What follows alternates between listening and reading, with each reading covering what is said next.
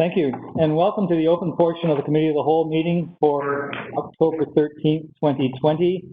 I am Doug Race, the acting mayor this month, and as such will be chairing this meeting. Welcome to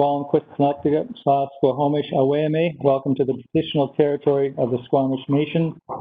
We have already approved the agenda, and we are on to item 5.1, Future of Residential Waste Management, Landfill Expansion. Mr. Wickham, I'll pass it over to you to introduce it.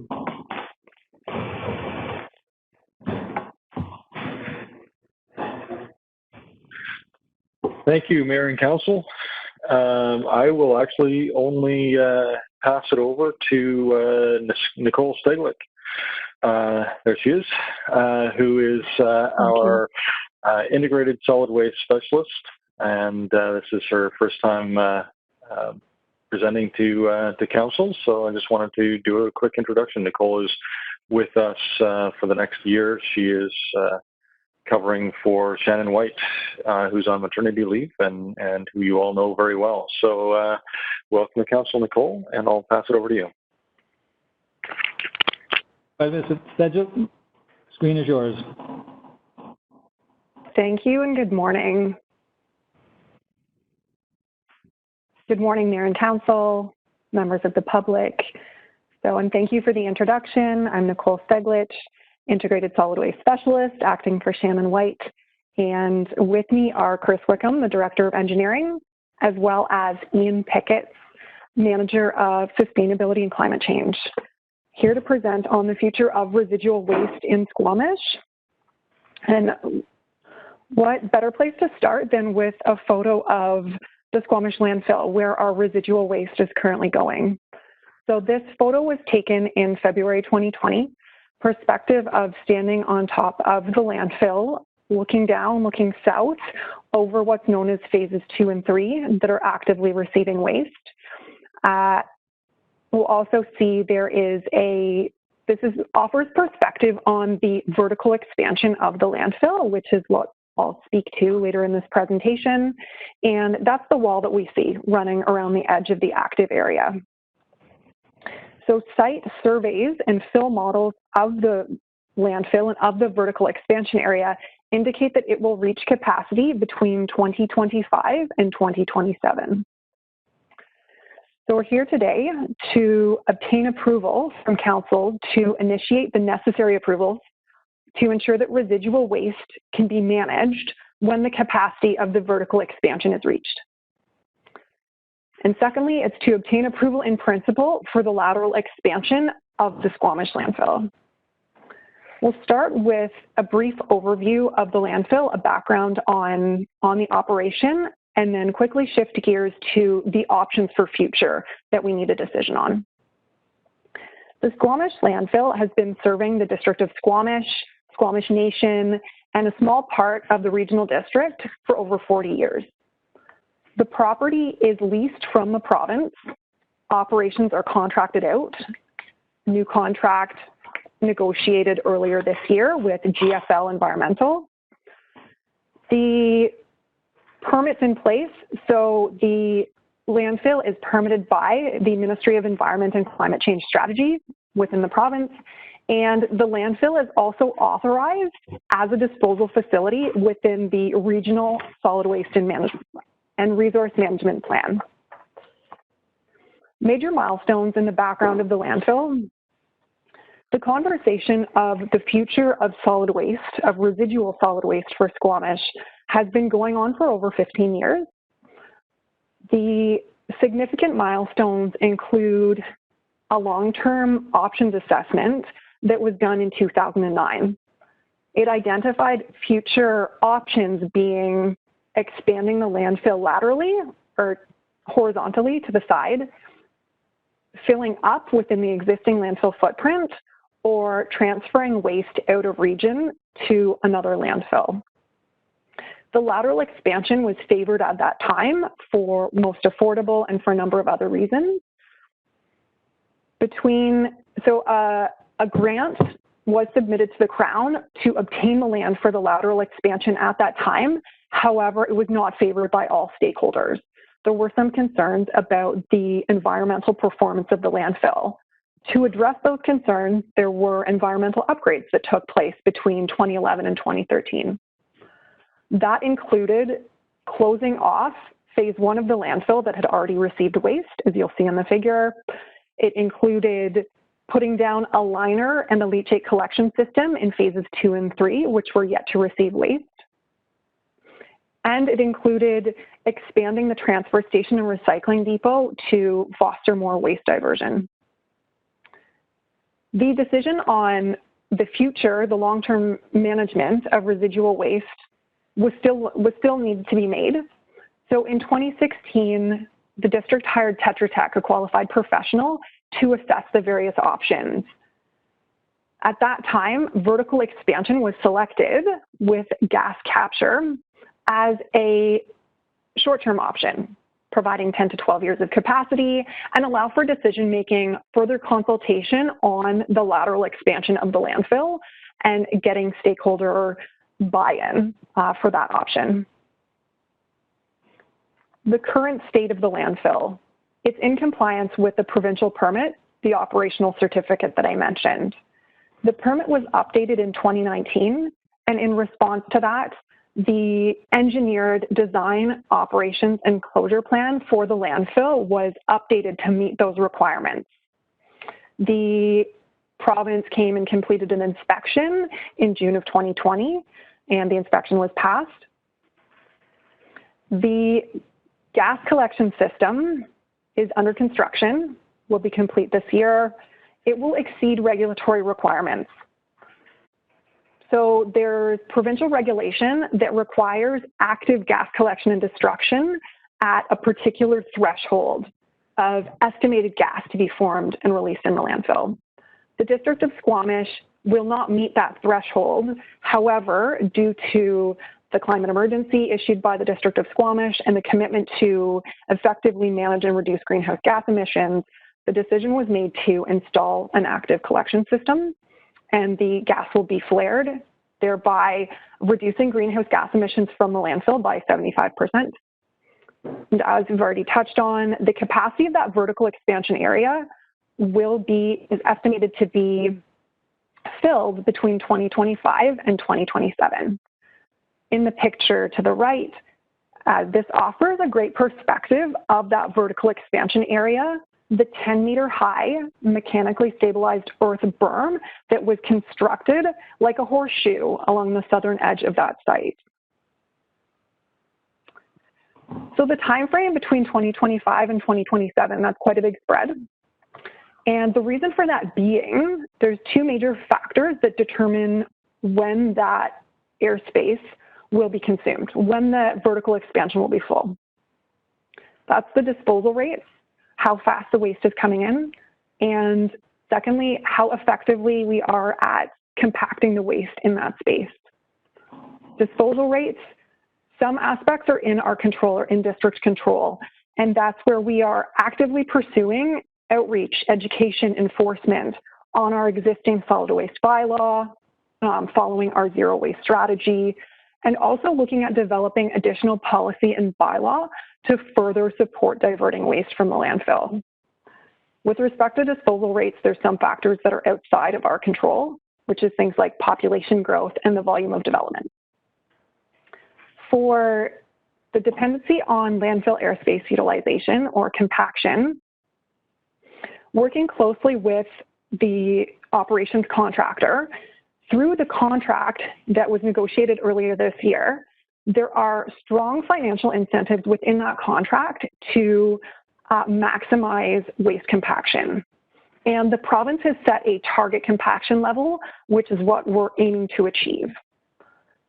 That process is supported by qualified professionals who complete biannual surveys, or surveys with a drone twice a year, to look at the space that's being occupied by the waste coming in, to calculate that compaction density and provide support and allow for collaboration for any fine-tuning of the operation that's needed.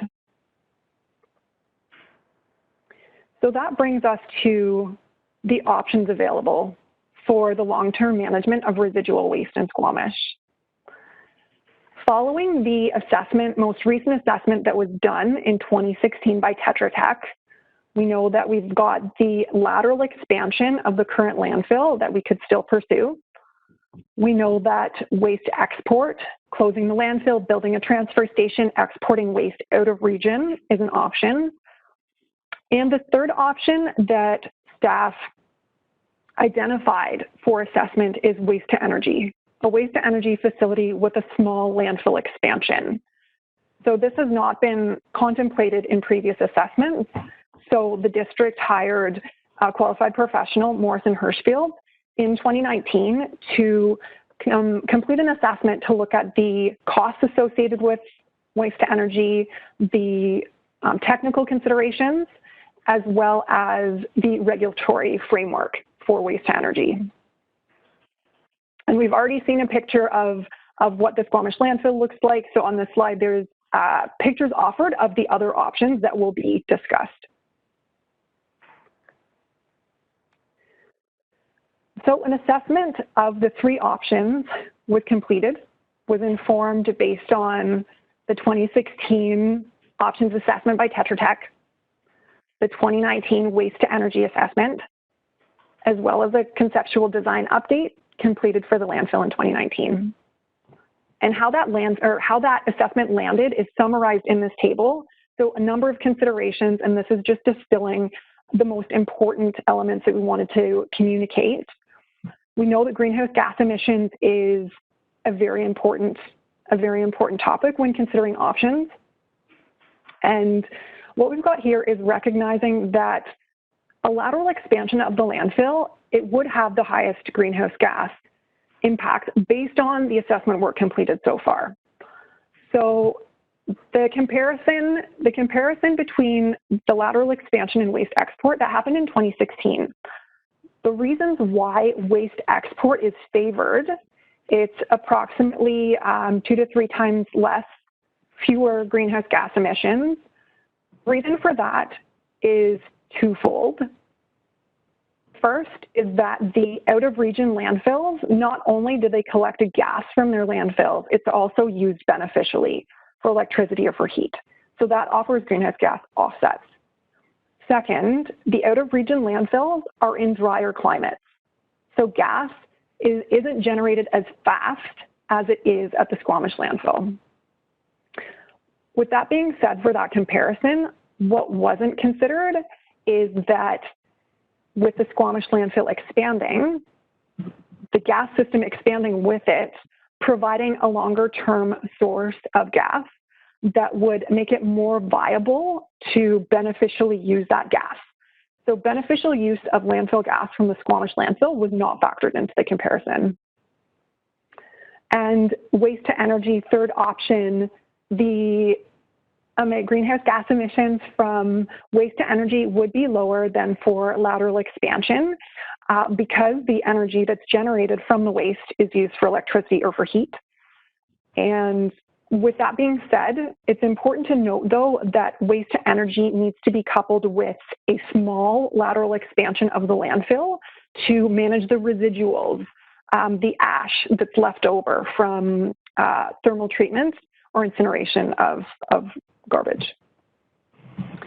So looking at other important factors for consideration, economic criteria. Lateral expansion is by far the most affordable option, in particular with economies of scale.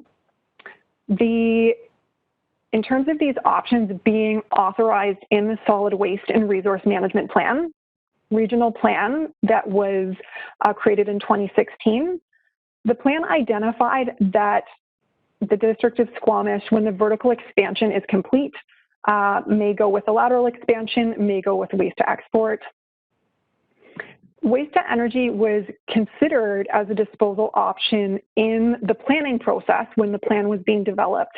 However, it was not supported by district council at the time, so it is not included in the Solid Waste and Resource Management Plan. The timeframes to realize any of these options, 2+ years. Lateral expansion, they all require land acquisition, may require permitting. All of them do require an amendment to the Solid Waste and Resource Management Plan. So looking at, based on the time frame that we have available until the vertical expansion reaches capacity, there's lateral expansion, waste export. There is the time frame to implement those options. Waste to energy would require 6+ years for permitting and design. And the 6+ years does not include land acquisition.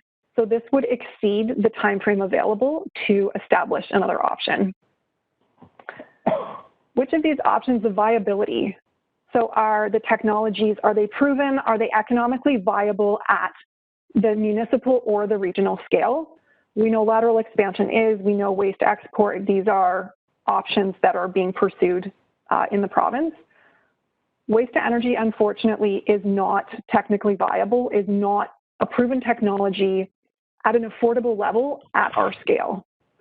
Based on this assessment summary, lateral expansion and waste export were advanced.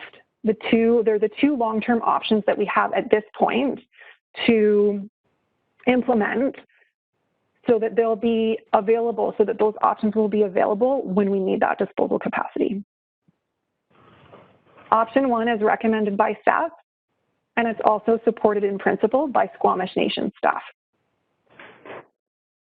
Let's take a look at what lateral expansion would look like. What are the associated considerations? So the concept design for the lateral expansion, including an economic analysis, was updated in 2019. The figure that you see to the right is shows the expansion area, the proposed expansion area. So a lateral expansion would provide capacity for estimated between 35 years or 47 years, depending on whether the landfill is serving the region or the municipality only. In terms of environmental protection, there would be a liner system installed with leachate treatment, similar to the existing leachate collection and treatment infrastructure, similar to the collection infrastructure that exists now. In addition, there would be a leachate treatment system, which would improve the quality of the leachate going into the sewer. The landfill gas collection system would also be expanded and would tie in with the system that's currently being installed and make long-term beneficial use of that gas more viable. There's also the possibility of additional infrastructure to support waste diversion. And I'll talk about the intent is to update the concept design next year to consider options available for additional infrastructure. The process, what are the next steps to realizing the lateral expansion option?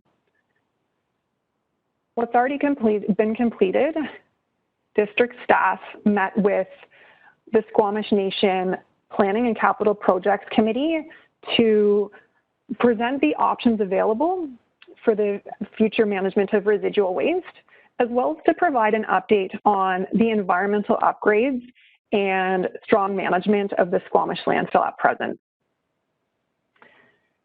Today, we are looking for council endorsement of the lateral expansion and approach in principle. That would be followed by an update to the conceptual design that would consider actions included in the Community Climate Action Plan. So the 2019 conceptual design and then the Community Climate Change Action Plan was finalized after, so we need to take a step back with the concept design and make some modifications and also update the economic analysis. From there, there are 3 approvals that need to be gained prior to completing design and construction of the lateral expansion. The first is a solid waste and resource management plan amendment. That will entail applying to the regional board for an amendment to the plan. The boxes in gray here are meant to represent points where qualified professionals would be involved. So this, in terms of proceeding with the plan amendments, it would entail identifying what specific amendments are needed, coming up with a consultation plan as required by provincial regulation and implementing that consultation plan. The SLRD board would endorse the proposed amendments, then they would be passed on to the province for approval. In parallel to that, the district would apply to the Ministry of Environment and Climate Change Strategy to update the existing permit for the landfill. So that would require working with a qualified professional to identify specific areas of the permit that need to be updated, as well as updating the design and operations plan to account for the expansion area and ensure that regulatory requirements and industry best practices are met. And then finally, there would be our real estate services team would be applying to the ministry, to the province, to acquire the land for the expansion. And so collaboration with Squamish Nation would happen throughout this process of pre-design and permitting.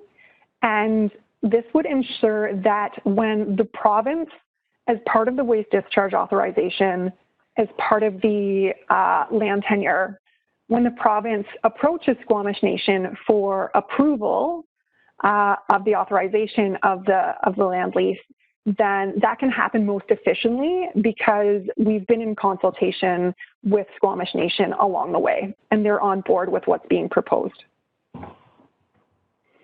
Development considerations. With the lateral expansion, it is important to acknowledge that when the operational certificate or the landfill permit is being updated, the buffer area around the landfill would expand to 500 meters.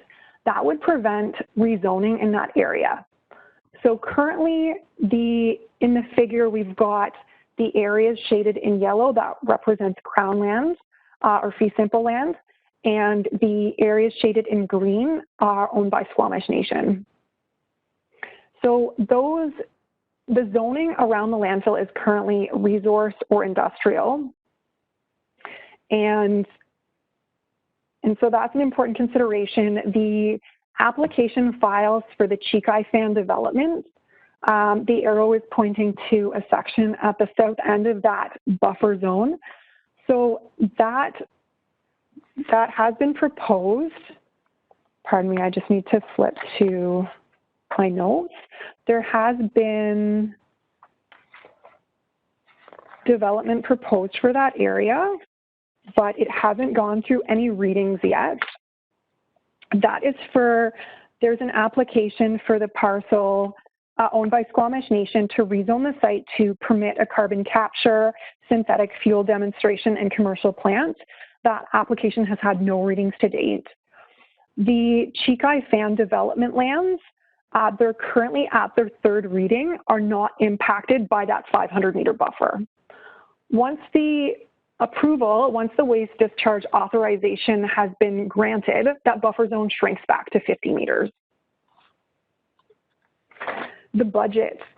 So the budget for the pre-design and permitting steps that I outlined is in the order of $170,000 for the next 3-year period. It's included in the 2021 to 2025 proposed financial plan with $60,000 required next year.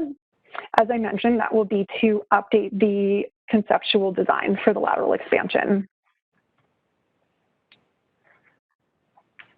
We've talked through some of the considerations associated with the lateral expansion, reviewed a brief summary of the comparison of lateral expansion versus waste export versus waste to energy.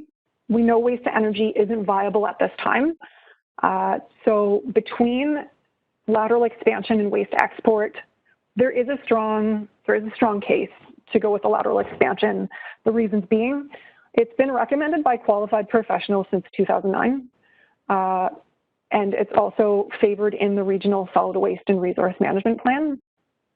It's the most economical, resilient, and flexible option. It's not reliant on an extensive road rail network for waste export. The expansion is likely to increase the viability of the beneficial use of landfill gas, thereby decreasing the overall greenhouse gas emissions, something that hadn't been factored into the assessments completed to date. It also offers a local option for a local challenge. So we've heard from council members in the past that the idea of shipping waste out of region presents a philosophical dilemma. We know that we need some sort of landfill disposal capacity for our residuals. Not all of those materials can be reused or recycled at this point. We know we need disposal capacity, and having that solution in region, in mind, in our control, offers us the most flexibility and resilience, and it also offers accountability and transparency for the waste that we are generating. So in light of the recommendation to pursue the lateral expansion of the landfill, seeking council approval to allow the District of Squamish to proceed approving in principle of the landfill lateral expansion, that the District of Squamish submit a request to the regional board to amend the solid waste and resource management plan to authorize that landfill expansion, that the District of Squamish staff submit a sponsored Crown grant application or land tenure application to the province to accommodate the lateral expansion, so to acquire the land for it, and that the mayor and corporate officer be authorized to execute any sponsored Crown grant transfer documentation or tenure agreement upon the CAO being satisfied with the transfer documentation or agreement, and further that the District of Squamish staff submit a request for waste discharge authorization to the province.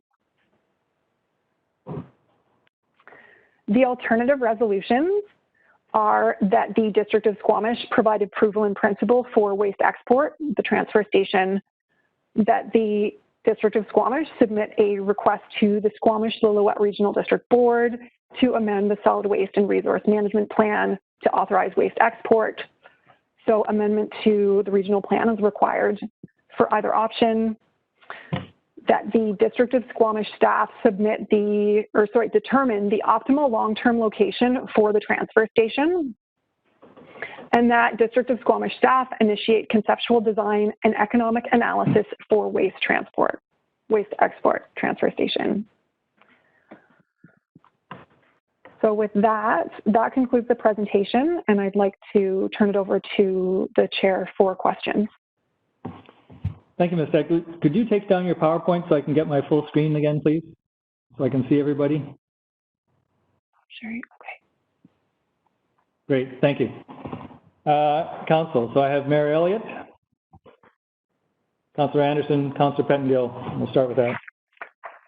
Thanks for the presentation. I have two questions. So one is, you mentioned in your slides that with the lateral expansion, we could add some additional infrastructure in the design. And I wonder too if there's the ability for us, since it will be on Crown land, to create lease space for businesses who want to help create the circular economy, so that they might want to use something that's coming in to the landfill, transform it, and move it out. So rather than having to ship it to a different location, is it possible to have that kind of opportunity? Go ahead, Ms. Steglitz. To the chair. So in terms of the updating the conceptual design, the first intent is to integrate actions from the Community Climate Action Plan, which is to expand the transfer station and recycling depot to increase diversion opportunities available. And then with respect to using the Crown land and considering allocating space to lease for businesses to support waste diversion, that's something that we would like to pursue during the conceptual design process.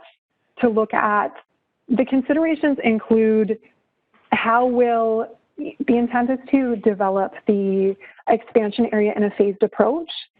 So the areas allocated for later filling, those would be the areas targeted for other opportunities. And so we would want to balance the impact on the landfill lifespan and the economics of the landfill operation with additional diversion infrastructure. And it's something we want to consider during the conceptual design process. I would say that there is that having that synergy if some of that material is coming to the landfill anyways, to be able to do some recovery of that material on the same site makes sense. So that is something that we would like to investigate, and with consideration given to landfill lifespan and the economics of the landfill operation. What I would like to do is I would like to turn it over to Chris Wickham, if Chris, if you have anything to add.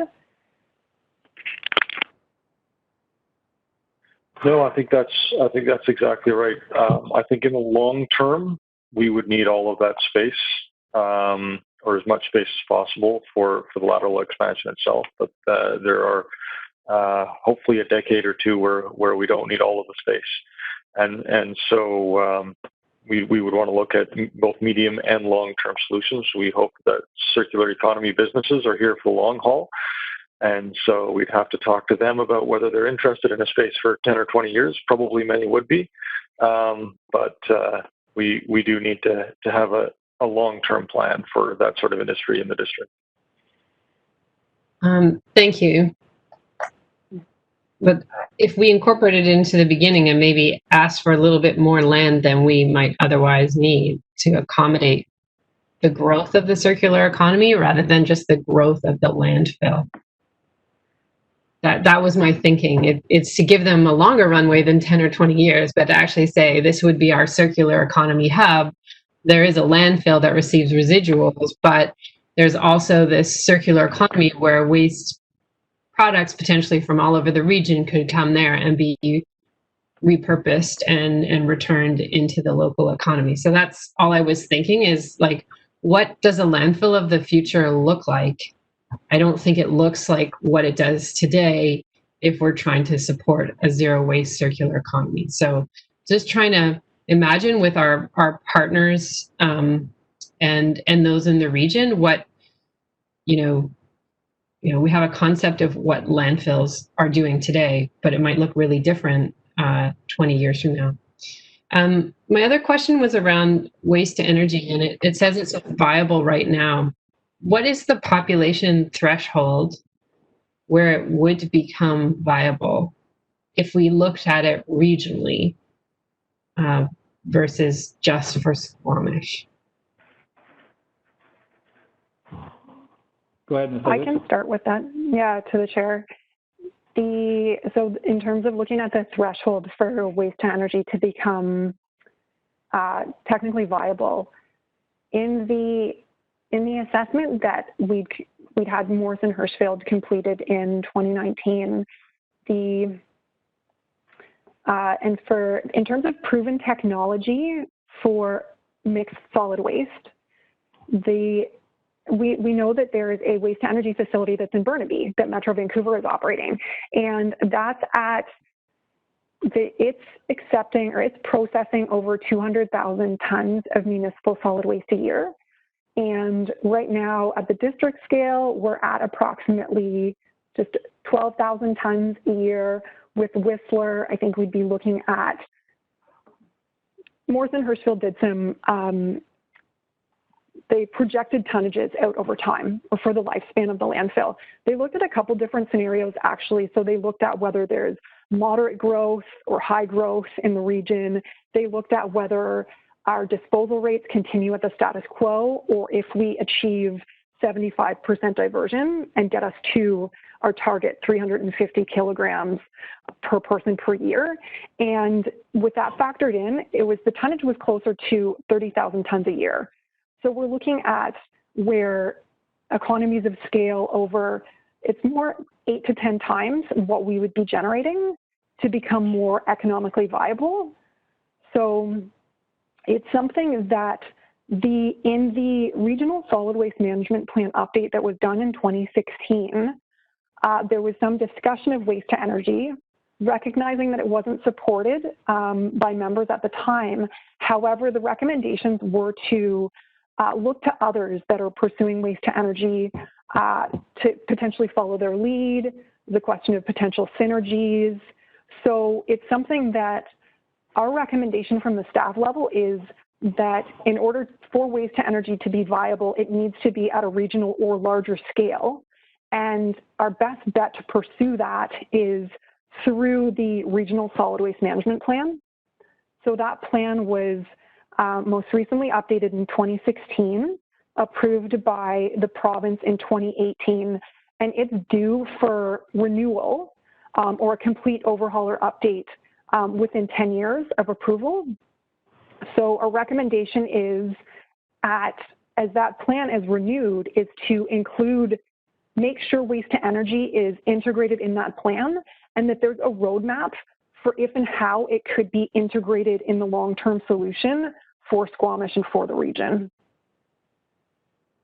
Thanks for your insight. I'm not really a fan of waste to energy at this point. I think everyone's got to change their habits and get down to a low level of waste going to the landfill, but it'll be interesting to see how the technology continues to evolve and whether there's small scale uses for us to look at in the future once we've got our diversion rates where we need them to be. But I appreciate your insight into that.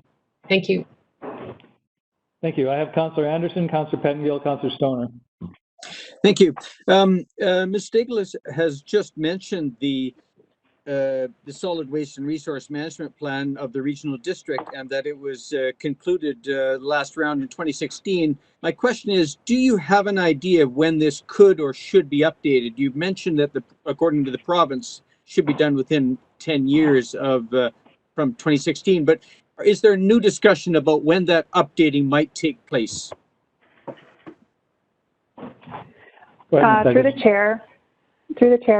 So there's what's proposed with respect to the plan is I talked about amendments being required for the lateral expansion or for waste transfer. So an amendment would focus on a particular area within the plan to amend that section only. An update or renewal would be a much more fulsome review, much more extensive consultation. And my understanding is that the regional district is in the process of confirming the time frame for that. So I think an opportunity would be when we apply to the regional board for an amendment to the plan. At that time, it would be worthwhile to discuss what the time frame is for the full renewal and update. Thank you. I have a second question regarding regional liaison, and I'll just start with the topic of waste to energy plants. My experience of them is in Europe, where they're very common. In fact, throughout Scandinavia, and I visited one this summer. And definitely a takeaway is that scale is necessary also to keep up with new technology. It's absolutely essential. But also that the experience there is that recycling has not been affected, that is diminished, the effort not been diminished by waste to energy. In fact, it is increasing there. And their emphasis on recycling is not different than ours. And there's a variety of factors that are interesting. So given that need for regional scale, I read throughout the report to council, when I look at the term region and regional scale and how it's used, I find myself wanting to ask, or rather to suggest that we should be more precise about this, because we are on the doorstep of two other regions, namely the Sunshine Coast, which has been exporting biosolids to our facilities during recent years, and we have other overlaps with them, and of course Metro Vancouver. And so my question is, to what extent are we undertaking regular liaison or periodic liaison with, in particular, Metro Vancouver on long-term planning? Throughout the report, our focus is on our regional district, but it seems to me it's only makes sense to expand our view. Could you answer that as to ongoing liaison with Metro Vancouver? Go ahead, Ms. Edwards. Yeah, through the chair. Thank you for that question. That in terms of the Metro Vancouver having waste to energy in the region, they're currently going through an update to their integrated solid waste and resource management plan. and waste to energy is approved to create additional capacity. So as we were gathering information on the feasibility of waste to energy in Squamish, or for the SLRD, we did have a conversation with two of the engineers with Metro Vancouver that had experience in operating the waste to energy plant, the existing one, and when they'd gone through trying to establish additional capacity in the region in shortly after 2010. So it was a very insightful conversation. We kind of, at the staff level, tossed around ideas of potential synergies. While we didn't have a formal process following up that, I think the door is very much open to that. It's going to be important that we stay connected with Metro Vancouver to see what their plans are with respect to waste to energy and with respect to their plan renewal.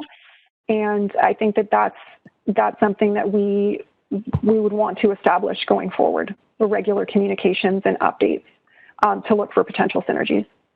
Thank you. Chair, I do have a third question, but if you'd like, you may wish to come back to me on that one. Thank you. Councillor Pettengill and Councillor Stoner, then I'll put myself on the list. Thank you. Just like a better understanding and a quick one, it sounds like there's a particular approval in this process where up until that point, there's a 500-meter buffer and then a 50-meter buffer.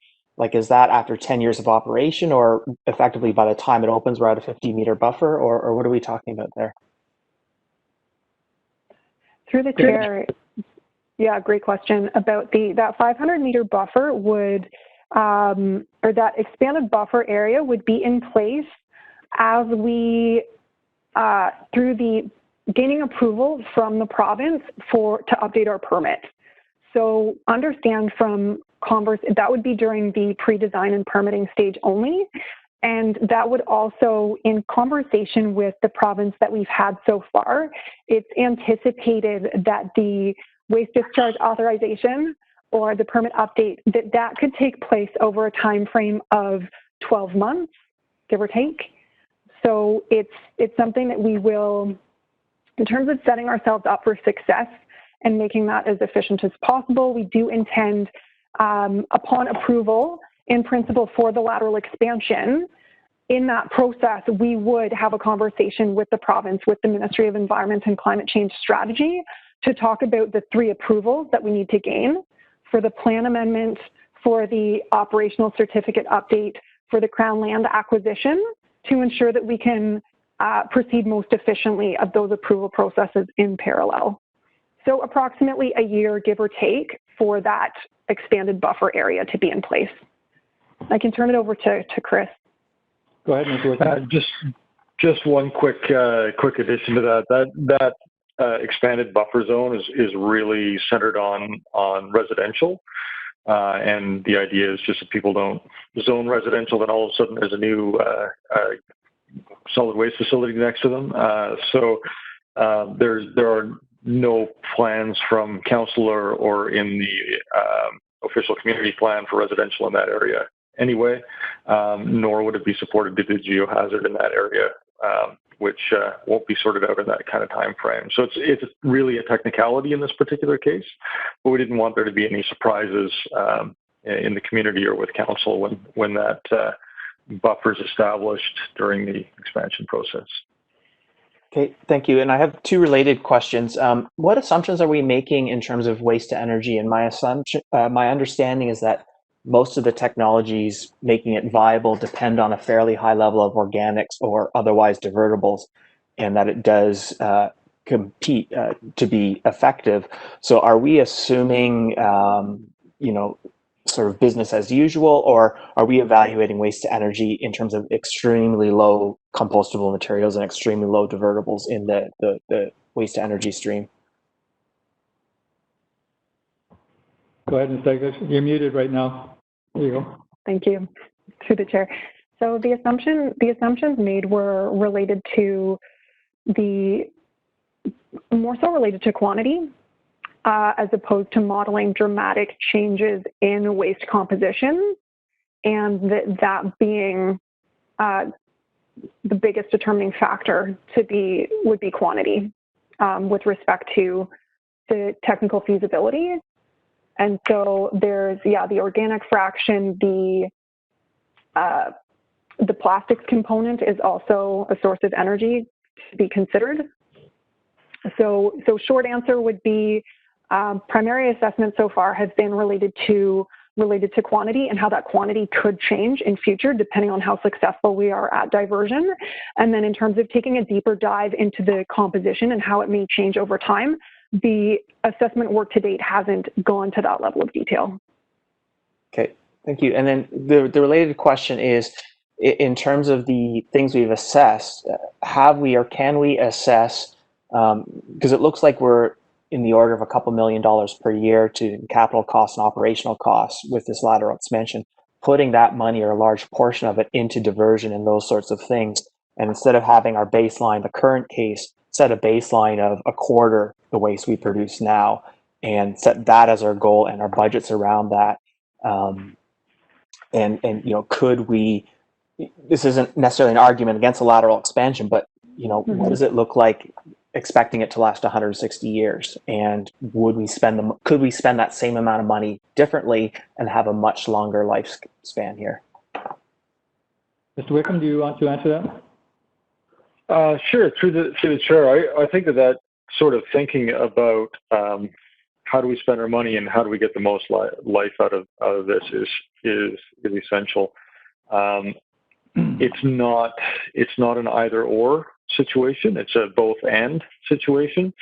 We need to have a lateral expansion, even in the best case scenario of our diversion. We will be filling the vertical expansion within the next 7 or 8 years. And so even with that best case scenario, we need to get going now and we need to have a lateral expansion. We are planning a phased expansion, and wow, absolutely. If we're as successful as we plan to be in increasing our diversion rates, then that lifespan or the time to go to the next phase will be that much greater.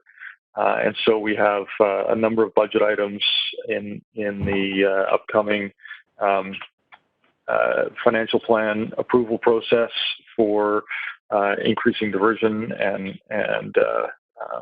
but we can't delay on this on the lateral expansion in the hopes that we will be even more successful. The delays would be in timing of phase 2 of the lateral expansion, if you will.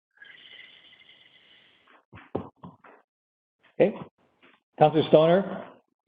Thank you, through the chair. I was just seeking clarification from staff in terms of the feasibility of waste to energy. Appreciate that we're not quite there yet. I'm just curious if that includes renewable natural gas or if that Speak up a little bit. Sorry, is that better? So my question is around the feasibility of waste to energy, and appreciate that we aren't quite there yet. But I'm curious if that includes renewable natural gas or if that's simply incineration of mixed, or where renewable natural gas fits into that conversation, and how we might be looking at that going forward. Mr. Pickett, do you want to try this? Sure, that's an excellent question. So the renewable natural gas is absolutely still on the table. It's something that we're hoping to implement, and that's something that with landfill gas collection is still available. So you are correct, that is still a form of waste energy, but we're not considering that in the waste energy section right now. It still accompanies a lateral expansion. So our hope is to be able to use renewable natural gas. It depends on the composition of the landfill gas. So that's something that we have to flare it for some time. But we're hoping to aggressively pursue a beneficial use of it, which would definitely change the greenhouse gas considerations and make it better than transportation. Thank you. Thank you. One quick follow-up on that. I'm just curious if that changes the considerations at all in terms of how how we might expand laterally or what the diversion rates need to be for certain types of products? Like when do we start to consider the implications of that in this process? That, similar to the answer to Councillor Pettingill's question, is a really good point. We haven't refined our analysis to that degree yet. There's still an assumption that although less material, the composition is still similar. So it would affect the composition of the natural gas for sure. Thank you. Thank you. And my question was answered earlier. We're running over time, Council, and I would like to get the motion on the floor for debate. Would somebody be prepared to move the staff resolution? Councillor Anderson? Chair, I'd like to propose an amended resolution from this than that put forward, and I would like to incorporate part of the alternatives with some alternate wording. I'll give it a go. So I'd like to move the staff recommendation with the following amendment: that in addition, that the District of Squamish staff assess the optimal long-term locations, in plural, for the transportation. And I'll speak to that. So that is, I'm moving the motion as presented with the addition of a clause that the District of Squamish staff assess optimal long-term locations, in plural, for the transportation. Is there a seconder for that motion?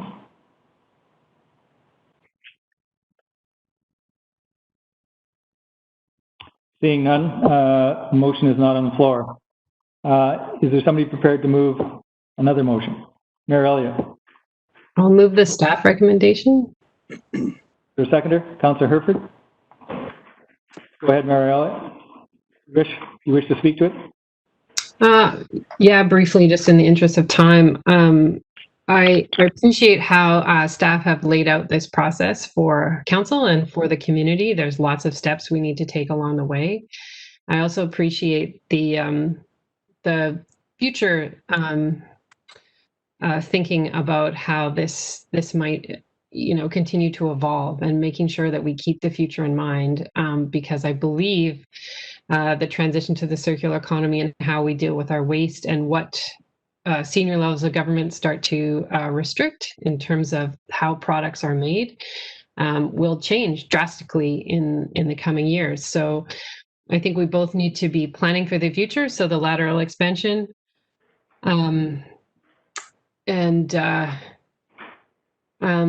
keeping our eye on how we might need to evolve our design as the years go by.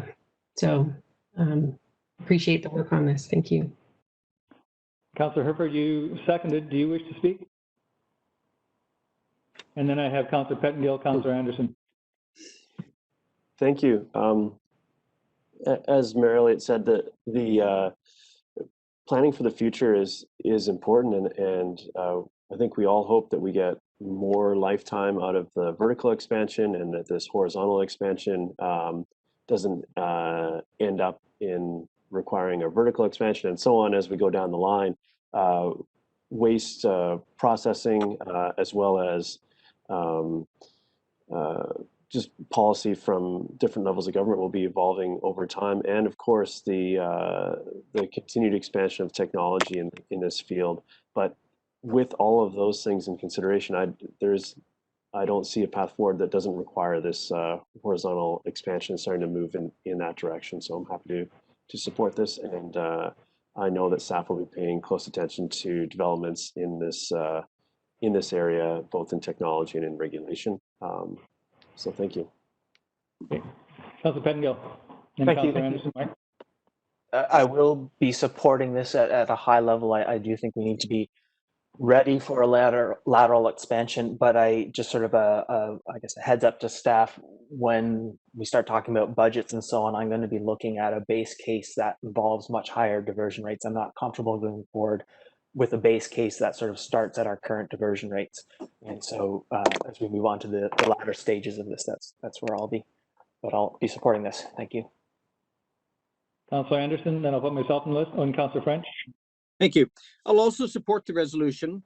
I'll make two comments. The reason why I was interested to propose an assessment, not determining a location, but assessing potential locations for a transfer station is that I think we need to do some proactive planning.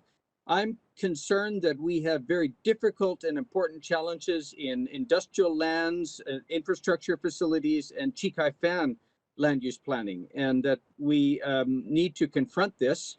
And another example that I'll refer to is the issue of circular economy businesses that there may be synergies for, that we should plan ahead for. I believe this also involves some Chikai Fan more general planning, because to the south, Squamish Nation lands, to the west, Crown and District lands, and to the north, Crown lands, are all in play with proposals and applications for businesses and activities related to circular economy and related to our landfill. So I'm concerned that we need to confront the need for more general Chikai Fan land use planning and bring all the pieces of the puzzle together. Otherwise, I'm in support of the motion. Thank you. Thank you. Councillor French? Thank you. I'm happy to hear the term circular economy bounced around a lot in this conversation, because I think that in the past we haven't had enough emphasis on that. And moving forward with this motion, I can see where opportunities for circular economics exist. Yeah, I support the motion. Thank you. Good. And myself, I will be supporting this. I've told some people this story before, but my first main issue in council when I was first elected was an expansion of the landfill, more or less what's being asked for right now. And council at that time, and I was supportive of it, said no, they did not want to commit to such a large area, and approved a bunch of smaller increments. The hope that technology would one day catch up and be a better alternative than just putting your waste into the ground, more or less like we've been doing since we lived in caves. So I'm still kind of the same mind, but I recognize that today there really are no viable alternatives. And so I'm supporting this option in the hope that the increments that we choose, they have to meet engineering standards and so forth and be economical, but would not immediately render the entire site a landfill, but would be smaller chunks of it, so that if something did come along, we could abandon that part of, or that practice. And when I'm one of the councillors over time that has expressed opposition to shipping waste out of the area. But from my perspective, that's to another landfill somewhere else. I think my understanding, and it was mentioned a couple of times, is one of the key parts of an effective waste to energy process is the scale of it. And so shipping to something in the relatively close area like Howe Sound or Lower Mainland to a waste to energy facility, which is a more effective way of dealing with it, would be fine with me. So that part of it I'm okay with. But for the time being, with what's in front of us, I am supportive of that. Seeing nothing further, I'll call the question. All in favor? Opposed? Motion carries unanimously. Thank you very much. We are a little bit behind. And so I'd like to move as quickly as possible on to the next item.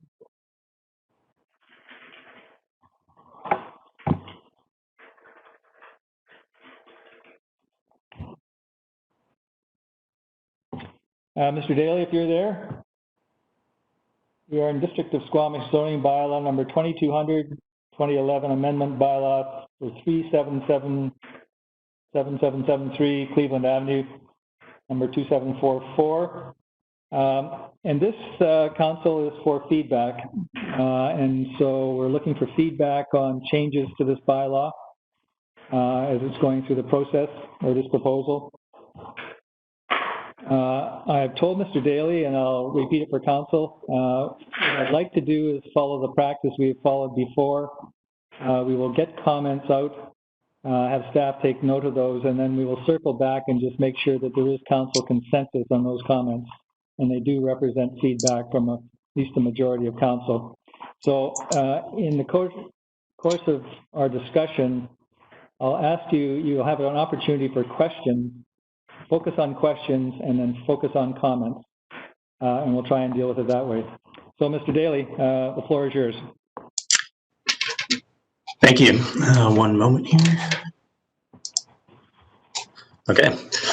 Good morning, Acting Mayor and Council. My name is Brian Daly, Development and Subdivision Coordinator with Community Planning. I'm here today to seek Council feedback on a rezoning application at 37773 Cleveland Avenue.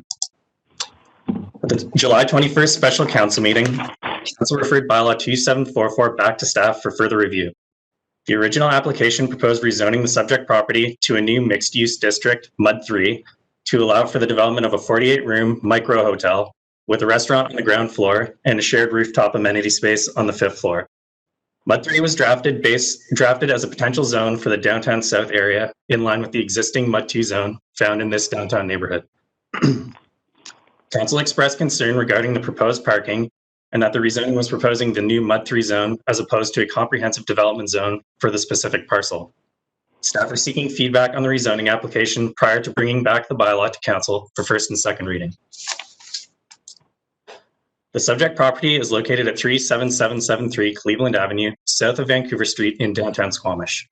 The property is currently zoned General Industrial I3 and is being used to store shipping containers. The property immediately to the north was rezoned from I3 to Creative Mixed Use District MUD 2 in 2018. Properties to the south are zoned Artisan Village C10 and Light Industrial I1.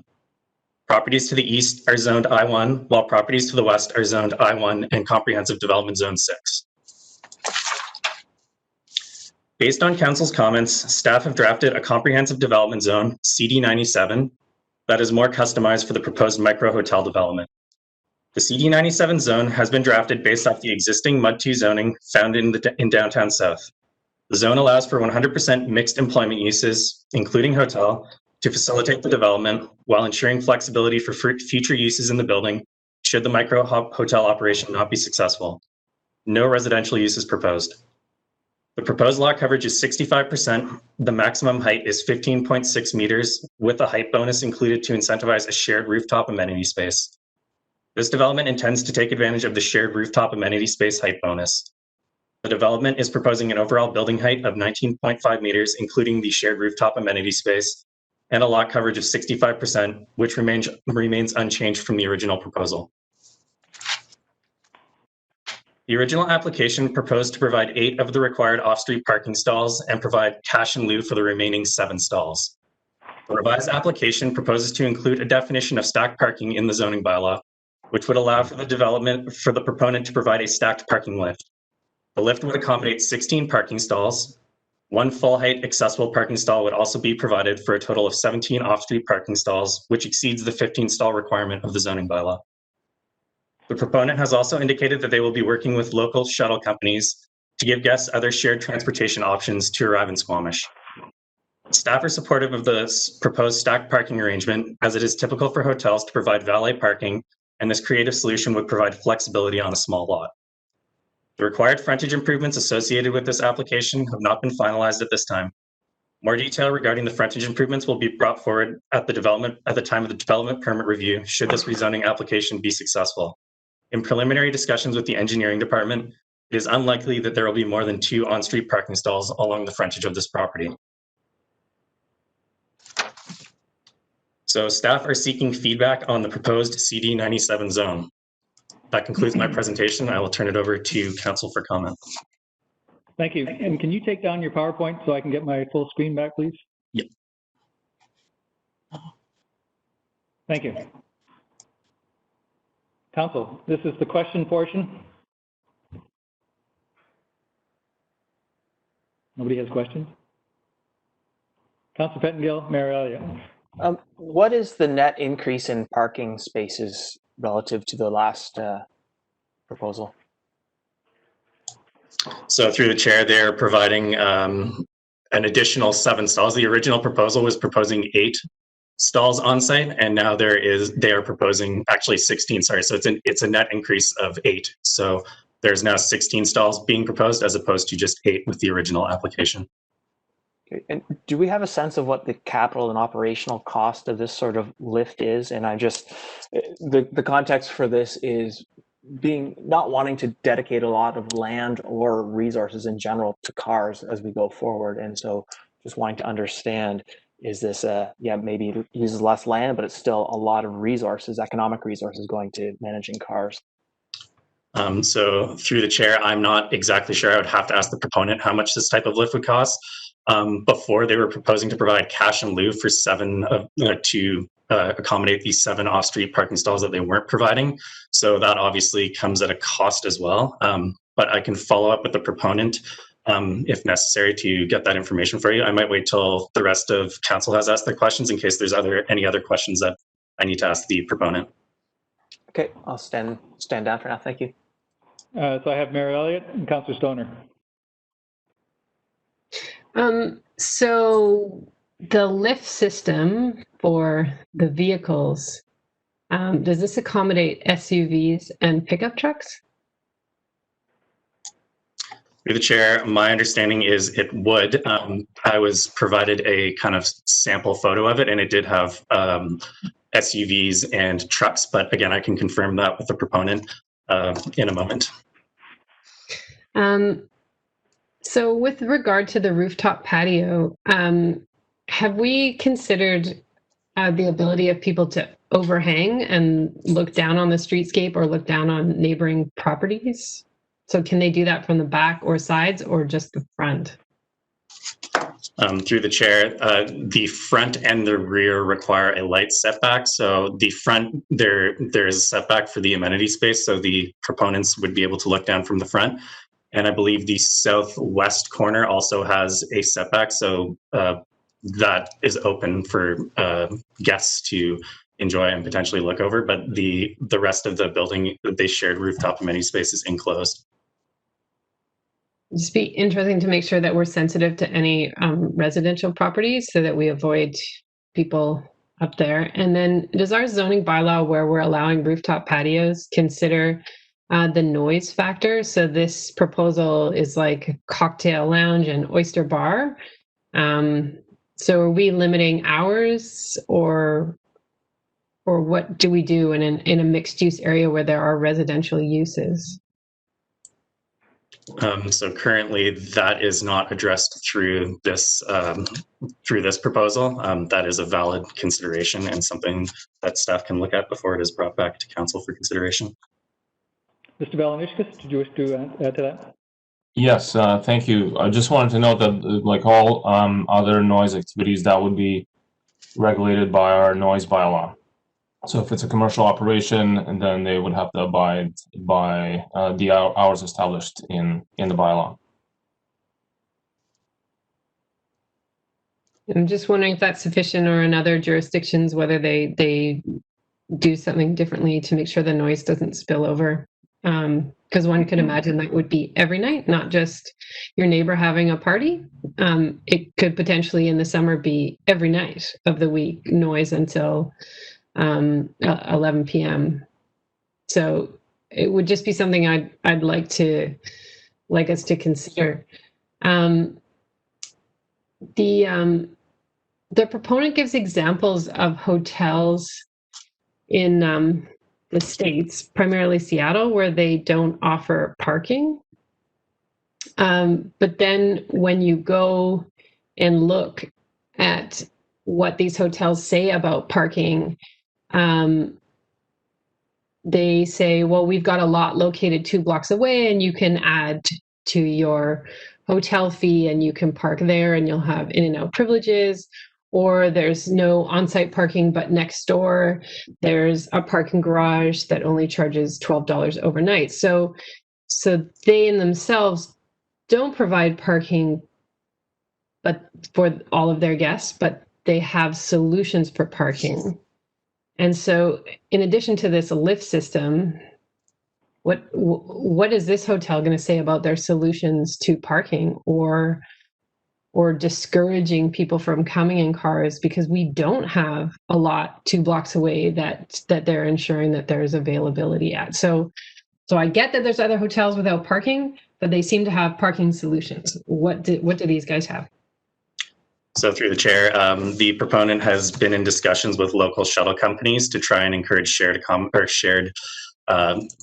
options for traveling to Squamish and around Squamish once they're here. We have received letters of support from one sightseeing company and the Squamish Connector Company. I reached out to the Pod Hotel up in Whistler to try and get an idea of what their parking is on site. They have 88 rooms and 9 stalls are provided. Obviously, there is quite a lot of shared accommodation options to get to Whistler. However, in discussions with the owner of that hotel, they suggested that ideally, if they could start from scratch, they would provide 1 stall for every four pods. I also spoke with the owners of the Squamish Adventure Inn, and typically if every bed was full in there, they would have about 70, 75 people, and they can accommodate around 12 to 14 stalls. Their suggestion was that more and more people aren't traveling by car here, or if they are kind of doing it in a shared and, grouping together in a shared transportation option. And that he thought that, the providing, not planning around parking was an interesting option. But again, those are just 2 examples of kind of similar businesses that have limited parking that are able to make it work. So that's what the proponent has proposed so far, is to work with local transportation companies to try and get more people taking shared transportation to get here. Thank you. Councillor Stoner. Thank you, through the chair. I'm just wondering if staff can clarify if the rooftop. Councillor Stoner. Oh yeah, I need to do this. I'm wondering if staff can please clarify if the rooftop amenity is indeed publicly accessible. Through the chair, it is indeed publicly accessible to anyone to anyone. It's intended to be kind of the definition of shared rooftop amenity space speaks to it being shared use by all occupants and customers for the building for cultural, social, or recreational purposes, and does not include space that can be leased. So the opportunity to provide drinks and some food items was considered social and recreational purposes, but it would be open. I confirmed with the proponent that it would be open to anyone to go up there. Thank you. And then kind of following on some of the mayor's questions about parking alternatives, I appreciate the proponent's vision of trying to get more people to Squamish not in single-use vehicles. But one of the things is also like transportation once they get here. So say if they are able to get here using a bus or shared transportation of some sort, it's not always the easiest town to get around once you're here. And so I'm curious if the proponent has spoken at all about like a shared bike infrastructure or some other sort of mechanism to encourage people to get around once they're here. So through the chair, they have indicated that they would be looking at options to provide kind of shared transportation while in Squamish. I don't have the exact details of that, but also there is gear storage on every floor associated with each unit. So that would allow for people coming to visit to bring their own bikes or other means of active transportation to get around if they would like to do so once they have arrived here.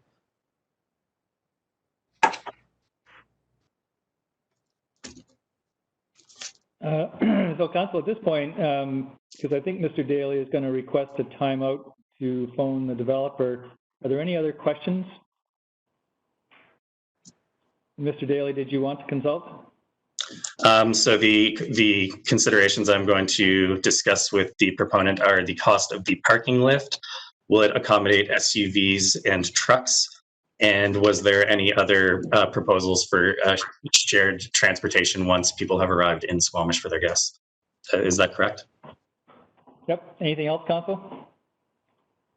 Then I'll declare a 5-minute recess, allow you to consult. Thank you. Okay, call this meeting back to order and go ahead, Mr. Daly.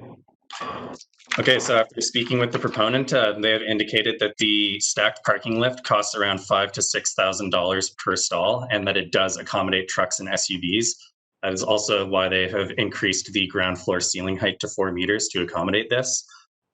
They're proposing glass on the sides of the rooftop or on locations on the rooftop, shared rooftop amenity space to help mitigate the noise as much as possible.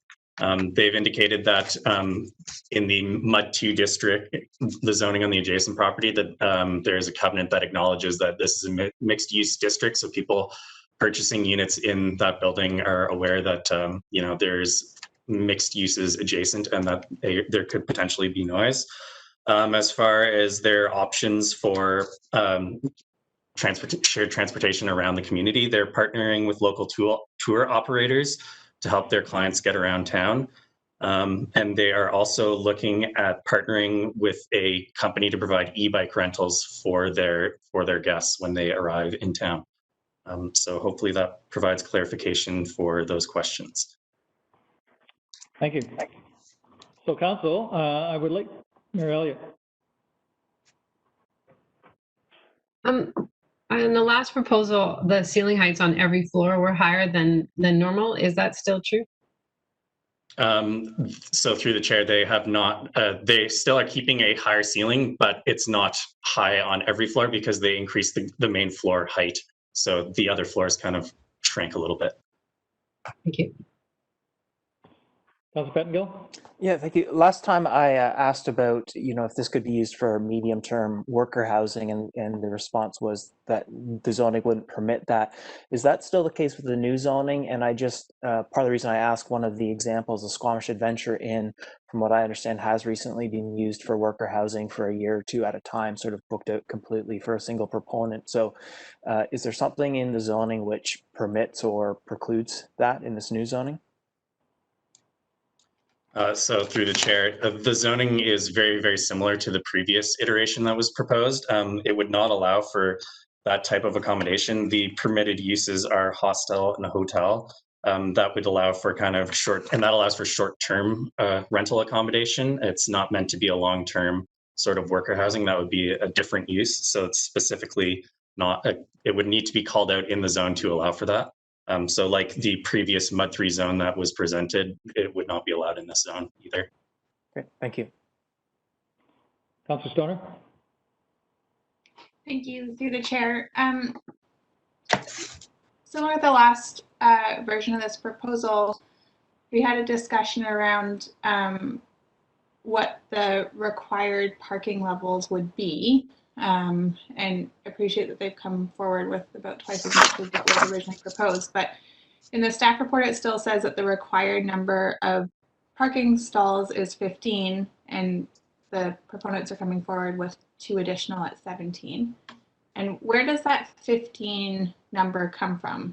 Is that based off of the MUD2 zone, or is that still not based off of the specific use of hotel where we typically require 1 spot per room?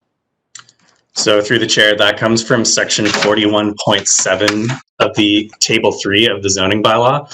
So 41.7 table 3 outlines the parking requirements for each uses. At the very end, it specifically calls out downtown Squamish as identified on Schedule D, which this parcel falls under, and all other use residential in downtown Squamish is 1 space per dwelling unit, and all other uses is 2 spaces per 100 square meters of gross floor area. So that's where that 15 parking stall requirement comes from. Downtown Squamish has less parking, or a less strict parking requirement than the rest of Squamish. Okay, Council, time for feedback. Focus your thoughts, and Mr. Daly will hopefully make notes of the points raised, and we will circle back to make sure that the comments made represent the will of the majority. Who would like to start? Councillor Herford. Thank you. I appreciate the changes that the proponent made, particularly in regards to the parking. I do think that having larger vehicles fit, which is generally what we see when people do choose to drive here to adventure about, is crucial. So I'm happy to see that the SUVs and pickup trucks will fit in that structure. I think it's a creative solution. I like the addition of some glass on the upper portion of the rooftop amenity space to help with the noise, but I would like to see something there around the noise for the neighborhood. I know it's I appreciate that it's a. You're muted. Can't hear you. Thank you. How far back do you want? You don't want me to go back to the beginning. No, it's just there. Okay, sorry. So I would like some idea of the some restrictions around the noise and perhaps hours of operation. But I do think that given that they're also operating a place where people would like to come and sleep and have a restful experience, I think some of that might just work itself out. But that is a concern that I see sort of lingering here. But I'm happy with the changes, and I think this would be a nice addition to that area. Anybody else? Councillor Pettengill, then Councillor Anderson. Yeah, I think I'm happy with the changes. I am still hesitant. I wish we could put the money towards more commuter transit or shared transit options, but at $7,000 per vehicle, I don't see that as an enormous expense, and so it is something I can live with to get in the shorter term. What I expect to be in the shorter term, some parking needs fulfilled, and so I appreciate the solution offered. Councillor Anderson and Councillor Stoner. Yes, I'll be supporting the what we have in front of us. I think that the proponent and the hotel operation will likely continue to be an important stakeholder in our ongoing conversations around downtown parking planning. The development proponent has made some useful contributions to that discussion in the past. And I hope that, and I think that there's some new contributions reflected in this current proposal, which could inspire and prompt all kinds of new ideas for future projects. And I very much appreciate that, this contribution, and I hope it'll continue. Thank you. Thank you. Councillor Stoner, then Mayor Elliott, and then Councillor French. Thank you. Through the chair, I'm generally supportive of the direction that this is going, and I think the first time this came through, I reiterated my points that I do think it is really important and exciting to see the variability of accommodations that are accommodation options that can be brought forward. And I think that this can be a great addition to our downtown area, a pod hotel that is. I still do have concerns about the off-street parking requirements and the numbers there. Thinking of the feedback that you got, Mr. Daly, from the Pod Hotel in Whistler, where they would like to have at least one stall per 4 units. We're still far from, well, not that far, but we're still off from that. And so I do think when this does come back, it'll be important for the proponents to have a strong narrative about what that solution will be or what that will look like, and the combination of factors that may play into why reduced amount of parking relative to the number of rooms at the hotel could be viable. And that narrative is starting to come out, but I still don't think it's strong enough as I read through the staff report here today. I think that's my biggest concern. And yeah, so I'll leave it at that. Okay. Mayor Elliott, Councillor French, I'll put myself on the list, and then Councillor Pettengill for a second time. So I think we should be referring to decibels off of rooftop patios. I think that's setting sort of an upward limit that doesn't bleed over unnecessarily into adjacent properties, I think is important. Mixed use doesn't mean carte blanche and that you get to do anything you want. You still actually have to get along with your neighbors. And so if we're moving to rooftop patios, I think we have to keep that in mind. I appreciate the glass to keep people from overhanging adjacent properties. I think that's important, and we've heard that in other public hearings as well. I agree with Councillor Stoner. The narrative is not there yet. Like when you present this as a proposal, I don't think the community is going to see a solution yet for the parking. I think the community will see that there's this cool idea for a hotel, which I'm generally supportive of, but the narrative isn't there, or and I think it needs to be when we take this to public for first reading,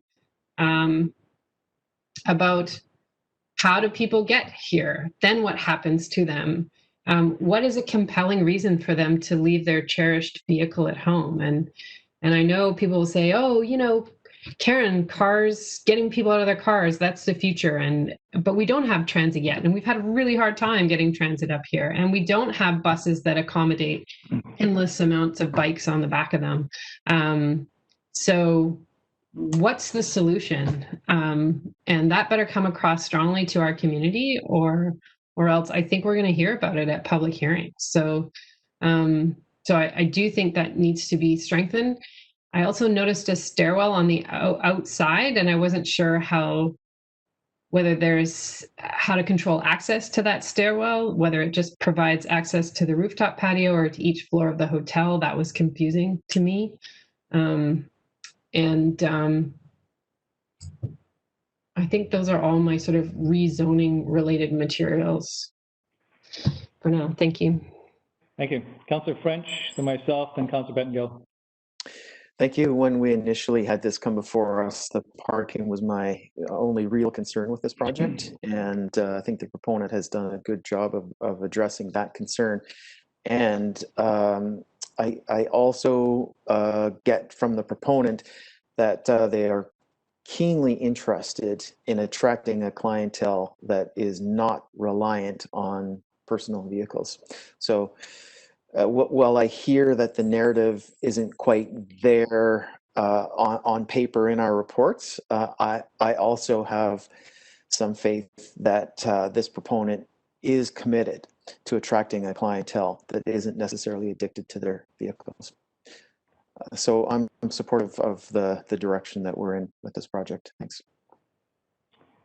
Thank you. So for myself, I also generally like the concept, but my remaining concern is the parking. And as other people have expressed, I'm not sure that we're there at a point where we can rely on people getting to Squamish by means other than motor vehicles or using motor vehicles once they're around here.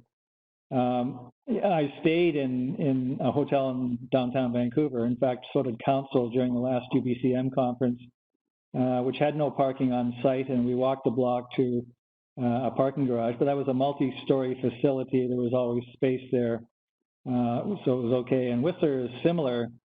I've stayed in hotels in the town center and parked in the day skier parking lots, which are quite expansive and relatively close to the town center. So there are alternatives in those examples for a shortage of parking at the actual hotel site.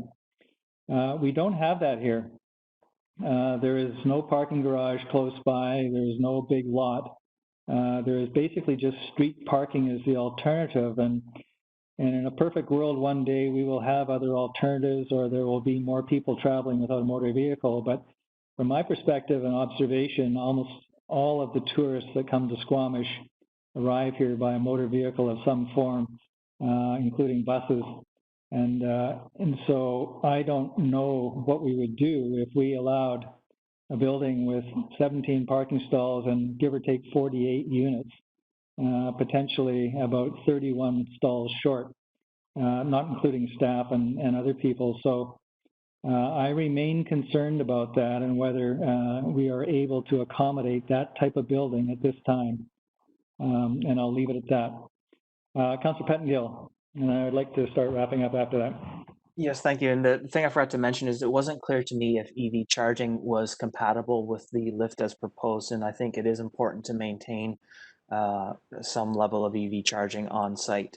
So I'm not sure about the details of that, but I'll just leave that comment. Thank you. Okay. So seeing Mr. Daly, I'd like you to circle back and just, if you want to just highlight the points you've got for feedback, and we'll take them one at a time, and we'll just make sure council's on side. All right, so for the comments that I heard from Councillor Herford were that they're happy with the changes to the parking and that the SUV can be accommodated, and that a restrictive noise covenant or hours of operation should be looked at as part of the shared rooftop amenity space. From Councillor Pettengill, that happy with the changes in the proposed parking proposal. Also a question around whether the stacked parking would be compatible with EV charging. And then generally from the remaining contributors, other than Councillor French, there was a concern with the proposed parking and the shared transportation arrangement, and that really needs to be bulletproof when it comes back for any readings for council. That a number of the councillors were still not satisfied with what is being proposed as far as the shared transportation arrangement and the proposed parking on site. Thank you. So out of that, I gleaned two feedback points. One is some control over noise. And so council, are we in favor of that feedback? Yes, no hands, no hands up. So there is consensus, Mr. Daly, on a concern about noise. The second is concern about parking and shared transportation. I'll circle around. Yes, no hands, no hands up, no concern about parking. So again, a concern about parking. And I won't get into the fine details. So council, just one last circle. Did we miss a concern? No. So Mr. Daly, that would be your feedback. Thank you very much. And council, not bad. We caught up a lot. It is 25-2. I will recess until 5 after 1. Do you need a motion? To recess? No. No, the staff report has received the report and provide the following feedback. Well, it's for feedback. Feedback doesn't usually require a motion. Oh, I beg your There's a pardon? motion listed in the report. Yeah, hang on a second. You're right. The recommendation is the Committee of the Whole receive the October 13th, 2020 report from Community Planning on the proposed rezoning application at 37773 Cleveland Avenue and provide feedback as follows. And you have 2 bullet points. Is there somebody who's prepared to make that motion? Councillor French, seconded by Councillor Stoner. Discussion? All in favor? Opposed?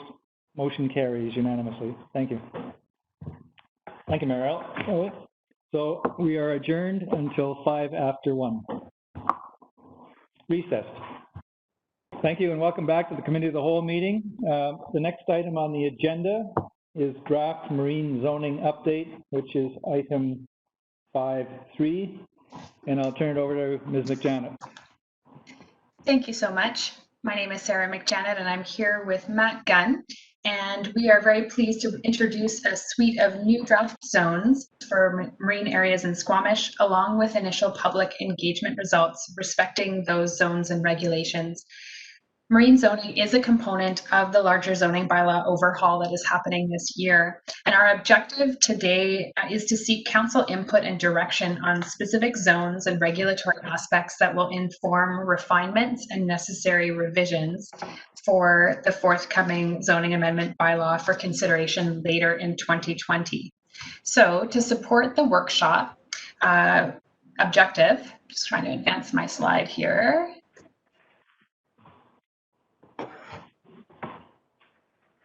Apologies.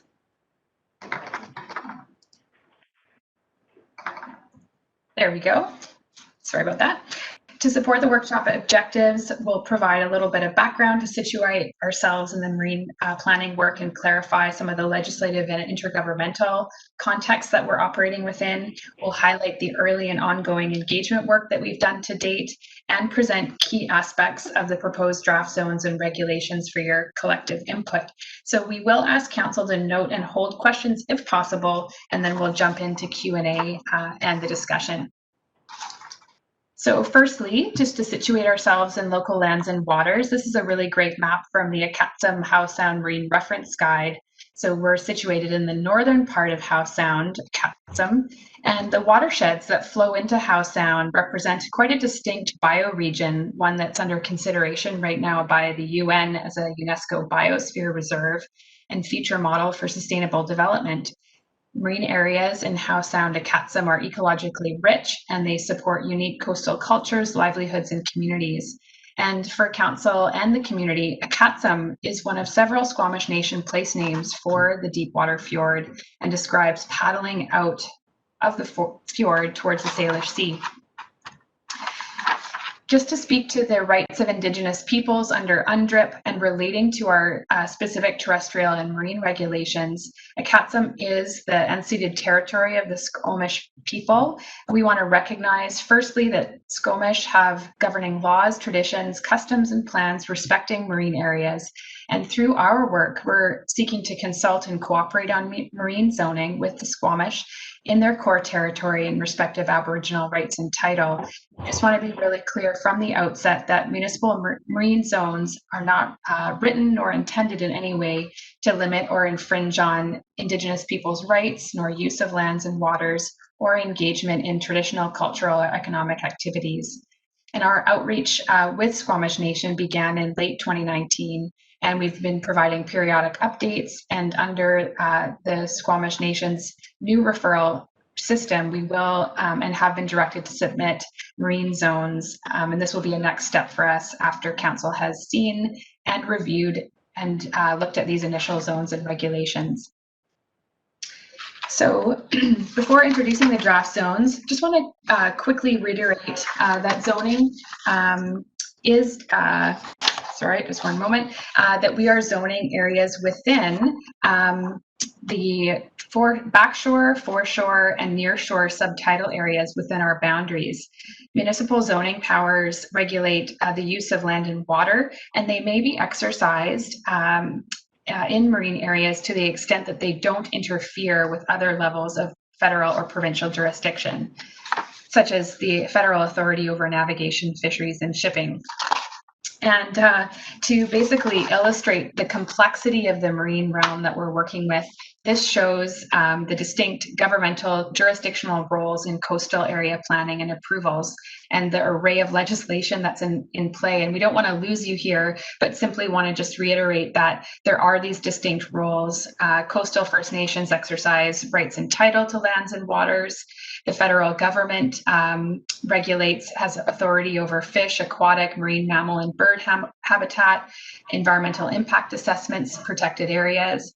The province specifically allocates licenses and regulates the use of Crown foreshore and aquatic lands. And at the very bottom, you can see that local governments, regional districts, and the Islands Trust have delegated authority for community plans, policies, and zoning, and guidelines for coastal development, flood management, services, facilities. So suffice to say that we're trying to carefully stay within our local government authority.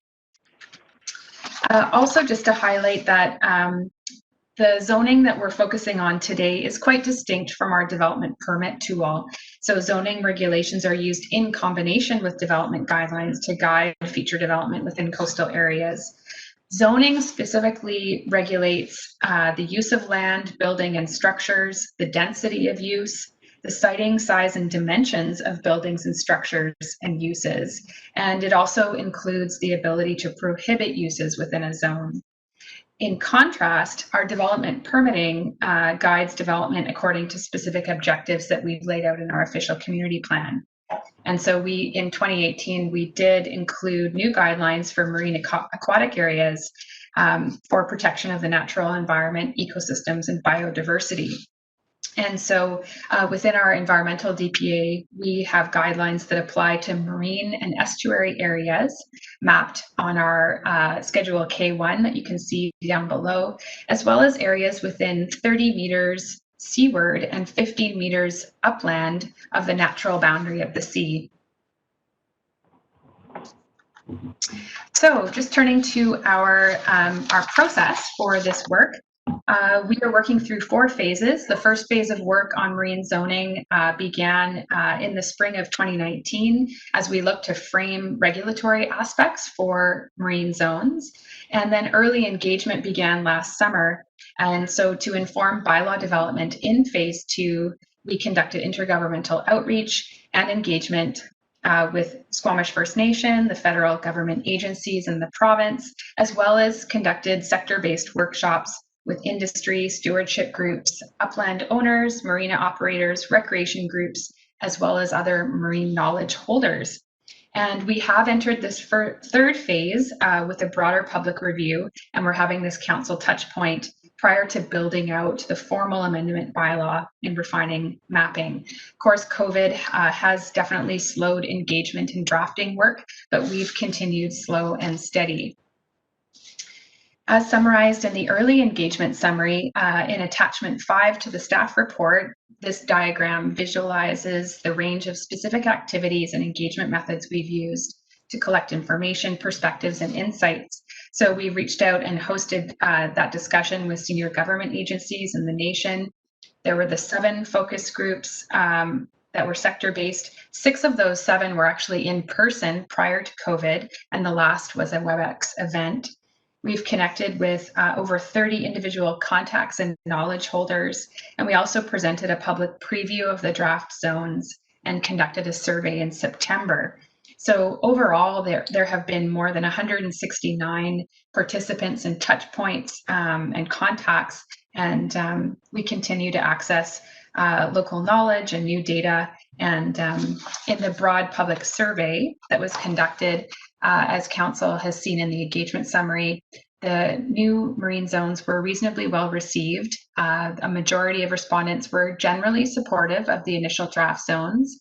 3% strongly agreed and 56% agreed with the draft zones. 15% did not support, and 22% still weren't sure. There are a variety of summary themes that are presented in attachment 5. So in terms of the scope for this marine zoning, we just would like to highlight that the new marine zones are proposed for marine areas that are broadly designated Marine Gateway and Mamquam Blind Channel in our official community plan. They include navigable and non-navigable and foreshore areas. And so the effort around marine zoning has been to organize and align zones with intended water uses, some existing, but also future water uses, and to differentiate marine uses from terrestrial use zones and deal with major misalignments. We've predominantly addressed marine waters that are currently zoned resource, as well as former industrial marine areas in the Mamquam Blind Channel and Cattermole Slough. Just to specify that we are not opening up any of the existing and newly adopted comprehensive development zones for waterfront areas at the oceanfront, waterfront landing, for example, or new comprehensive development zones for the Sirocco or Mistral sites. And also, we are not adjusting any intensive major industrial waterfront industrial sites that are currently zoned Industrial 3 or General Industrial I3, including Squamish Terminal, Site B, and wood fiber. So without further ado, here are the 5 new proposed marine zones, and they are organized based on generalized categories of marine use, including marine general navigation, mixed use, marine recreation or civic, log storage, and marine transportation facility. We've also set out a set of marine general regulations which apply to all marine uses and areas unless otherwise specified in the bylaw. So all zones permit marine navigation, navigation aids, community water access, marine park, as well as public authority use. And also we've introduced some new regulations following in Victoria's footsteps to propose prohibiting long-term anchoring and mooring outside of marinas or private moorage facilities. And this is defined as anchoring or mooring for a continuous period exceeding 48 hours or more than 72 hours within a 30-day period. And this is a general prohibition to address unauthorized and long-term moorage of vessels and proactively prevent derelict vessel situations, which we've seen in the past. In addition, we have some regulation for on-water buildings, marinas, and commercial uses and float homes, and the requirement to connect those uses to municipal water and sewer. I'm going to recap the 5 zones and reference some maps so we can quickly get to discussion. And also just to note that in the next few slides, I will be referencing this overview map as well as detailed inset maps. And I can go back to reference these at any point in the discussion as required. Council, if you are able to open up these maps as well for reference, that might be helpful so you can zoom in as needed. So to start, the M1 zone proposes the use of the marine coastal area for general navigation and public recreation activities, as well as limited boat moorage associated with upland residential uses in certain situations. The M1 is applied to open water marine navigation areas, the navigable channel and the Champlain Channel, and areas that are outside of other waterfront sites and specific long-term tenured uses such as log storage. The zone permits navigation use, and we've defined broadly and inclusively navigation to be actively traveling in, on, through, or immediately above water. We've included public boat ramp and which requires associated upland parking and loading, as well as a conditional use for private moorage facility. And this has been included for specific comment. And private moorage facilities are allowed and aligned with provincial general permission for the use of Crown land for private moorage, but only where accessory to upland residential use and where necessary for access to property abutting the foreshore.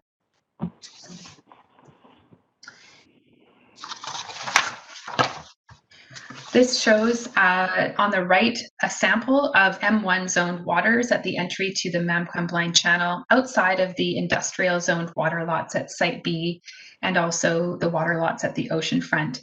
The M1 zone is proposed to continue up into the Champlain Channel just past the Highway 99 bridge. And under the Canadian Navigable Waters Protection Act, administered by Transport Canada, these are all scheduled navigable waterways and subject to the Act. This is also a map that shows the M1 zoning that is applied to the west side of the Squamish Harbour Basin, north of the wood fiber site, and also to the outer edge of the municipal boundary around Watts Point, outside of areas used for log storage. The M2 zone provides a variety of marine commercial uses and orderly development of marine infrastructure, associated moorage, and related marine retail and recreation uses. The M2 is applied to existing commercial marina facilities, and many of these, if not all, still have industrial zoning by and large. Marinas are under long-term Crown leases with the exception of the federal small craft harbor and water lot managed by the Squamish Harbour Authority. There's quite a long list of permitted uses within the M2 zone, permitting a wide range of activities typically associated with marinas, including retail, rentals, marine fueling, and so on and so forth. Notably, in the M2 zone, liveaboard is included as a permitted accessory use to marina, and we're looking for comment around liveaboard specifically as noted in the staff report. We've introduced a maximum water lot coverage of 60% for the M2 zone, which is inclusive of 5% for on-water buildings and also a max coverage for boat sheds. And in addition to that, we've included new regulation for setbacks to water lot lines for buildings and structures within the water.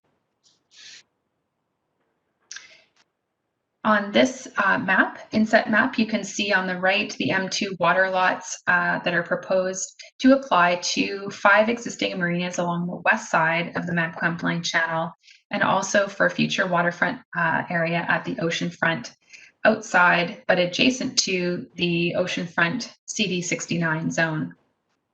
The M2 zoning is proposed for the Squamish Harbour Authority, the Squamish Yacht Club, Blue Heron Marina, Sea to Sky Marina, and Newport Marina. The intent of the M3 zone for marine recreation is to provide for public marine recreation areas and regulate recreational activities, access, and moorage associated with the upland use. We've applied this M3 zone only to one water lot to start, the Woonick Park water lot on the Champlain Channel, given its unique context. And other waterfront parks currently are zoned within a number of comprehensive development zones, such as the oceanfront, and also the Scott Crescent development in the upper Mamquam Channel. Permitted uses within the M3 zone include public boat launch, boat sheds for public authority use, piers, docks, wharves, and floats, as well as marine-oriented tourist and recreation uses, as well as some accessory uses like temporary commercial vending, portable food vending, and so on and so forth. We have also introduced a maximum water lot coverage of 40% with a maximum of 10% coverage for boat sheds for community use. The M4 zone is a new zone that acknowledges and provides, whoops, just going to go back one, sorry, got ahead of myself. The M4 zone provides regulation for the use of marine coastal areas pertaining to water-based log handling adjacent to immediate upland log sort facilities, as well as marine log storage areas. Currently, log storage areas in the Mamquam Channel and around Watts Point hold an I3 zoning, general industrial zoning, which is a land-based zone, and primarily. The new M4 zone is applied to log handling and storage lease areas for aquatic lands, crown lands, with the exception of 2 water lots in the Mamquam Channel that are remaining shown as I3. And that is because these specific water lots are included within the oceanfront subarea plan, future use designation for marina type uses. And so we've held back from designating and rezoning those specific water lots to M4. Within the M4 zone, we've introduced 2 basic siting and setback regulations for the resource activity for log handling and storage. And this is with an intent to complement and regulate in concert with logging operational policies, best management practices, and legislative requirements for setbacks and measures that are intended to help to avoid and mitigate impacts to marine environments. And so we've referenced best management practice documentation for the forest industry produced by Fisheries and Oceans Canada. And so the setbacks for on-water storage from the high water mark are intended to ensure that log storage is happening in water that's greater than 12 meters deep to prevent tidal grounding of logs, as well as a 5-meter proposed setback for this use adjacent to any potential marine park or mixed-use areas. We also have introduced a provision around log handling that they be offset from the mouth of fish-bearing watercourses or wetlands by at least 100 meters, which is also a best management practice that is highlighted by DFO in their documentation for the forest industry. In this map, you can see the M4 zone applied to surveyed water lot leases and licenses of occupation that have been authorized by the province for log handling and storage. And finally, the M5 zone is to provide for and regulate major marine transportation infrastructure, specifically at the Darrell Bay Ferry Terminal. And this relates to the area under the ministerial order for exclusive ferry terminal use that's administered by the Ministry of Transportation and Highways. So the principal uses that are included in the M5 zone include the ferry terminal, docks, floats, and piers that are connected to that terminal, as well as marine transportation services, floating breakwater, also minor vessel repair. We have introduced a shoreline setback for structures 15 meters from the side setback to the adjacent foreshore area, as well as a building height maximum of 10 meters and a water lot coverage of 50%. And in this inset map, you can see the M5 area as shown that's applied to the water lot on the right-hand side. A portion of the upland area is also included within the M5 zone, the area sort of the abutting foreshore, and this reflects the area that's under the ministerial order that's shown on the image on the far right. There is a small portion of the ministerial order area in the North Bay, which is not integral to the ferry terminal itself, that is proposed to be included as part of the M1 zone. So in addition to the 5 new marine zones that are presented, there are a number of marine areas that are proposed for rezoning to P4 ecological reserve. And the intent of this existing P4 zone, which was created in 2018, is to protect and enhance land and water areas with high ecological value and to provide for limited public access and use. And so habitat protection, management and enhancement is the permitted use within the zone, as well as some accessory trails, education, and interpretive signage and display. So currently the P4 zone does not include or permit outright docks or public boat launches. We've already applied this P4 zone to a number of terrestrial areas with high ecological value in Squamish, and it has also been applied to the Swellwillam, Squamish Estuary, and Wildlife Management Area. But rather than create a whole new marine-specific ecological zone, the P4 zone is proposed to be applied to a number of crown water lots in 2 specific areas. So in the upper reaches of the Mamquam Channel, north of the future pedestrian bridge amenity that is part of the Scott Crescent development, as well as 2 crown water lots within the Cattermole Slough outside of the Squamish oceanfront CD69 zone. I'll just show you those areas now. So this first image shows the upper reaches of the Mamquam Channel, and given its high sensitivity rating and important habitat values, so this is a salt marsh area with subtidal mudflats and riparian foreshores. So we've proposed the P4 for the majority of the upper reaches of the channel. And it's essentially a split zone. So in the southern portion, at the intersection where the future pedestrian bridge access will connect Scott Crescent with Rose Park, south of that, the M1 zone is proposed to support and align with the adjacent foreshore and uses. The second focus area is the Cattermole Slough crown water lots. There, we're proposing P4 zoning. So these are crown water lots that are immediately adjacent to 3rd Avenue, to the road and access along the transportation corridor. And they are situated within the industrial commercial area in the Squamish Estuary Management Plan. The Cattermole provides important flood and drainage relief for the district, and it does have high environmental sensitivity per our sensitive ecosystem inventory mapping. And so with these ecological attributes, these crown water lots are proposed for the P4 zone, which would limit marine infrastructure like piers or docks and development along the western edge of the foreshore. And towards the head of the slough adjacent to the Capilano University upland.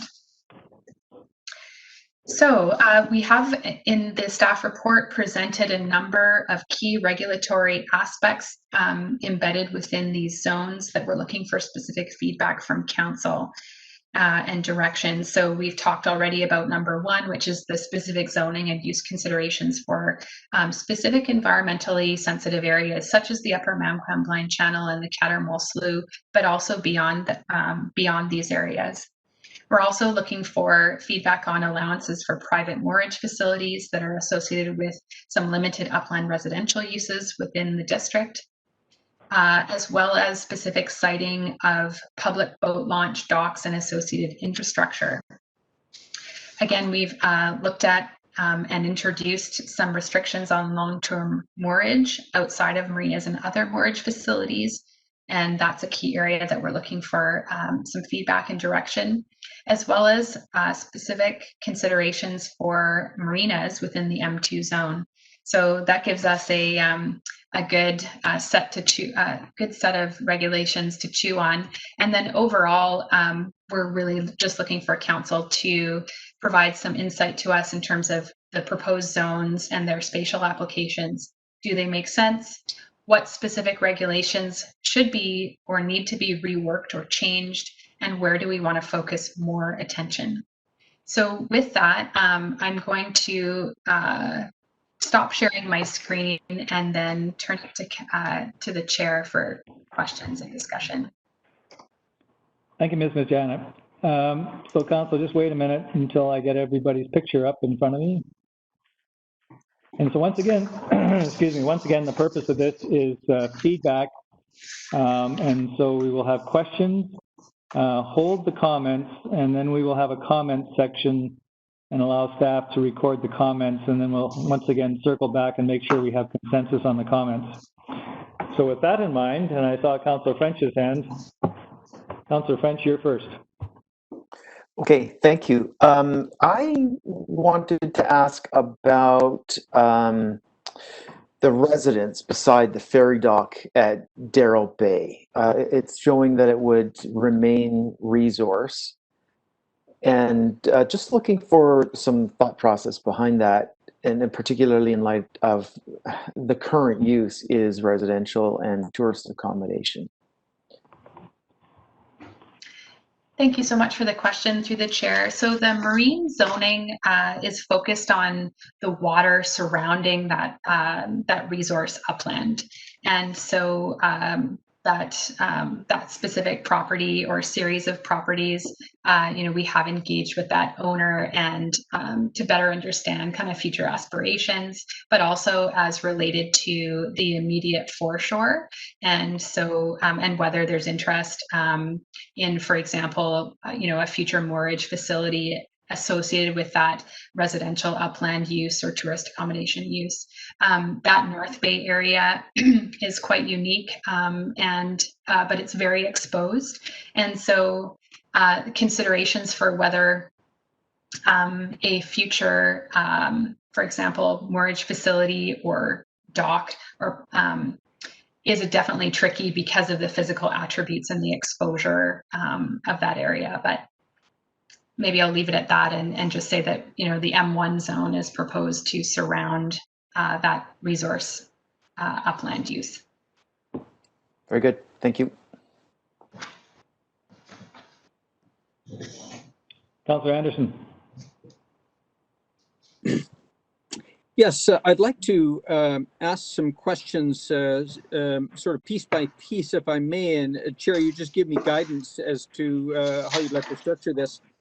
I'd like to start with the mouth of the Squamish, which is proposed for M1 zoning, and just raise it. And maybe it's just I'm flagging this as an issue for this to be investigated ongoing. But during 2018, the Squamish Nation and the Department of Fisheries and Oceans and the adjacent leaseholder were working on a plan or a strategy for addressing various issues there.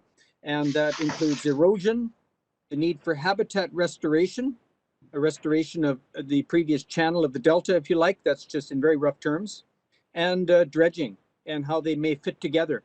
And this proposal didn't go further than just a kind of a outlining of issues. My question is, would this M1 zoning affect those works, if you like, the types of equipment that would come into the delta to do such work? Has this been considered when we define a zone for that area? Because there is going to be activities there in the way of restoration and protection of banks. I'll leave it at that on that issue, on that site. Go ahead. Thank you so much, Councillor Anderson, through the chair to all of council. So yeah, that's great that Squamish sort of estuary area and outlet of the Squamish River there. We have been looking at that area more closely. It does have high sensitivity environmentally. It has been flagged through the House Sound Conservation Assessment as well, as an area that deserves some close review. In terms of habitat restoration, erosion control, those kinds of things, the proposed M1 zone doesn't sort of preclude or affect sort of those works. It's more development guidelines and the requirements through provincial and federal legislation around like fisheries protection and those kinds of things that would come into play. But this is also an example of an area that we could look at, and we're looking for council feedback around this area and other areas that may be better better designated for more environmental protection more closely. A number of or a little bit of the area within that Squamish outlet is also within technically within the reserve area. So our municipal zoning would not apply there. And it is a little bit tricky because there's no, how would you kind of define the outlet of that area and apply sort of a zoning boundary there? So it would have to be connected to some further assessment. Thank you. I'd like to move on to the next site that I have some questions around, and that is the Quonier Park, which is proposed for M3. I'm sorry if I bounce around with these acronyms and zones, and you can just catch me. Believe it's M3. That's okay. Now, my question is, how's the scenario of different vessel types, such as ferries? We have had this been a very active ferry terminal. In fact, it was our original ferry terminal in the early days, but it was used for 2 decades as the hub for the MV Britannia. And I've just been brought to my attention that other ferries have used it as well. In the future, of course, we have shallow draft boats. So that's my one question there is, has that zone definition considered other vessel type scenarios? And secondly, if I may, and I put this question to you already, should we be considering at that site a new delineation of the water lot in negotiation with Transport Canada? Thank you so much, Councillor Anderson, and to all of Council. Firstly, in terms of that M3 zone at the Wunick site, currently the M1 zone does not include or reference the historic use being like passenger ferry service, or as defined in the suite of zones, marine transportation services. So that's not currently part of the of that M3 zone, but definitely open to discussion there. I think in terms of the physical attributes of that site, certainly the water depths, and there's more room to accommodate sort of passenger ferry type use in the southern part of that water lot.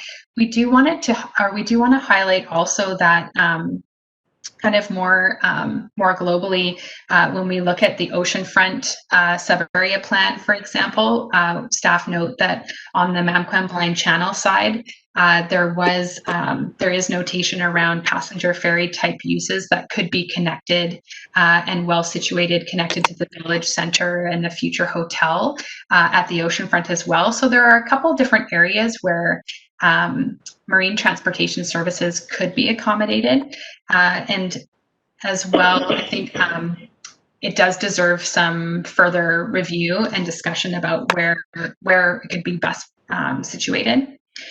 To the question around delineation of the water lot boundary, certainly currently as shown, the water lot boundary is defined legally, and we would need to discuss any sort of adjustments with Transport Canada. In the discussions that we've had with Transport Canada already, we do know and appreciate that the navigable channel area is very tight, the width of the channel.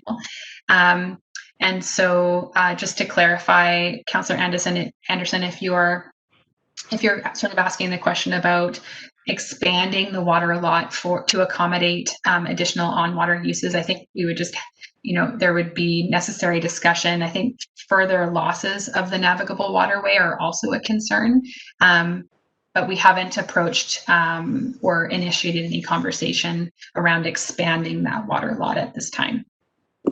If I may follow up, my interest is this the opportunity to do so when we're planning a new zone for the area? And I'll leave it at that. The other matter of the passenger ferry, I think you will find a growing constituency, a number of voices in the community that would like to explore the downtown option for a ferry terminal, especially with the types of vessels that we see operating in Puget Sound and San Francisco Bay today. I think this could be very active discussion, and I just would also suggest that people are saying that how long would we wait for the oceanfront, and is there opportunities for interim uses elsewhere, that is interim passenger terminals? I do have some other questions on other sites, Chair, if you'd like to come back or as you wish. We'll come back to you. Thank you. Other members of council? Councillor Pettengill, and then I'll put myself on the list. Thank you. Just trying to sort through the different zones, do we have a target in mind in terms of we're going to ensure that 10% of the available land that we're zoning is guaranteed public access? Like, I understand some of the zones may permit some public access, but also some private uses. And so do we have a target or a plan to maintain a certain amount of public access, partly for boat launches and that kind of thing, but just to walk down and put your toes in the water kind of thing as well? Thank you for this question. In terms of a target, no, we haven't set a percentage target necessarily for public access. As you saw in the engagement summary results, public access to the water is a very, very highly noted concern and desire. And so through the Crown provincial authorizations as well, maintaining public access to foreshores is a principal operating policy for public lands and waters, and we're wanting to be able to provide public access to the maximum extent possible. Obviously, the experience and the specific access that's provided is really going to depend on the design of the foreshore. As you've seen too, we're working through our coastal flood protection and sea diking for a lot of the sort of downtown area. And then there are other kind of unconnected coastal areas that will have a different sort of type of foreshore treatment. But whether it's a waterfront walkway, whether it's sort of piers, docks, ramps down to the water, so that access will take different forms. But absolutely, it's a primary goal and objective that we have in our community plan and that we want to promote through the regulations in the zones. Okay, thank you. Turning to liveaboards, just wanting to understand what our revenue opportunities are, and the context for this question is I'm assuming if there's more people living on boats, monitoring and enforcing waste and wastewater management and all those kinds of things become much more of an issue. So I'm just wondering how we sort of would pay for that if we were to allow that sort of thing, just at a high level. Is that something we've given consideration to, or? Thank you, Councillor Pettengill, and through the chair. Yeah, that's an interesting aspect of the liveaboard use that we haven't gone and had a deep dive around necessarily around the cost and the revenue. Certainly from a servicing perspective, some of the intent behind trying to see if we want to wade into the whole liveaboard matter would be to try and have a backstop to kind of manage the extent of liveaboard use. Currently, right now, we have one pump out facility that's available within the Mamquamblain Channel. In discussion with the different marinas, certainly we will need to address pump out facilities and then also service connections. We've really been focused right now initially around the extent of liveaboard use that's happening currently, whether or not this is an area that we want to regulate. Is it an area that we want to enforce around, or do we want to sort of stay out of the liveaboard piece? Certainly, it's an area that the province is not necessarily sort of regulating on a day-to-day basis. It's mostly for the marinas. And finally, just some insight from marina operators. We've really understood that liveaboards and having that presence in marinas is quite vital to have sort of eyes and ears on the water to help support issues that might arise within the marina, or like poor weather conditions or people in trouble, whatever that the case may be. So we've heard loud and clear that some liveaboards are a really important asset to the marinas themselves. Okay, thank you. And then my final question for now is, when we talk about marine fueling, are we assuming renewable green fueling. I know I've heard some of the ferry proposals as well, or thoughts, and they seem to involve often electric ferries and some of those technologies. And so, you know, in light of our climate action plan and so on, is that a fair assumption that this is not, you know, diesel and stuff that can spill?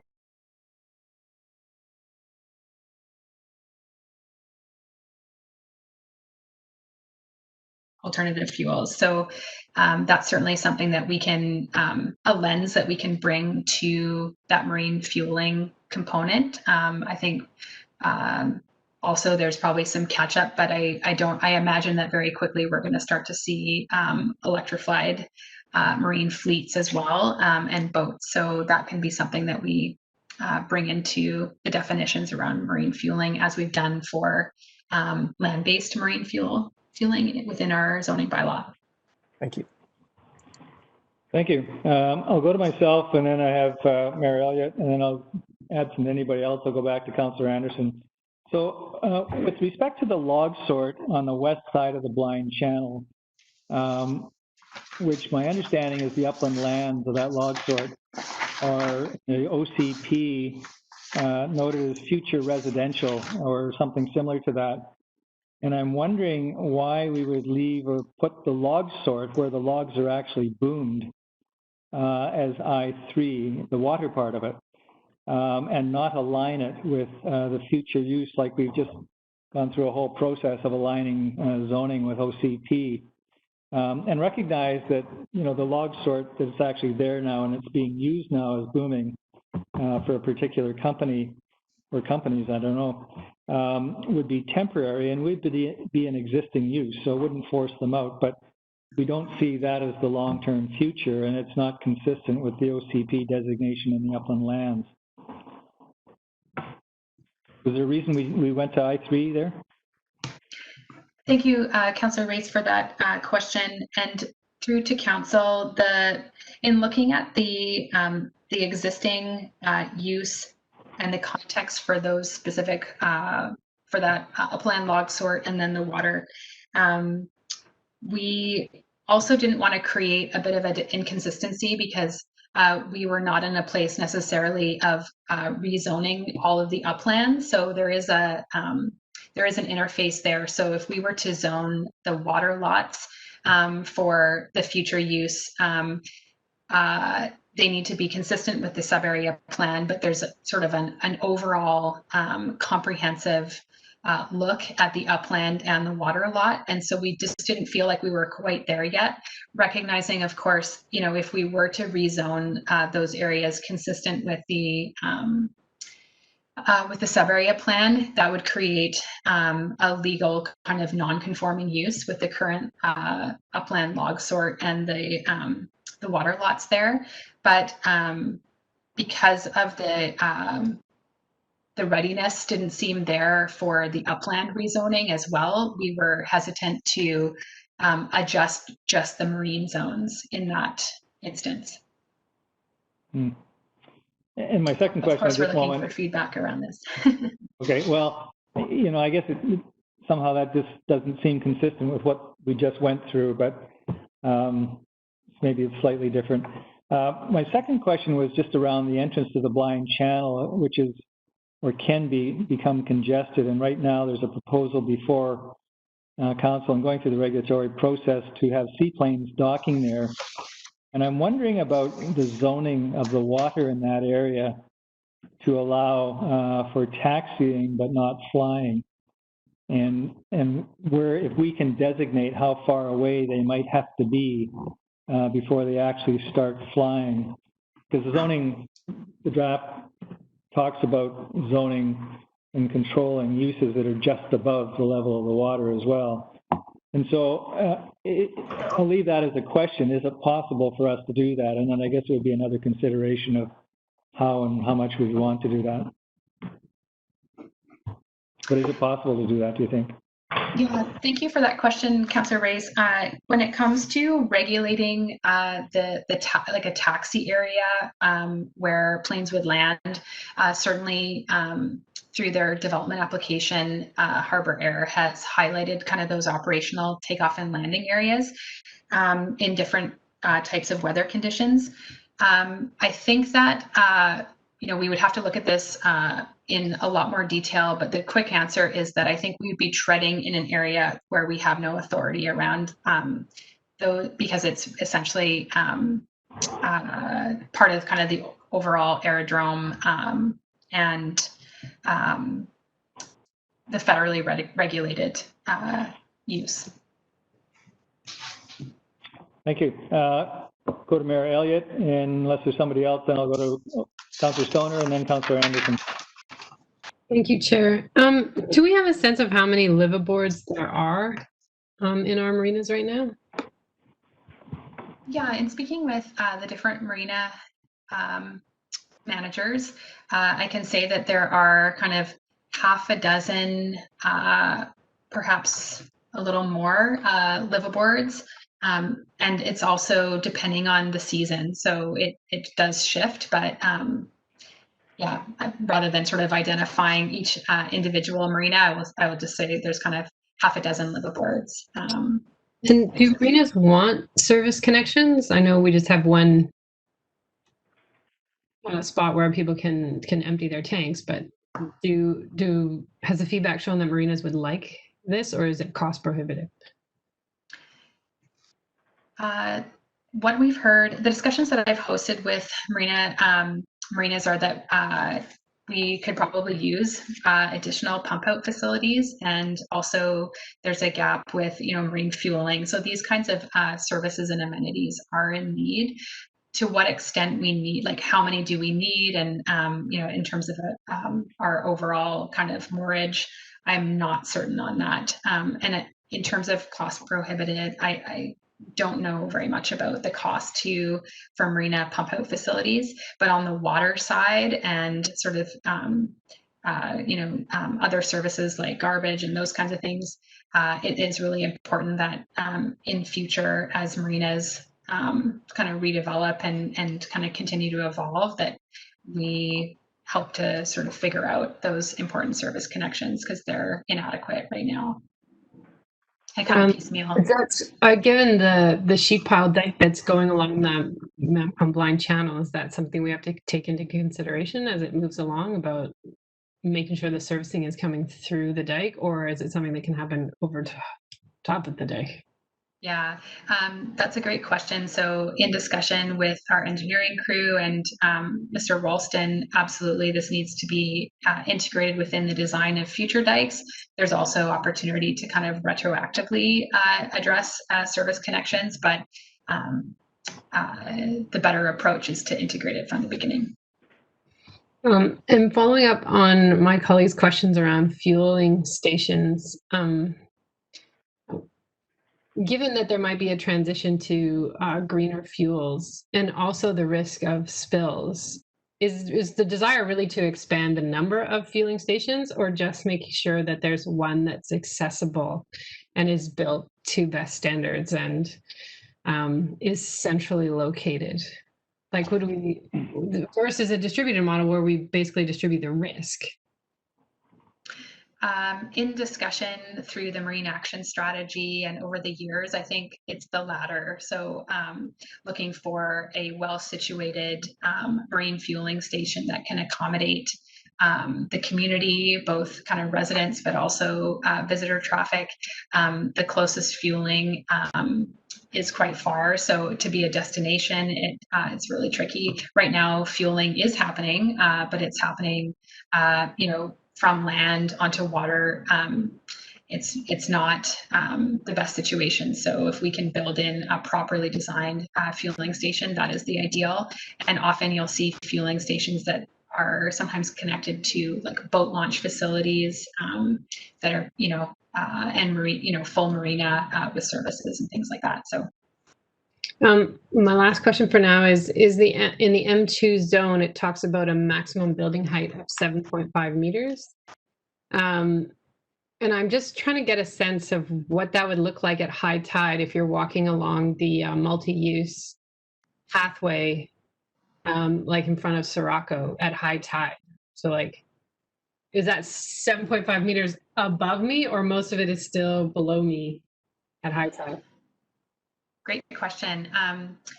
Through to council, the 7.5 meter height is a line that is in the M2 zone, is mirroring the height limit for the water lot at the Sirocco project for the float homes, and that accommodates actually a 2-story structure, and with a significant swing tide of like 16 feet or more. That's a perceptible and visible structure, floating structure. And so, that is something that we are going to have to consider. The M2 zone states 7.5 meters, but only in a single story. So that was a flag that somebody has recently brought to my attention. And so that needs to be kind of tweaked and looked at. But also, depending on the structure, if it's like a floating structure as opposed to a structure that is actually built on a pier that's not sort of going up and down with the tide. So we have to consider that. So there's a little bit more work to do to figure this out, but it was a starting point. Thank you. So, and I'm conscious of time, and I'd like to get to comments as quickly as possible. So, Councillor Stoner and then Councillor Anderson. Thank you, through the chair. I gotta do this. I'm curious if the public, so there's a lot of references to public boat launches, and I'm just curious if the assumption there is that they will be free for use, or if there may be a fee charged. Thank you for this question. Public boat launches, currently the situation that we have right now is kind of not even formalized and no charge, but there are lots of instances where public boat launches for a modest fee, folks are required to pay to launch their boat, and that also provides for the upkeep and the maintenance of that facility. So I think, in the same way that, around free parking, for example, like I feel like, it would be reasonable to, for a future operator of a boat launch to charge for this service. And certainly there's lots of examples of that. Yeah, and I think that's fair. I just wanted to clarify that assumption wasn't necessarily public equals free. And then my other question was with regards to the general regulations limitation on anchoring and moorage to not exceed 48 hours. There were a number of public comments that wouldn't be substantial enough to really try and cultivate, especially kind of a marine-based tourism. And I'm just curious if staff can speak a little bit more to why they kind of landed on that timeline of 48 hours or 72 in a period of 30 days. Thank you. Through to council, the defined definition of basically long-term moorage was based on the Victoria case and the bylaw that the City of Victoria has around long-term moorage, like temporary versus long-term moorage. Similarly, Bowen Island Municipality has taken a similar approach, and that's kind of been vetted and upheld through the courts. So we look to that as a bit of a precedent around that distinction between sort of temporary moorage that's totally allowed, that we can't prohibit, and something that's considered more long-term. So that's one that we used reflecting Victoria. And then Councillor Anderson, final question. Thank you. In the Cattermole Slough, where a P4 zoning is proposed, I wonder to what extent, and just a quick answer please, that the southwest corner of the oceanfront peninsula is designated a marine employment zone. I may have not got the term phrasing correctly, but that is the general intent. And we don't really know what's going to unfold there. That is still under discussion and in long-term planning. Is there potential that the P4 zone may constrain such plans? Has that marine employment zone and its potential uses been factored into your Cattermole Slough proposal? Thank you, Councillor Anderson. Through to Council, no, we haven't flagged that interface at the very tip of the southern tip of the Cattermole in relation to the CD69 marine employment. So we can absolutely take a closer look. We ended up picking up the entire extent of that Crown water lot that does do that little dogleg jog kind of outside of the channel. So we'll have to look at that, and it's kind of yeah, that water lot is not picked up on the CD69 zone, and then it's also not picked up in the I3, so it's just kind of this very narrow strip. So we can look at that in more detail. Thank you. And I'll try to be brief here, but in another P4 zone proposed for the Upper Mamcombe Blind Channel, now you've listed some of the environmental attributes in this area, but another one, and perhaps even the most important one, is freshwater flow. This has been identified by two environmental consultants, one in a report to the Kingswood Scott Crescent development process, and it was also highlighted in the planning work done a number of years ago. So the issue is gradient, and it may require some dredging, selective dredging, to quote the environmental consultant's report, and engineering works. And I'm wondering to the extent that this has been considered in proposing a P4 zone, would a P4 zone rule out such engineering works that would be in the service of ecological restoration? No, they would not. Thank you. Thank you. Within the P4 zone, habitat enhancement is good, is permitted use. Okay, Council, and I'd like to get on to comments. And once again, if you can be focused, then we'll go around hopefully once, but I won't cut you off if something pressing comes up. And Mr. Gunn is going to be diligently taking notes. Who would like to start? Well, I'll start because I got notes. So, and some of the things a lot of these things weren't raised in our recent questions, but they were in the report and I noticed them. And so, first of all, the question of boat sheds for me, having experience with them, I think we can ask the question of whether or not that's desirable at all. And I know some jurisdictions, because I belong to another yacht club that has some boathouse facilities, some jurisdictions are limiting them now because they are generally considered to be unsightly. And so I could suggest that we question whether we need them or not. They're a historic thing when boats were made of wood and paint and stuff like that and didn't do well in the wintertime. Second thing is with respect to float homes and the concern, we actually had a discussion about this back in my first term when I was on the ComDev committee, and examples were given from some places in the lower mainland, not all, and they vary, of course, but one where a friend of mine was actually staying out in Ladner required 2 parking spots on the upland in addition to upland storage. And so if we are going to, I know we've already zoned the ones off Shirako, so that's kind of a done deal, but if we are going to consider them further, I think the upland facility is critical. Personally, I don't think private docks are necessary in this area. They are, from my perspective, more appropriate for cottages and so forth in more remote areas. The one development that tried to do that was Marina Estates, and the thought was that people would buy a condo and have their boat in front of it. But out of something like 30-odd berths, there was only 4 of them were actually picked up. And so I think the critical thing here is if we are going to create marina spaces is we want them to be full because we want that critical mass to support marine industry and marine commercial. So I think we just leave them as they are with marinas. And if the developer wants to reserve a bunch of spaces for somebody that has a boat, that's their business, but the other spaces could be filled up with the general public. Boat launches need a lot of parking, and 5 spaces per lane I don't think is enough. So that's one of the big problems. It's not the launch, it's the parking behind it. I would put some limits on liveaboard for the same reason. I think we do want transient moorage and others. And I've personally never gone through it, but in some places like Granville Island, for example, where they do allow liveaboards, they have a portable pump out. It comes right around to your boat. It's like a vacuum cleaner.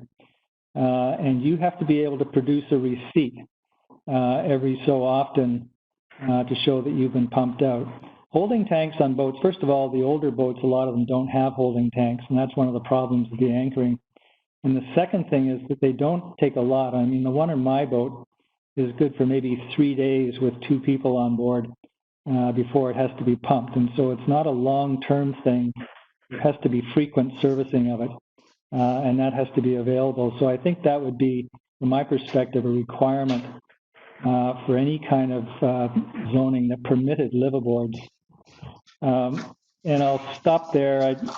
I had a comment about types of pilings and styrofoam and stuff, but that's maybe more of a DP issue. So I'll just stop there. Thank you. Now, is there anybody else? Mayor Elliott. I'll just start with agreeing with Councillor Race. I don't think private docks are really necessary, and so I think your proposal that it would be the owner would be required to rezone to gain permission allows us to look at each of those very, very carefully and see if there's a justification. I think the visiting moorage, I think we could be a little more generous on. And I understand we're following the Victoria model, but we're not quite Victoria. And I think 48 hours at a go doesn't really let someone even stay for an entire long weekend or that sort of thing. So anyway, I think to me, I'd be okay if we were a bit more flexible with that. I can totally see the appeal of the liveaboards, and I think, the model for a mobile pump out station seems to work well down in the city. I don't know if we're big enough to justify that, but it might save everyone a lot of expense at different marinas. So I wonder if there's a way through this zoning to create a more collaborative approach to things like fueling station or marinas or, visitor moorage fees go towards supporting those common facilities. I'm not sure how we get there. Just trying to see what other pieces we wanted feedback on. I think I do support the sort of the task outside of general marine zoning to figure out where water access goes in 2021. As Councillor Ray says, the parking is the issue for any boat launch anywhere in the downtown area. So that makes sense to make it a very specific project. And then, as you say, just getting really clear on what heights are allowed and what the impact is at the high tide, because the whole point of building that waterfront walkway is to give people unobstructed views, and it would be a shame to start really limiting that with unnecessary heights that exceed what's needed for some of these zones. I think those are all my comments for now. Thank you. Councillor Pettengill, Councillor Stoner. So I guess a few things, with our climate emergency declaration, we have about 9 years now to get 45% below where we were in our 2010 levels. And I just don't see how we're going to do that with new fossil fueling stations. So I think for me, that one's a non-starter. If in the very short term we need something because it means less spills, I would rather handle that with a TUP or something. But in general, I wouldn't want to enshrine new fossil fueling in these new zonings. I do think that there are some interesting options in terms of facilitating a ferry from downtown to Vancouver, and so something in that neighborhood would be nice to see in here. And I think it makes a lot more sense than Darrell Bay in terms of a ferry destination for commuters and tourists and that sort of thing. I really like the idea of facilitating some liveaboards with the giant caveat that I think we need a way to be able to pay for it with adequate enforcement, and that may not be a solvable problem. And so that may rule out liveaboards, but in general, I like the idea. As far as Darrell Bay, I don't understand the ministerial order quite well enough, but hesitant to do anything that allows for exclusive ferry operator use. So I think anything we do there should at the very least be non-exclusive use in terms of ferries and taxis and so on. I agree with my colleagues. I'm not a big fan of the idea of private docks, and goes into my final comment for now. You know, I was glad to hear that there's a high focus on public access.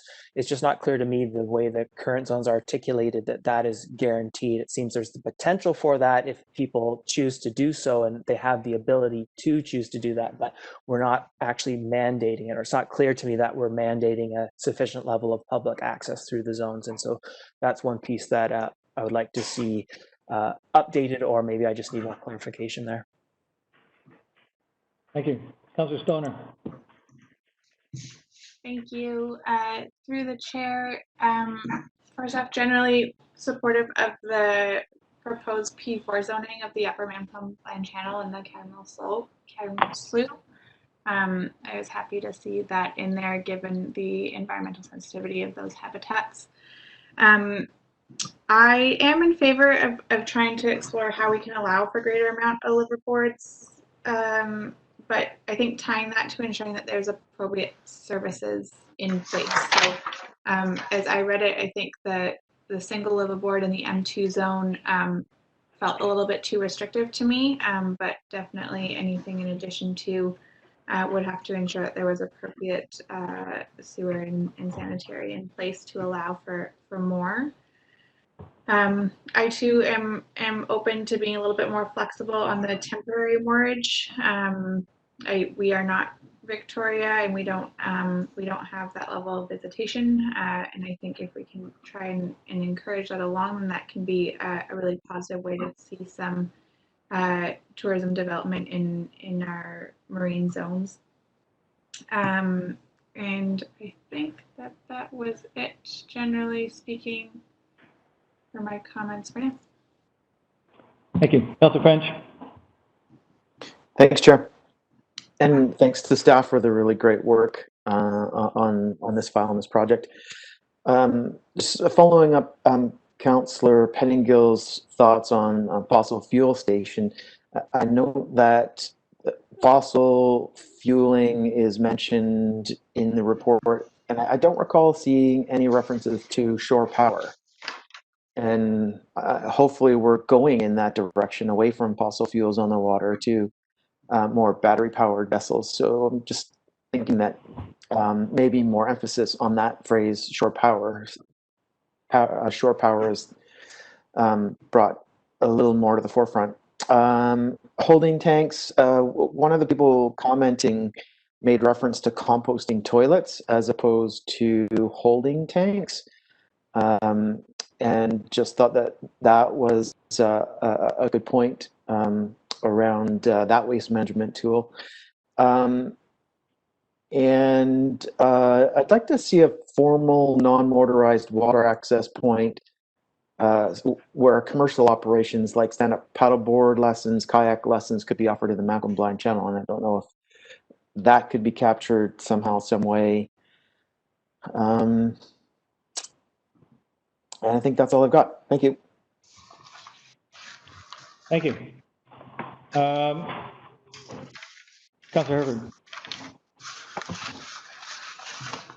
Thank you. I think most of my council mates have mentioned the private dock. I don't feel is required, so I support that coming forward for a rezoning if someone would like to pursue that. Seems reasonable to me. The liveaboard, I'd say yes if. The composting toilet that Councillor French just mentioned is an interesting piece. Maybe policy around what type of boat or what type of equipment is on that boat, and a permitting, some sort of permit perhaps, but the pump facilities need to be sufficient as well. So it's I'd like to see, I'm supportive of having some live aboard, but there's definitely some work to be done. And as we've even just been speaking about this today, I can begin to see the complexity of doing that. But I do think that that it's a worthwhile to have a look at. The building height, I definitely like to understand that more, and I with maybe some drawings or some sort of quick visual reference there, because we, to me, that height really comes down to the impact of the from shore, and that's not quite clear to me yet. Although the number doesn't seem very high, I'd like to see some more work done there to understand that that height of a floating structure. And potentially anything on a pier. That's a little bit easier for me to wrap my head around because it's static, but and I don't know if we need to differentiate between the two.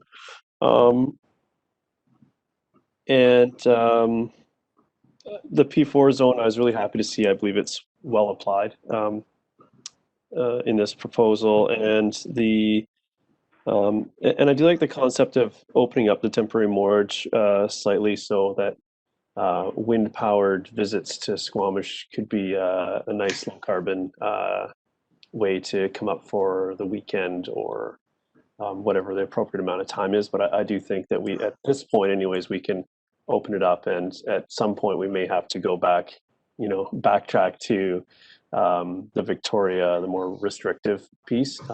But I'm okay opening that up a little bit from where it is. I'll leave that to staff to figure out what that means exactly. And I'll leave my comments there. Thank you. Thank you. Seeing nothing more, Mr. Gunn. Oh, Councillor Anderson, I beg your pardon. Go ahead.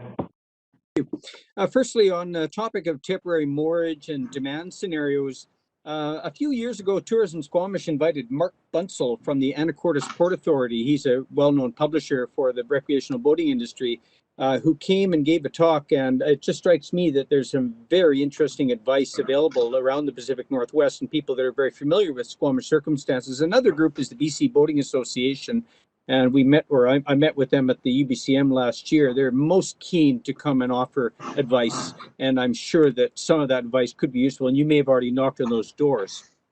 I'd like to touch on engagement. The time that we've had and the circumstances that we're working under have been tough. In my view, we have had too little time devoted to engagement for this exercise. 77 survey respondents, I don't think that's enough. And I think that 2 weeks or so, I think that we could have used more time, and I think that more people are just starting to learn about what we're doing. That said, we have had testimonials delivered to council, and to me personally, that the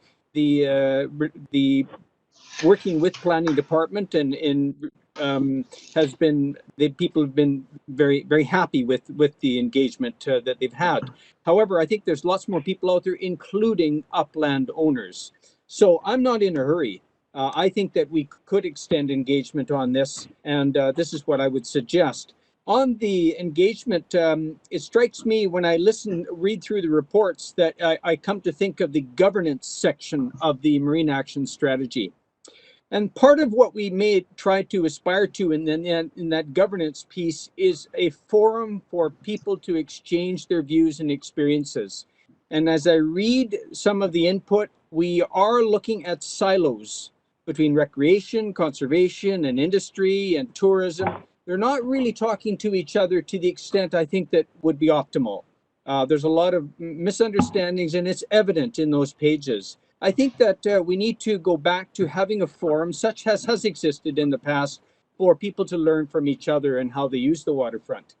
Also on Marine Action Strategy, I have suggested that we need to give attention to Focus Area 3, Focus Area 4. 3.1 is Marine Access and User Needs. 3.3 is New Economies and Marine-Based Employment. 4.1 is Infrastructure, Facilities, Needs Assessment. Now, I hear all of us are talking about these issues. I think we do need to return to those aspects, and that will guide us in our zoning, or would. Having said that, though, I find that having dealt with the zoning first brings a new light to some of these other issues. We're looking at them in new ways. So I don't think it's detrimental, but I think we do need to get on to those other things. And that is, in fact, what all of our discussion, a lot of our discussion has been about here. I'll move on then to the One-Ear Park. I'm really concerned about the scenarios there. I think we need to explore them further, and there will be new voices and participants that may want to come into that discussion. Our tourism sector has been preoccupied with the COVID crisis for them, but they will come back to marine gateway planning, and I know that they're keen to do so, and that downtown waterfront should be a part of that, and naturally always has been. So I think that I'm concerned in particular about that application of the zoning and the vessel types involved and the different scenarios that maybe need some more explication and conversation. So we have a scarce waterfront, and I think that we really do need to understand, and I'll quote from your report, Sarah McJanet, future intended water uses, end of quote. I think we need to be careful that we understand those before we commit to zoning, or at least have those conversations alongside. Thank you. Thank you. Mr. Gunn, do you want to take a shot at bringing that together? And you're muted. Yeah. Okay. There are quite a few things. And so maybe I'm going to go across the ones that I heard repeated a number of times. And then the outliers, perhaps if they don't get picked up, somebody can bring that up as something that needs to be considered. Okay, so things that I heard from numerous councillors, or things that are straightforward and didn't seem to have conflict. A lack of support for boat sheds, wanting a considered collaborative approach for fueling and pump out, figuring out where. Oh, wait a minute. Yeah. Figuring out where water access occurs from in 2021. Get a clear idea about what heights are allowed and what the impacts would be at high tide along the Mamquam Line Channel.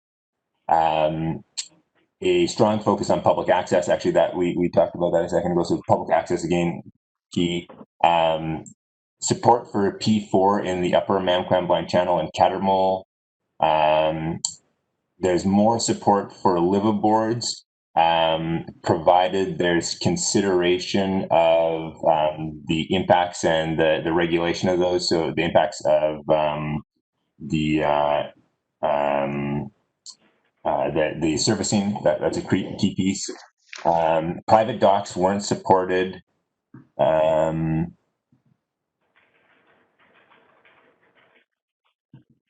There's support for opening the temporary moorage facilities. There's many people identified a desire to have more opportunity or longer opportunity for temporary moorage.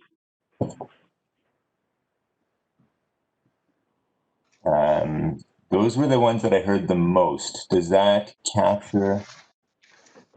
So let me take a shot at those. So let me go to council, and are there any that anybody does not support of that list? Is it fair to say there is general consensus on the ones that Mr. Gunn just read out? Okay, you can take those ones, Mr. Gunn.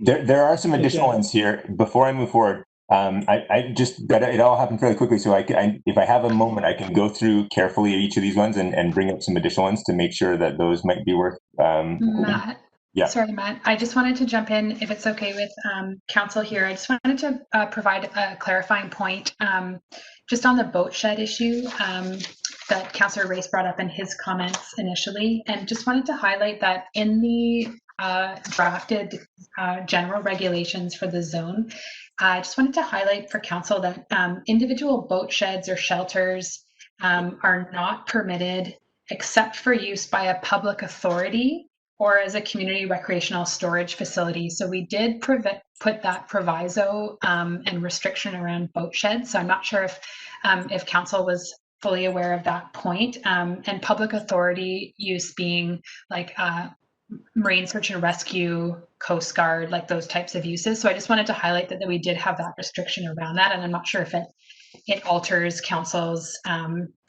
position or comment on the boat shed piece. Oh, and when I mentioned that, I was thinking of boat sheds for private boat owners, and maybe I misread the report in that respect. So council's on side with that. We're not talking about limiting them for search and rescue and things of that nature. Everybody's okay with that? So, are there any others that you wanted to touch on, Mr. Yeah, Mr. yeah, there are a couple of. So one was around parking. That the parking is considered a real key aspect with a few of the uses, particularly in the downtown area, and so those need consideration to ensure there is adequate parking for some of those uses. There's also a desire to, from several councillors mentioned, to look at locations for a ferry terminal and specifically how it relates to, or sorry, ferry usage and vessels that could serve that function and how that relates to scenarios for Lunaic Park. I think I mentioned the lack of support for private docks. That came up several times. Public access needs to be considered in zoning. Yeah, more support for liveaboards. I mentioned that one. That's one tempering word. And then there were several comments on fueling and a desire to consider the whether we want to support traditional fossil fuel sources and also a need to ensure we have consideration for alternative fuel sources like shore power or other ways to power boats that might be, transition to post fossil fuel usage.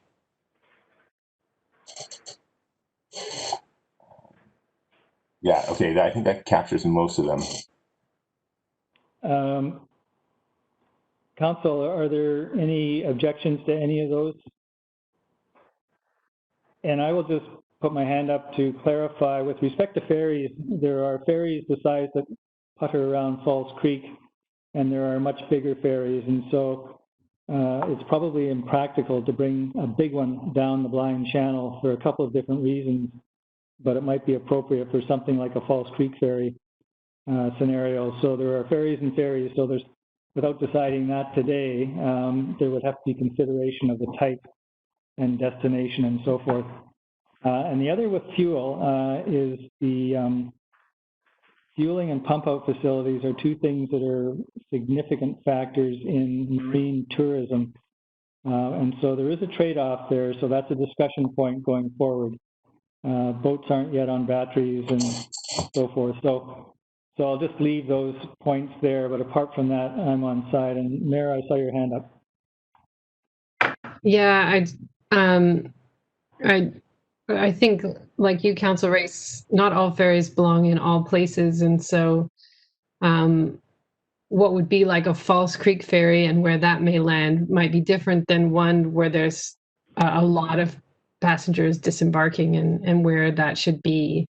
It would certainly be an interesting point of engagement with the community to determine, but I wouldn't say that it belongs in any one particular zone at this point. I think it deserves more discussion. Councilor Bettengill. And just for clarity, that's where my head was at. I didn't have a particular location in mind, but just the general principle of some sort of commuter ferry to Vancouver on that scale even, I think is something that we should have our eyes open for. Okay. Everybody on side with that? Staff, have you got what you need?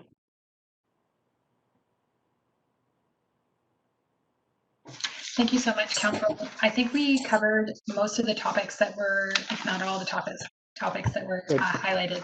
Thank you. Thank you very much. There is a recommendation. Sorry, right. I can put it up. I can put it on the screen if you like, Councillor Race, or. Sure. Okay. Just one moment. Well, I can read it. Okay. The District of Squamish receive and endorse the initial draft marine zone as presented in the October 13, 2020 Marine Zoning Staff Report, and direct staff to bring forward a zoning amendment bylaw for reading consideration subject to council input and revisions summarized as follows, and it would be the points raised by Mr. Gunn.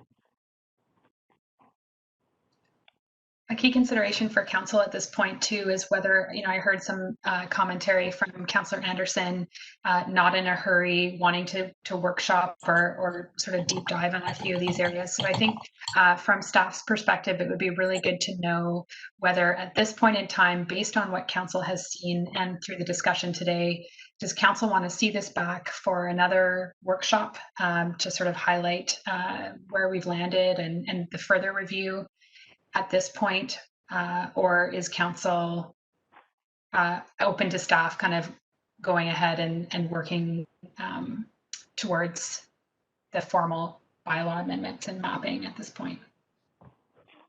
Any comment? Councillor Anderson? Mayor Elliott?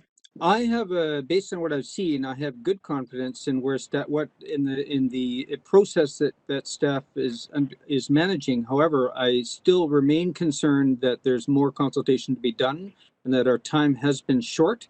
I'm also concerned that certain key upland owners have not been engaged yet, and I'll just mention one, and that is there's 2 licensees at Site B, leaseholders, that are critical because of their relationship with the mouth of the Squamish, and that's House Sound Log Services in Squamish Mills. I didn't see their name there, but there's other upland owners I've spoken to that are keenly interested but have not engaged yet, and so I am concerned that our time has been short. And here, right after summer holidays, I believe it was a 2-week interval for the survey. And I don't think it's a great response, to be honest, considering its importance and its complexity. So I actually would like to see, but I'm happy to trust staff, but I'm not in a hurry. I'd like to see more engagement is my sympathy. Thank you. Mayor Elliott?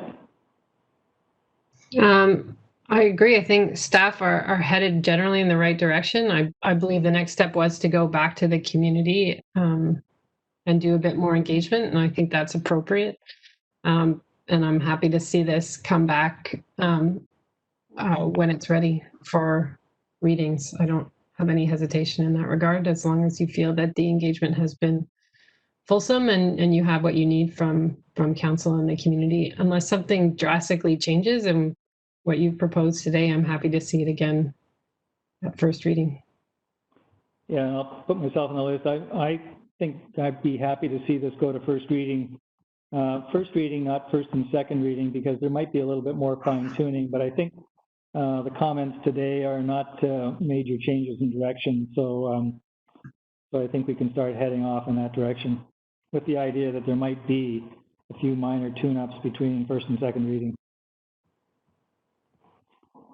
So with that, I'll call, did I get a mover and seconder?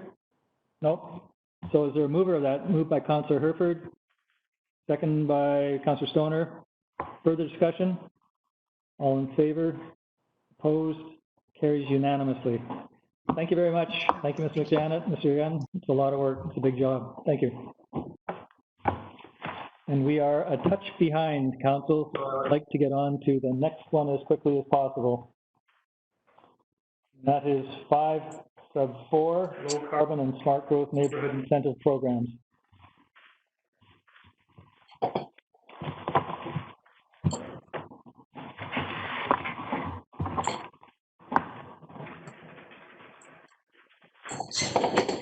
May I begin? You may. Can you see my screen, the PowerPoint presentation? Yep. Okay, great, thanks. Okay, good afternoon, Mayor and Council. I'm Zach Gunn, planner for the District of Squamish. I am here today presenting an incentive program, a 2-part incentive program, the low carbon and the smart growth neighborhood incentive programs. The agenda begins with a review of the background. We'll then get into the details of the low carbon incentive, followed by the smart growth neighborhood incentive. We'll then talk a bit about the engagement that's been done, followed by some next steps, and then open it up for discussion from council. Apologies, forgot that. Okay, so, oh, shoot, I have the wrong presentation up. I have to close this. 1 minute, apologies. I'm going to stop sharing for a minute.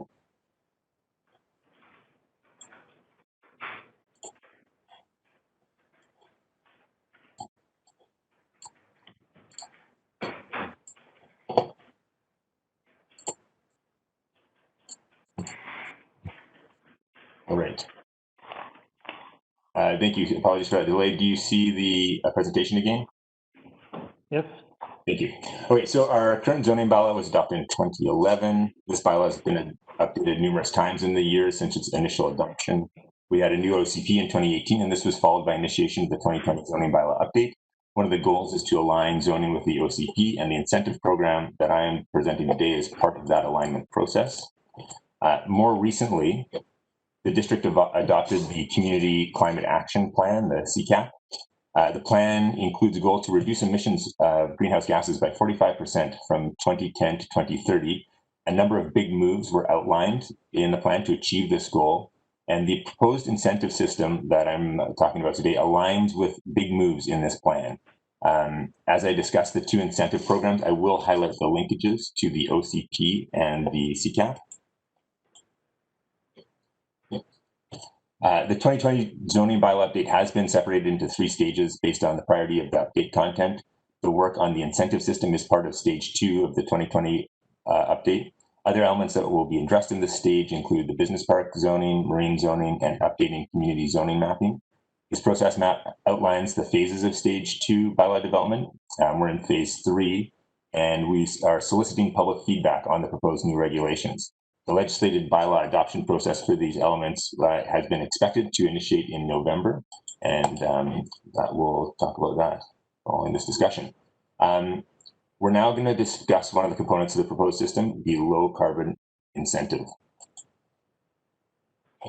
First, I want to highlight the policies that this system is intended to implement.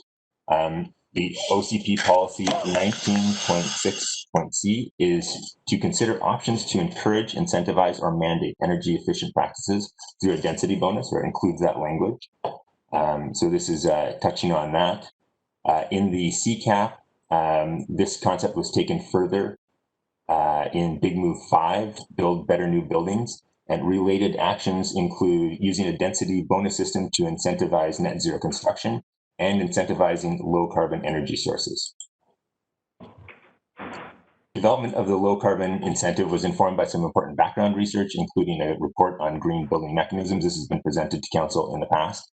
The intention of this work was to identify the best approach to meet this OCP and CCA suite of policies.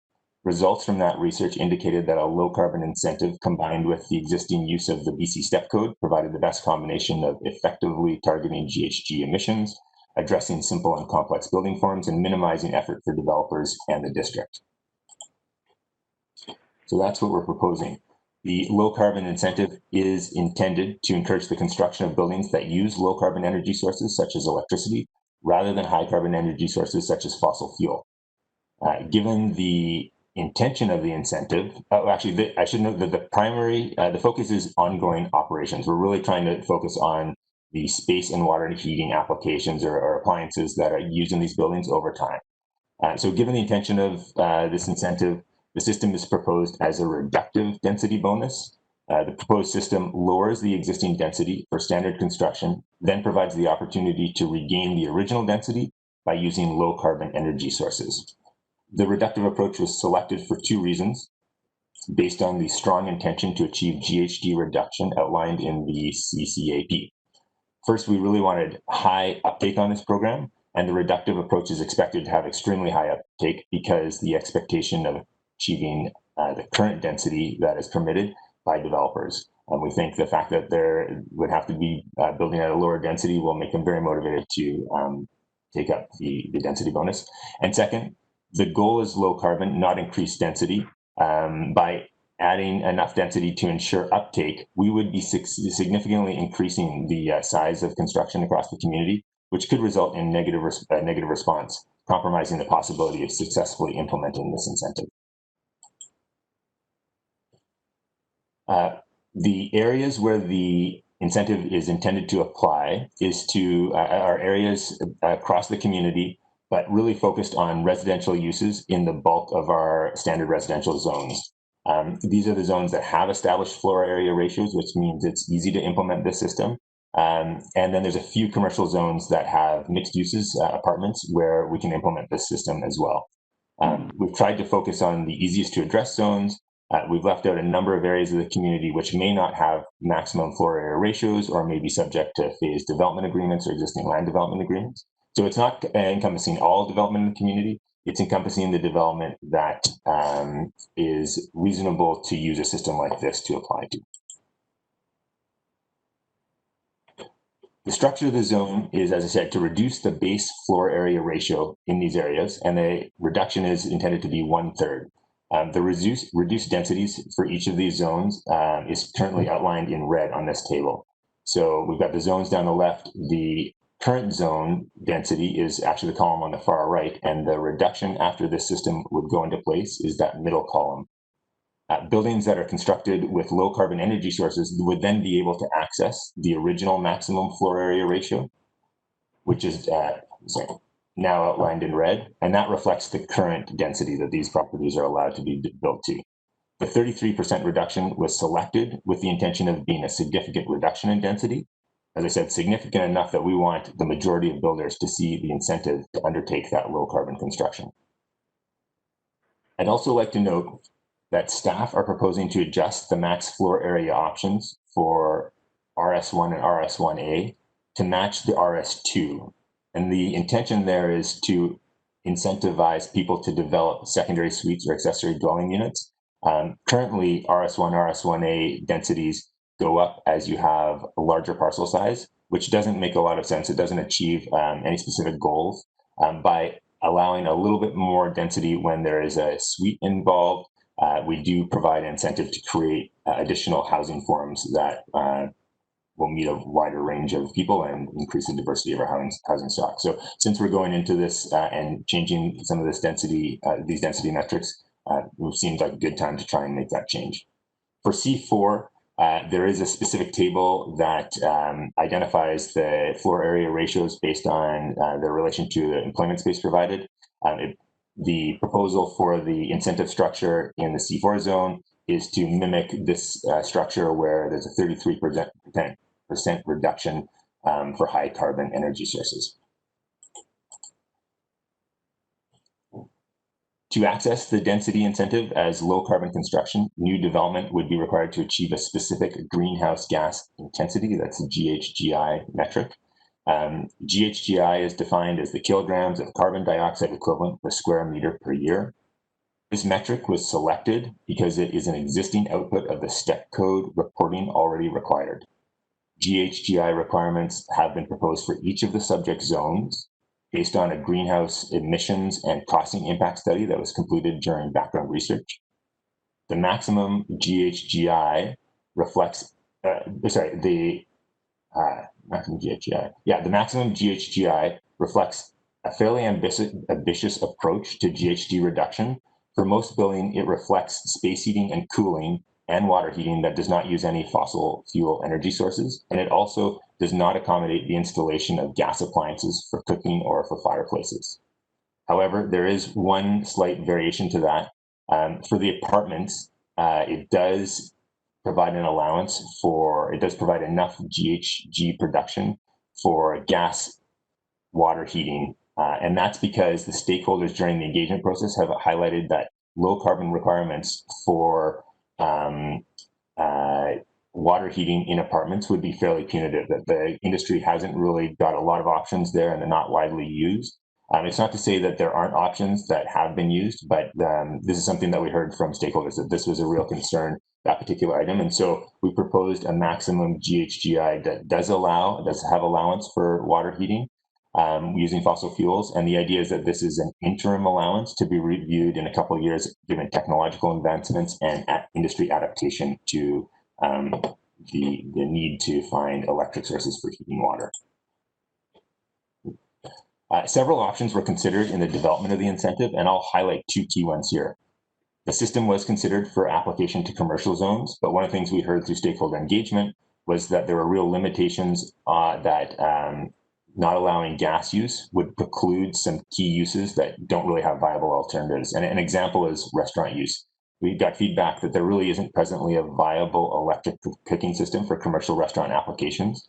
And so staff recommend that we review this for in the future as alternatives develop, but the proposal is that it does not apply to commercial applications at this time. Consideration was also given to whether specific high efficiency equipment, such as heat pumps, or the highest step of the step code should be mandated as part of this process, which is a possibility to do in a density bonus of this sort. But the feedback from stakeholders, first off, staff haven't included such a requirement in the structure of the incentive system. And partly it's the feedback from stakeholders that really indicated a desire to have a structure around a goal and then allow the market and developers to find the ways to approach that goal. So what we've really come up with is an approach that's technology agnostic. We're not mandating specific technology. We're saying, here's the goal we want to get to, and we'll let developers come up with the opportunities or the options for how to do that. So this allows a mix of approaches. It provides some choice and flexibility within the marketplace. And this topic is, one of the key elements of this topic is that it does relate directly to the question of energy cost affordability for maintenance or for costs over the long haul, especially for space heating. Under the low carbon requirement, it's a concern that has been raised. The incentive system could be used to mandate heat pumps as the energy source. And what some of our research has shown is that heat pumps that are installed, when you look at the capital costs and the 20-year operating costs for different sources of heat for buildings, that if you were to use heat pumps, the operating costs are actually the net present value, the cost of all of that combined is lower when you use a heat pump than if you're using natural gas, and certainly the operating costs over the long haul are lower. And so there's a thought that it might be worthwhile mandating heat pumps to ensure that operating costs are lower over the long term. But what we've heard from stakeholders is that there's interest in having that flexibility, and so that hasn't been included in this version of the incentive system proposal. And one thing it is important to note when you're considering the cost implications of different heating sources is that this is really going to apply to new construction, which as of January will be at step 4. And so the buildings that are getting created in these are much more energy efficient than our current housing stock. And so energy costs will be lower in these buildings as opposed to most homes currently built in the community from decades ago. So that's a summary of the low carbon incentive. The next one I want to talk about is the smart growth neighborhood incentive.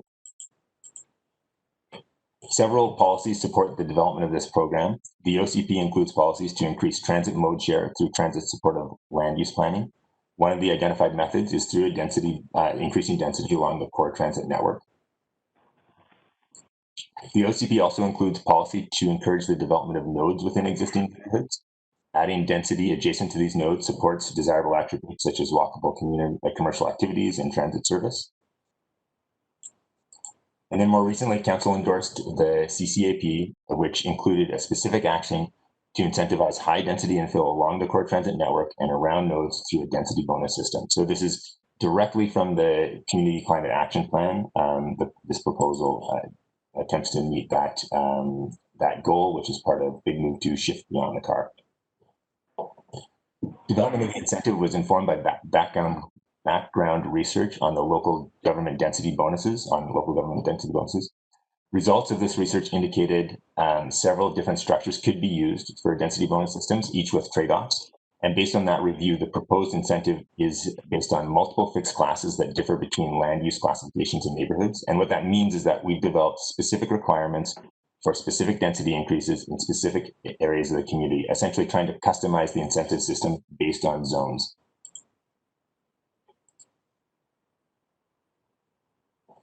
The intention of the Smart Growth Neighborhood Incentive is to support increased density in 2 specific areas, areas along the core transit network and within neighborhood nodes. The structure of the system is to provide additional opportunities in the areas in exchange for financial contributions to an amenity fund.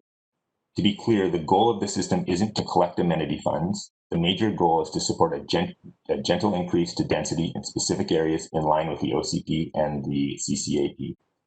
For these reasons, the density bonus is structured as an additive bonus. It allows extra density beyond what is currently allowed. And because it is intended to build on the current densities, the intention is that would only be available to projects that had taken advantage of the low carbon density bonus, low carbon incentive that I just spoke about. I want to take a moment to dig into why the bonus is proposed. A key goal of the OCP and the Community Climate Action Plan I mentioned a moment ago is to promote increased transit mode share. Staff have worked with BC Transit to discuss land use planning options that would support this. And a critical component that BC Transit highlighted was to develop a strong core transit network that could provide 15-minute service frequency. That's the goal that we want to get to. But to do that, we need to have at least 3,500 residents and jobs per square kilometer within a 400-meter walk of the bus stops along the core transit network. That density along the core transit network helps support having frequent transit service, which then leads to more people buying into the use of it. And so that's really key. I believe there's a typo back there. Apologies, that should say 3,500 residents per square kilometer. We've conducted a rough analysis of residents and job densities in the area, and it did identify numerous areas of the community where increasing density would support better transit service.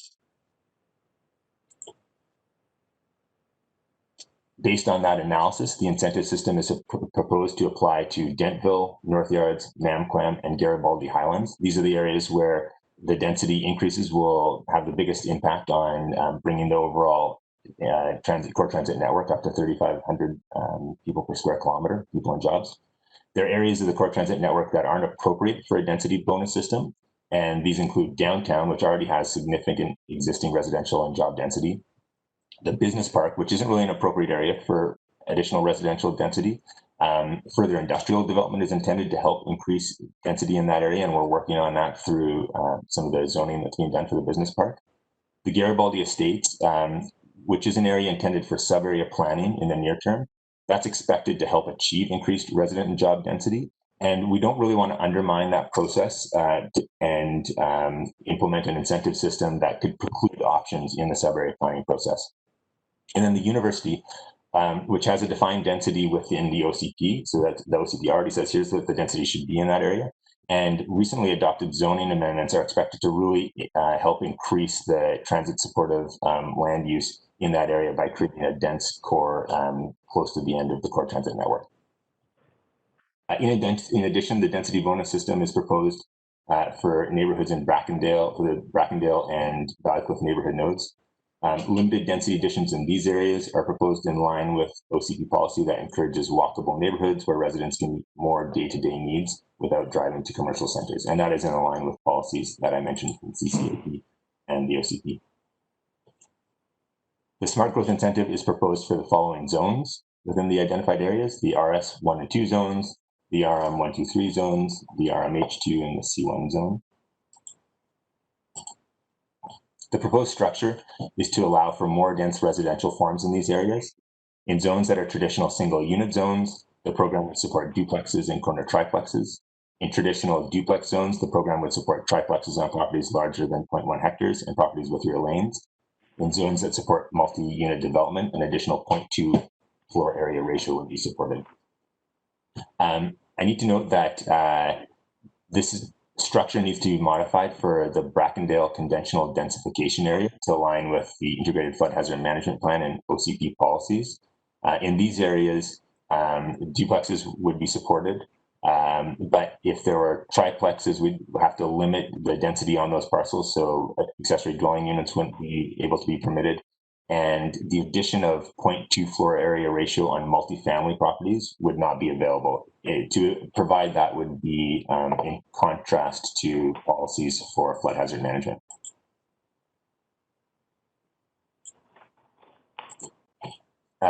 So the way the incentive system would work is outlined on this table. The chart outlines the key details. So for example, in an RS1 property, it outlines the current maximum density. A single unit dwelling is the maximum density that's currently permitted.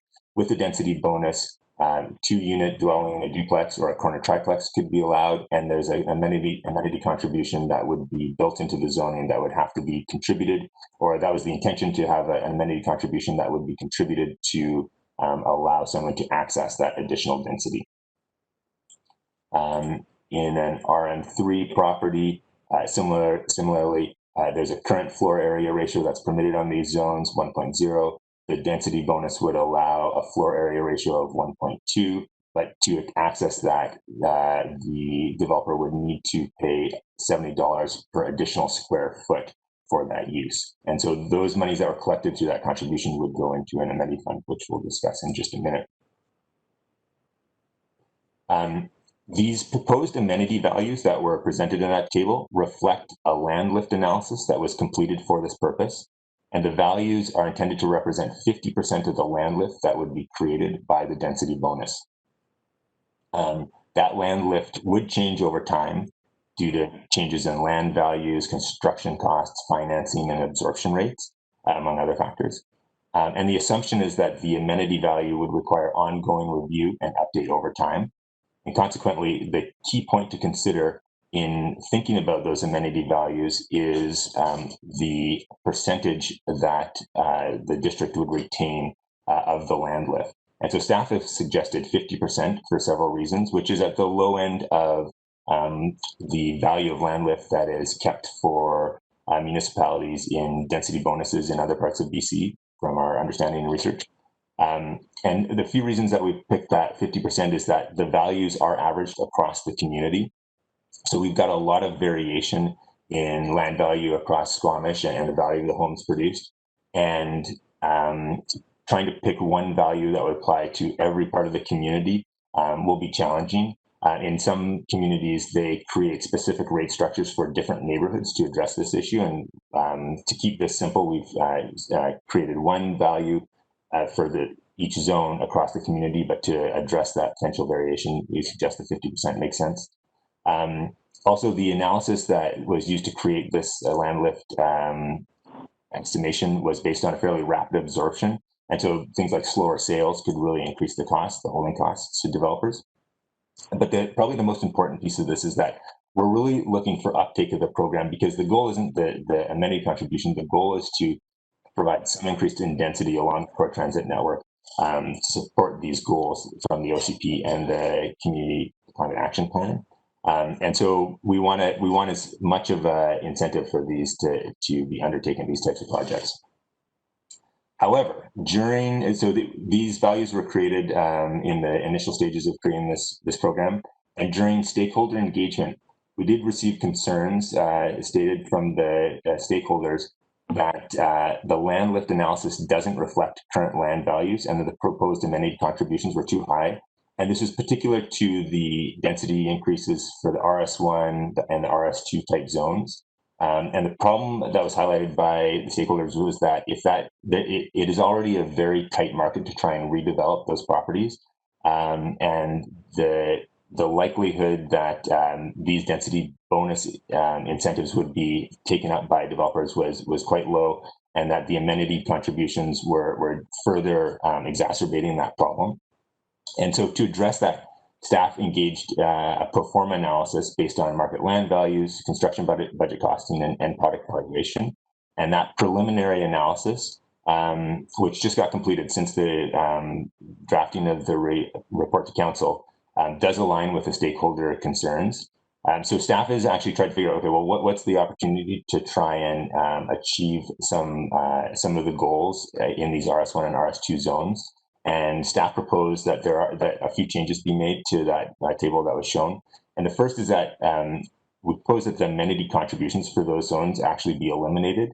It does appear that there's very limited profit motive to engage developers in this process of redeveloping the RS1 and RS2 lands. And one thing we heard from a lot of people is that you don't actually see a lot of existing housing stock getting replaced, and that's because the land value is so high that to purchase one of these properties and tear down and rebuild it's hard to make the numbers work. And so the proposal is to eliminate the amenity contribution, and then further to allow stratification and independent sale of secondary suites in the duplexes that get produced.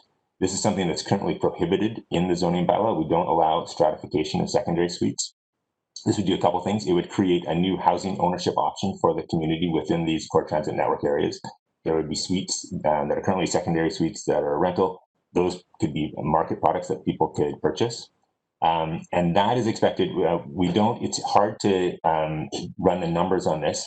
It's expected that would probably make duplex projects viable, and we would get uptake on some of these projects, some homes getting redeveloped into duplexes with these saleable secondary suites. But the problem is there's no, right now there are no comparable sales for that for sale secondary suite product. And so it's really hard to estimate the revenue and set an amenity contribution level. One possible approach in that scenario to secure an amenity in that situation would be to permit stratification of those suites only in combination with a housing agreement that established one or both of the stratified secondary suites as an affordable housing unit. And that housing agreement could stipulate who would be eligible to purchase the unit, the initial sale price, and what the increase in value would be allowed over time. But one thing to note on that is that affordable housing option would necessitate additional policy work, because right now we don't have affordable housing policy to manage units that are for sale. So there would be policy work that would have to be done, and a partner would have to be identified to manage that product over time. And the time and cost for that approach hasn't been identified, but it is an option to try and find a way to make an incentive structure like this work for the RS1 and RS2 areas. Moving along, an implementation challenge that should be noted is that an incentive structure of this sort could result in expectations by developers that they would want to take advantage of the full bonus value, density value available. And in RM zones, this is particularly significant. It can be challenging given the reality of some development property scenarios, and it could result in increased requests for variances, in particular in these RM lands, to make the additional density possible that's available through the incentive program. And those variances could include things like height variance setback, open space, or parking requirements. There is a way that could be used to address this and minimize those variance requests, and that would likely be through the reduction of some of the parking requirements. However, that is not proposed at that time. That is not proposed at this time. It's something that could be considered in the future, but this program is considered a step for the community, and adding the layer of parking reductions in as part of it is considered to be potentially too much at this time.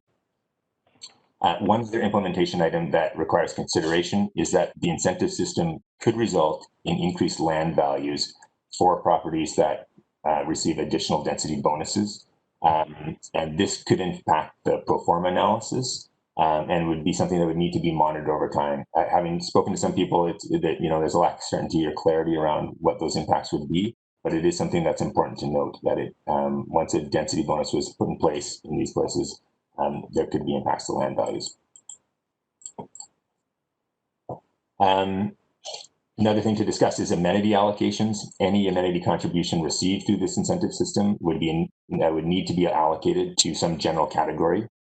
Given that the amenity contribution is secured through this incentive system reflects a program intention to reduce carbon production, staff proposed the contributions be allocated to a fund that supports greenhouse gas reduction projects.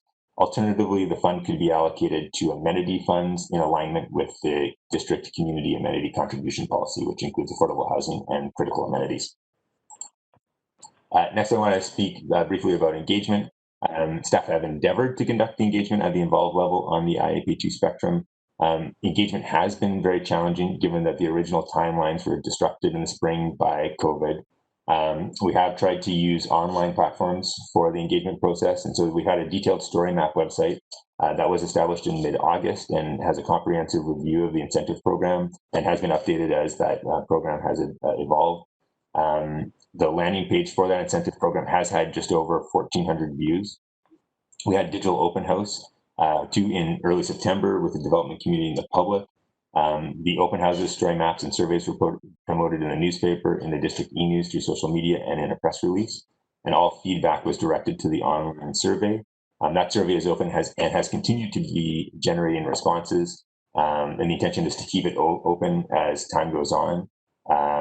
I've got a review of the engagement that we've heard so far, the responses to that survey, and I'll go over that in a minute. But so far, we have not had significant uptake in the survey. We've had 55 individual responses, 60% of which have completed all questions. There were more, we continue to get responses, and there were some more over the weekend, but I have not had time to today to bring all of those into this analysis. But based on what we heard up until the 6th, there was a fair bit of support for the systems.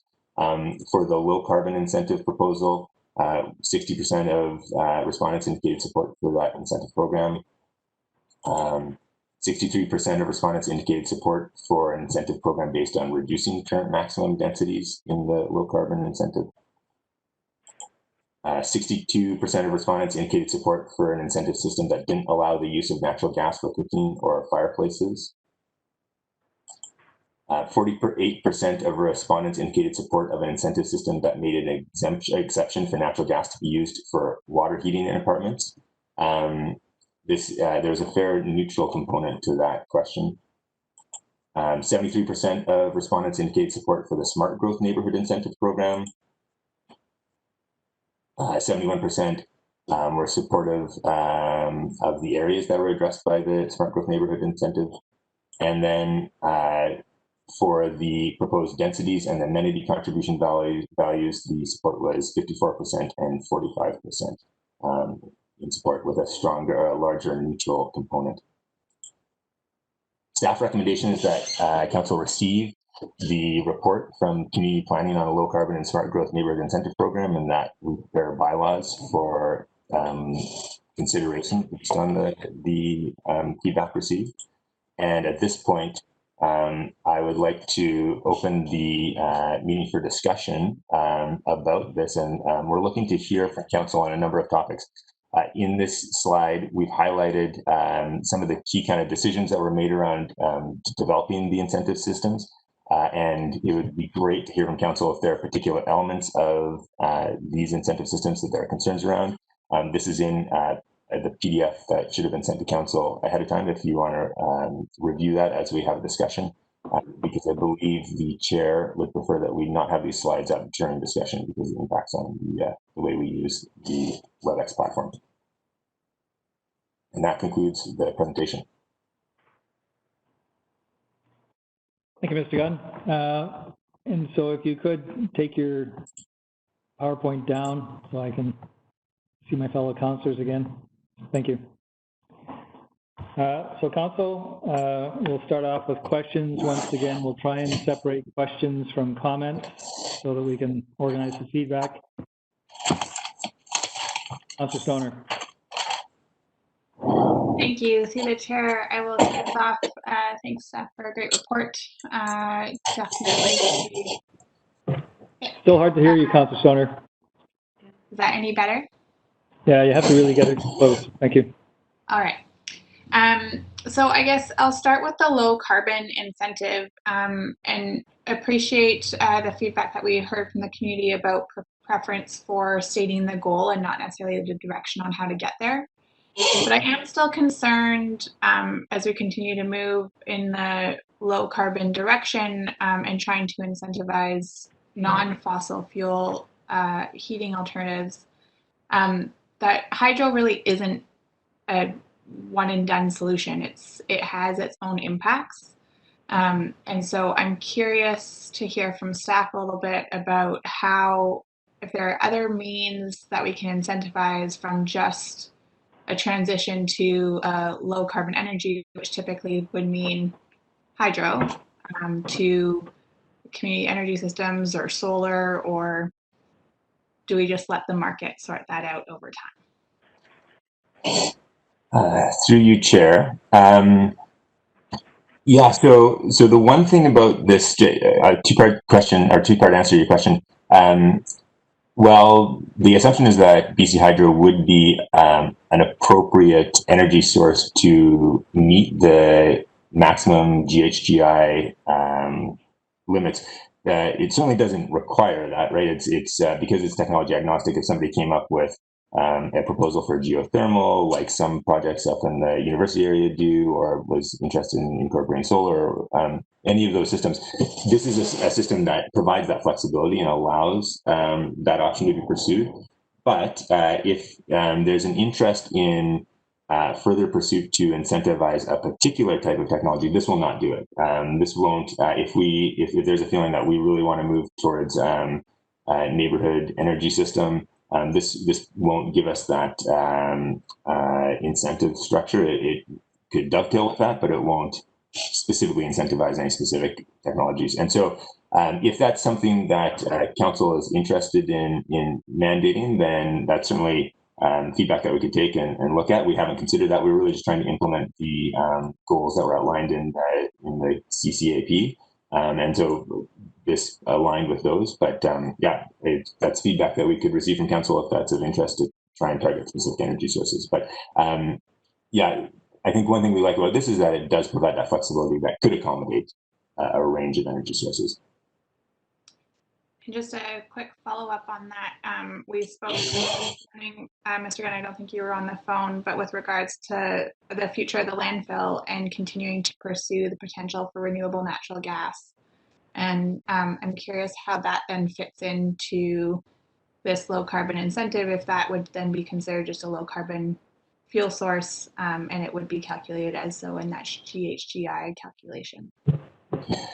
Yeah, through you, Chair. Thank you for that question. And I have to say, I would need to look into that more. One of the characteristics of a system like this is that, and in particular, because it does not include support or does not accommodate gas for heating or cooking appliances or fireplaces, it is essentially trying to structure an incentive system that doesn't have a gas line being connected like that. We're essentially trying to avoid creating an incentive to bring gas lines to residential properties. And so by doing that, we don't have the infrastructure for renewable natural gas. So that isn't something that we've explored in any kind of detail. I'm not sure how the calculations there's a software that's used to create these GHGI values. Then I think they use the software, it's called the HOT 2000, and I'm not sure how it addresses renewable natural gas. I would have to look into that to understand if it would bring it into a low GHGI or not. So apologies, I don't have the answer to that. Ask that. Councillor Pettengill. Thank you. Councillor Anderson. So I was looking at big move number 5, building better buildings in our CCAP, and it talks to a 2,100 ton reduction in GHGs, but rather than from the 2010 levels, it seems to be from business as normal. When I started to think about this particular thing and what we're talking about here, we're still talking about greenhouse gas increases with all of this. I appreciate that it's much lower increases than in the past, but just so to confirm my understanding is correct, we're still talking about increasing GHGs with new residential development, just less of an increase. Is that correct? Yeah, through the chair, yes, that's true. And even moving to a system where we were reliant on BC Hydro for the energy source, there is still a component of BC Hydro electricity that does have a fossil fuel component and a GHG component. And so the language that we've been using is the low carbon, because we can't say that it's a no carbon energy source. And so you're right, it doesn't reflect a complete elimination of GHGs from the long-term operations and maintenance. It is a reduction. We're talking about a very significant reduction, but it is not an elimination. Okay. Thank you. And can you speak to, do we have a rough order of magnitude, the amount of GHGs typically associated with residential buildings and use versus commercial versus industrial buildings and associated uses? Yeah, apologies. I did receive your question ahead of time, and unfortunately, it was of a complexity that I wasn't able to address in the time that I had available.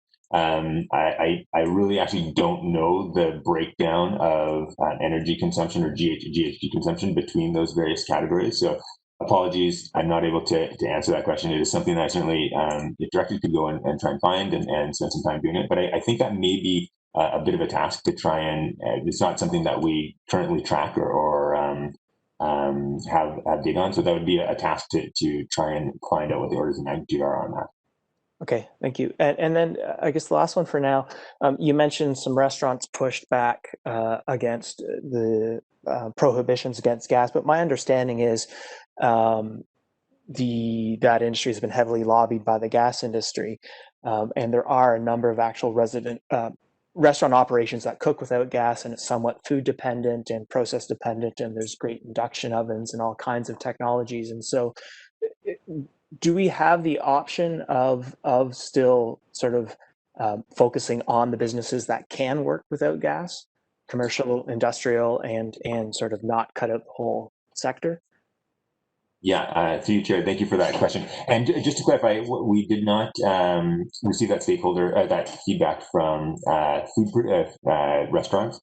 That was from developers who are developing product that they would then be turning around to lease to clients such as restaurants. And one further clarification: industrial hasn't been a target of this incentive system in the kind of development or consideration of it to this point. And that's because of there are a variety of factors, but the form and the amount of openings that are in those buildings is quite challenging for the heating aspect of those, and so the use of a low carbon system for that wasn't considered appropriate. So we haven't pursued that within industrial. Coming back to your question on the commercial aspect, what we heard from stakeholders was that when they're creating these commercial spaces, they don't necessarily know what their tenant base is going to be often, and particularly we hear this in Squamish that pre-renting, pre-leasing space can be challenging, and so it's only once the product's kind of getting close to completion or is complete that it's easier to find tenants. The comment that we heard was that having a restaurant is an important possibility within a mix of commercial buildings that are being produced, and so to remove the possibility of having that type of food service in a new commercial build could be quite challenging for the economics of that project, as you're kind of calculating, well, what are we likely to get and what's going to work out. Speaking to options other than gas for those purposes, what we heard was that these developers were saying that tenants that they're approached by want that option, that the gas is an important component of it. Our thought is that may change over time, and we may get the opportunity to recreate the system or expand the system to commercial activities. But I think we get quite a bit of pushback right now trying to apply to commercial because there's that lack of certainty of who's going to land in the space and the need to be able to accommodate a range of tenants. So that's the idea. Maybe an iterative process would allow us to get the system in place and then expand it as there's more familiarity with options and more technological advances that get used widely. Okay, thank you. I have some thoughts about that, but I'll save it to the comments. Sure. Thank you. Mr. Pickus, did you want to add to that? Sure. My apologies. I wasn't made a panelist, so it just happened a second ago. Do you mind if I chime in on a couple questions from before, or sure, should we just move forward? In regards to Councillor Stoner's question about RNG, my understanding is that we would be more than likely utilizing that toward as renewable natural gas to supplement or replace other natural gas usage. There'll still be, in our opinion, some demand for natural gas usage throughout the community. So that probably wouldn't come into play with this.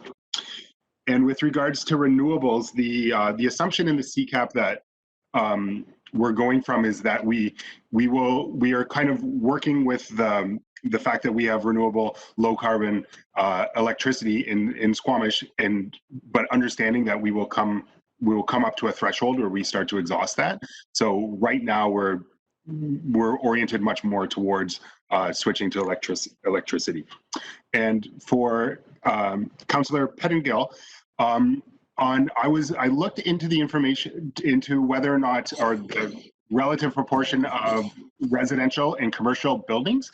And on figure 15 in the CCAP, there's the proportion in the one appendix. And residential buildings are about 2/3 of that, with 1/3 being commercial and industrial. That was the only information I found. Thank you. Thank you. I have Councillor Anderson. Thank you.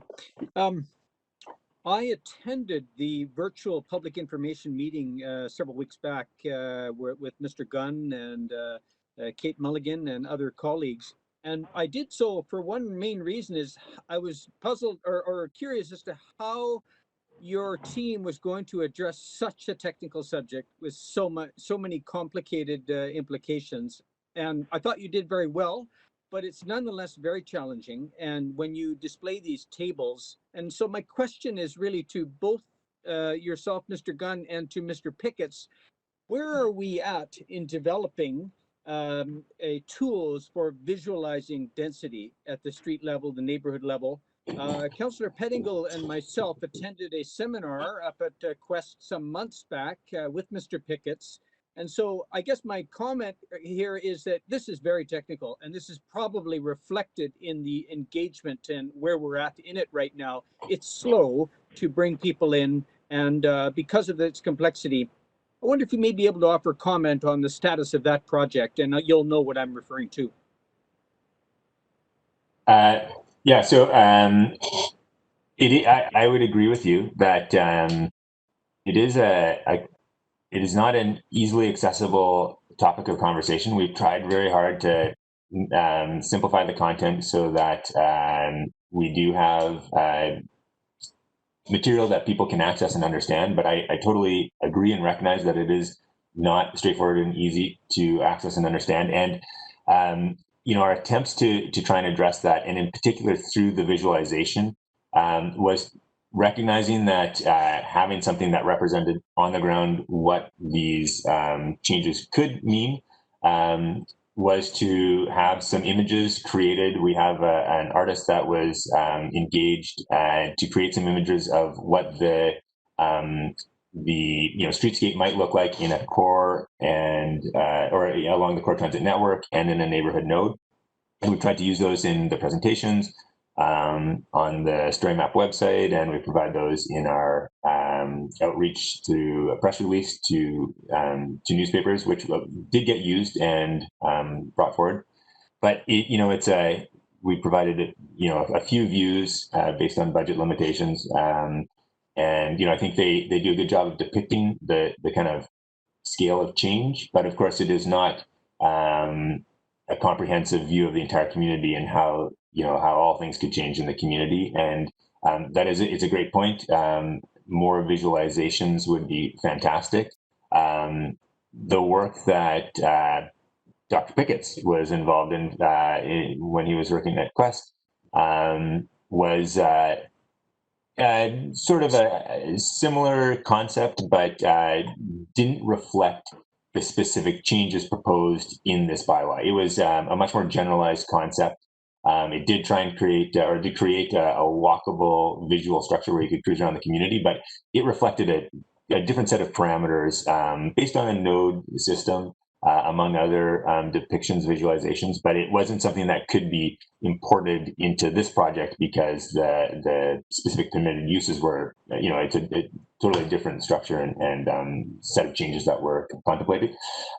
In terms of, systems that we could use as a district to create visualizations for proposed development projects, it would be a great thing to have. And we do have an amazing GIS team here in Squamish. I think we're incredibly fortunate to have the staff that we do. They're very, I think they're very talented, and they do push us a long ways in developing useful GIS products. And there has been discussion about visualization tools.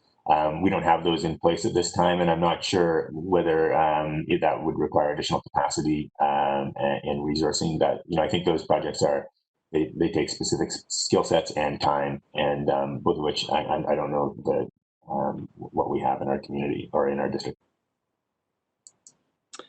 I was going to ask the second question, but I think I'm going to pass because it's also a technical question, and I appreciated your answer you've just given. I'll just make the comment that I think the visualizations are going to be very useful for new build, new subdivisions. I question how easy it will be to implement these visualization techniques for existing neighborhoods where there's so many layers we need to look at. Thank you. Mara.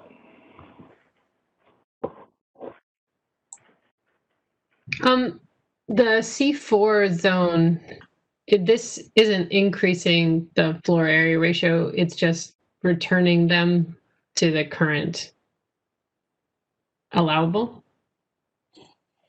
Through the chair, absolutely. It follows the same pattern. And C4, we do not have a proposed incentive structure for the smart growth incentive for C4. The C4 incentive is only related to low carbon.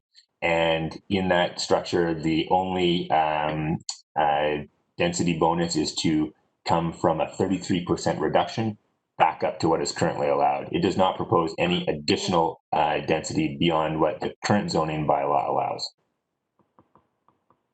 I was just wondering, given some of the challenges we've had fitting C4 zoning on C4 lots, whether this was an opportunity to try and address that.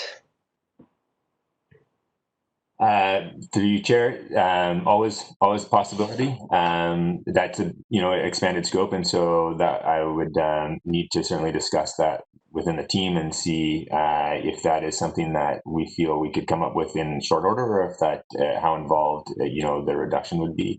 Depends on how nuanced we want to get with that reduction and what the parameters are. If we're trying to go back a ways, or if we want to fine tune it to get the exact right FAR, we think for the vast majority of situations. Perhaps Jonas, do you have a comment on that? Yes, if I may, through the chair, I think further considerations for C4 changes, probably best for that will be the third phase of the zoning bylaw.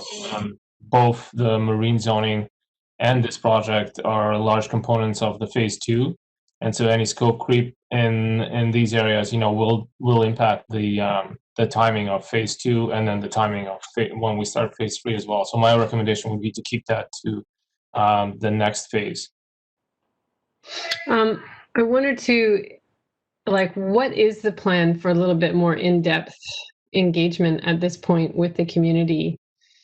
Because these are difficult concepts to comprehend, and are we considering sort of anything like a tutorial or another open house or something that like a lunch and learn, just a number of different ways to keep trying to encourage people to better understand what this means for their neighborhood. I know when we were writing the press release, it was about trying to communicate, what's in it for me? Like, how does this change my neighborhood? And it's really difficult to figure that out for the average person. Even I was challenged on this report to sort of understand how these things would overlap and interplay versus how they play out separately. So what is the plan? Yeah, through the chair. Right now in the books, we've been discussing in communications the concept of Brink doing one of our podcasts on the topic. So that's a discussion point. I think I think if there's a desire to pursue a much deeper level of engagement and build more understanding, I think that's going to require investment of time. I think the kind of key pieces would probably be more online workshops and try and promote those heavily, and then reframing the information to like a continued effort to try and reframe that information to more specific, this is what you're going to see on your street type information. Thank you. Councillor Herford, and then I'll put myself on the list. Thank you. The policy around the neighborhood nodes, and I think it's the 400 meters, basically the walkable area around the neighborhood nodes, make me think about these nodes. They're mostly built out neighborhoods with just a handful of vacant properties at most in them. So to me, it's sort of incentivizing this tear down and rebuild. And that set up some alarms bells for me. And I was curious about, from a THC standpoint, incentivizing retrofits versus going this way, which I feels to me like we're incentivizing a tear down rebuild culture in these areas. And could you speak to how those were weighed out, or maybe set me straight if I'm off the mark? Yes, I will speak to that through you, Chair. And after I finish, perhaps, Ian, you could speak to retrofit activities. I believe, there's been some discussion around retrofits, but I'll leave that to you. Yeah, fundamentally, the concept here is to try and take our existing neighborhood nodes, from the node perspective, and try to start moving down the path of transformation for those areas. And some of the comments we did hear was concerned with this transformation that could occur, which, as you said, would essentially try and incentivize redevelopment of housing stock. And some of the comments that we've heard are, hey, this sounds like a reasonable thing to do in a new area, but not necessarily appropriate for an existing neighborhood. I think the counter to that is that we have a lot of people that live in these existing areas, these neighborhoods. They have housing stock that is getting old. And so, redevelopment is inevitable in these areas. It takes a long time to transform a neighborhood, and the existing character of these neighborhoods don't align with our goals of having these walkable communities with enough density to support transit. And so if we do want transformation of these areas to have increased density that supports more transit services, that supports more commercial activity, thus creating more ability for walkability and meeting day-to-day needs in these existing locations, then we have to set up an incentive structure that will move us along. Otherwise, they will remain as essentially suburban car-dependent areas. So you're right, it reflects an intention to provide incentives for changing the structure of those neighborhoods, which does reflect a gentle increase in density achieved through redevelopment.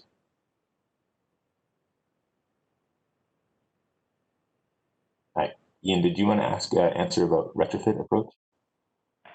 Through the chair, Councillor Harper, could you? I don't think I understood the thrust of the question about retrofits. Would you mind rephrasing it, please? Well, I guess the idea is that I see this density piece setting out to achieve the goal of having those nodes walkable. But from a GHG standpoint, I don't know that tearing down an existing structure and rebuilding at a higher density necessarily just reduces our GHG. So just how those two things interplay versus a retrofit incentive for those existing built out neighborhoods to achieve the GHG goal. And if that is altogether separate from the density that we're chasing for the walkable and transit goals. And I know we need to accomplish sort of all these things, and that's what makes this such a challenge, but maybe the retrofit possibilities in these existing neighborhoods is what that could look like, and if any work's being done in that area. Okay, that's an excellent question through the chair. I believe, as Mr. Gunn noted, like really trying to get the stitch in time when a house is rebuilt or constructed in the first place. That's absolutely essential with new buildings. Also, I really appreciated the allowances for houses that are being retrofit to increase density through apartments, etc., through additional spaces. And I don't think I'm really answering your question, but also do full-heartedly agree that retrofits are another big part of that, and that's something that we're attempting to move aggressively on as well. So, absolutely, we need to redevelop, but we also need to retrofit. Go ahead, Councillor Furford. Thank you. Maybe just one more. So if I look at this map, at the provided map that shows the areas where these incentives would take place, to me, I'm looking also at the de facto map of the areas where we'd focus on retrofits, which would be the areas that aren't highlighted. Is that a fair assessment?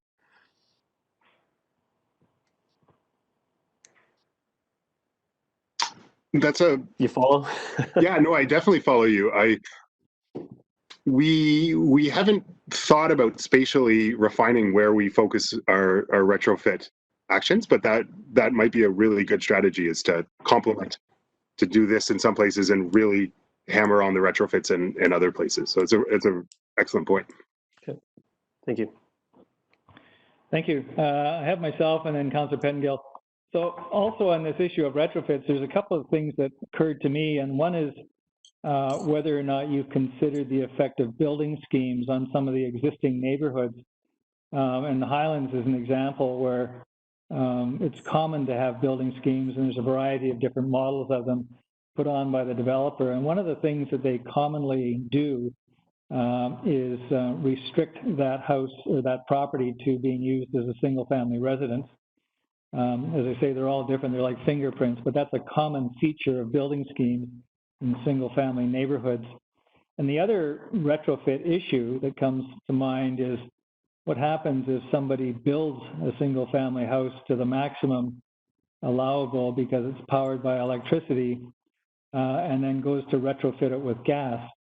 What happens then, and how do we deal with that? Yeah, through you, Chair. Yeah, thank you. So two things there. One, the first one regarding the building schemes, we haven't done a comprehensive analysis of where building schemes would create challenges for this project, and it's a good point. It's probably something we should review in detail to see where those would where there would be challenges. The expectation is that this rolling this out in the areas that's identified wouldn't lead to significant uptake immediately. The expectation is that this would be a slow process of development. We're talking, years and years of redevelopment to lead to change. And so, the idea that there are some places that won't ever change or that aren't possible to be changed because of a building scheme doesn't surprise me, and wouldn't be out of alignment with the expectations that it's going to be gradual incremental change to density in these communities, but something to look into further. And then the question of whether or not someone would come and have a building created, get the density, and then retrofit with natural gas is something that we considered. As part of that, we considered whether it would be appropriate to try and have some type of covenant put in place or some kind of restriction created. There's a couple things there. One, I think the goal is that by creating an incentive structure to have a highly efficient home built with electric source, the thought is that the incentive to change it over once you've got a new build with a good system that works well to heat your home and is highly efficient, that the incentive to change it over to gas would not be very significant. That essentially you have created a good home with a good heating system, particularly over time. As I think a laudable goal would be to encourage more and more people to move towards heat pumps, which have low heating costs over the long term. And so I think the idea that we could create good homes with good low carbon heating systems would remove that incentive to come by later and add gas, because the developer would already have gone through to create a system that worked, given its given the heat requirements and the efficiency. But you're right, it is a potential gap that we are aware of, that someone may come in and add a gas line in at a later date. Thank you. Ms. Belaniskis. Yes, I just wanted to add to the building scheme question. So normally we don't regard building schemes when we're contemplating regulation. The Highlands is the one that's very well known for having a large building scheme, which is out of step with even today's zoning. These are building schemes that were made 30, 40 years ago, put in place. And if you look at the zoning now, even for the Highlands, there are certain things that are allowed, like secondary suites, home occupation, urban agriculture. Those kinds of uses are already out of step with those building schemes. So, it's a bit dangerous for us to try and comply with the building schemes in place just because of the age of those prescriptions versus where community planning is today. Okay. Thank you. And I have Councillor Pettengill and Councillor Stoner. Then I'd like to wrap up the questions as quickly as possible to get on to comments for staff. But go ahead, Councillor Pettengill. Thank you. In terms of the density incentives, it seems that we're really focused on residential density, and I understand from building up the transit network, but the other thing it seems that it does is reinforces residential versus commercial versus industrial islands, and it forces people still into a vehicle for a lot of things. And so I'm wondering if we considered, or would this come at a later, as part of the zoning bylaw rewrite, allowing more home-based businesses and opening up those options so that more people can first walk to work and services, and then they make it easier to get on a bus. And then the last option is the car. But that sort of first walkable piece in terms of livability and so on seems to be the number one ideal. And so when or how do we hope to address that piece? Yeah, through you, Chair, I think it's a great question. And a couple of things. One, I think by increasing the residential density, we make it more possible to have viable commercial spaces throughout these areas, whether it's along the transit network or in neighborhood nodes. One of the things we hear is that one of the major cruxes to adding commercial spaces into these neighborhoods is that the extremely low residential density makes it very hard for commercial retail activities to exist because they don't have the population to support them. Also, increasing the transit would add another layer of allowing people to get to and from places. So I think there's an inherent piece that by increasing residential density, we're going to be providing support for commercial activities.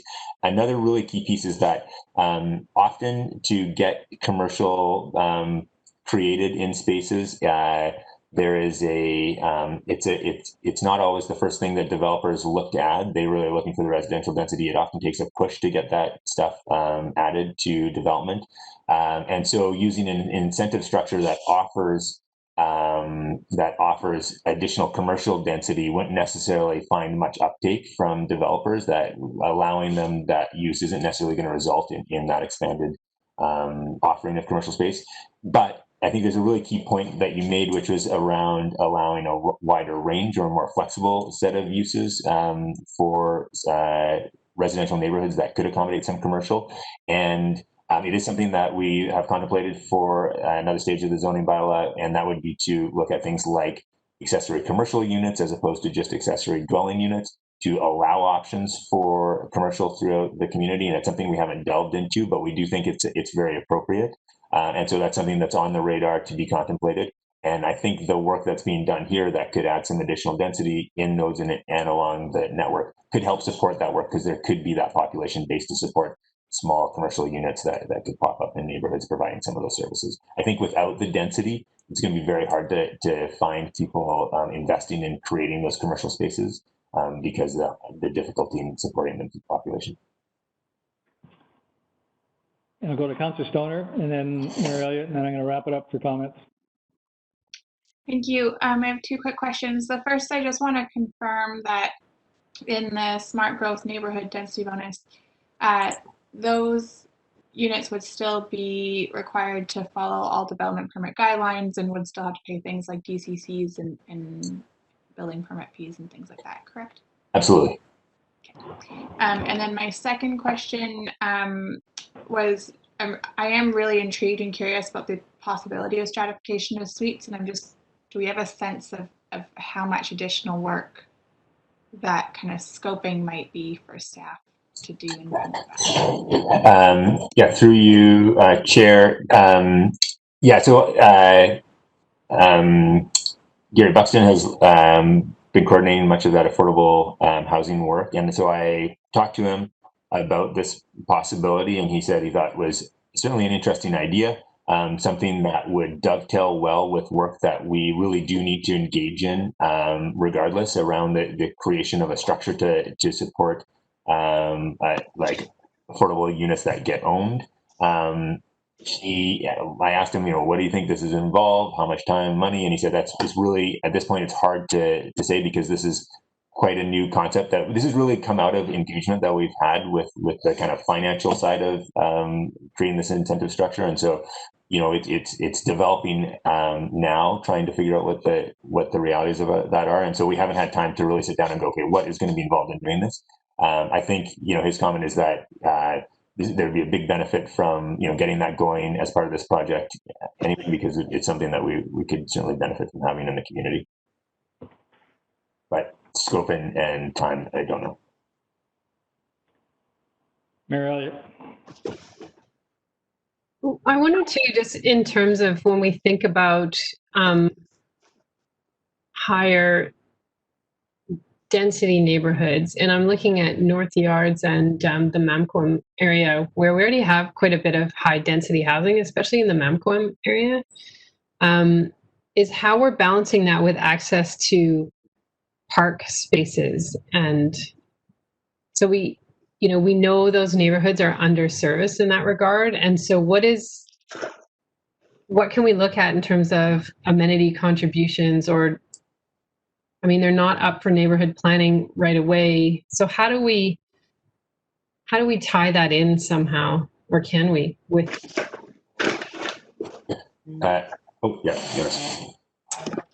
Through you, Chair, if I can answer this question. So that is exactly it. Neighborhood planning, I think, is the long-term answer to the lack of services in some of these areas. And Mamquam Road is one of the areas that's next on the list for a community plan, as well as the North Yards. I think it's near the top of the list of neighborhoods that should go through the process.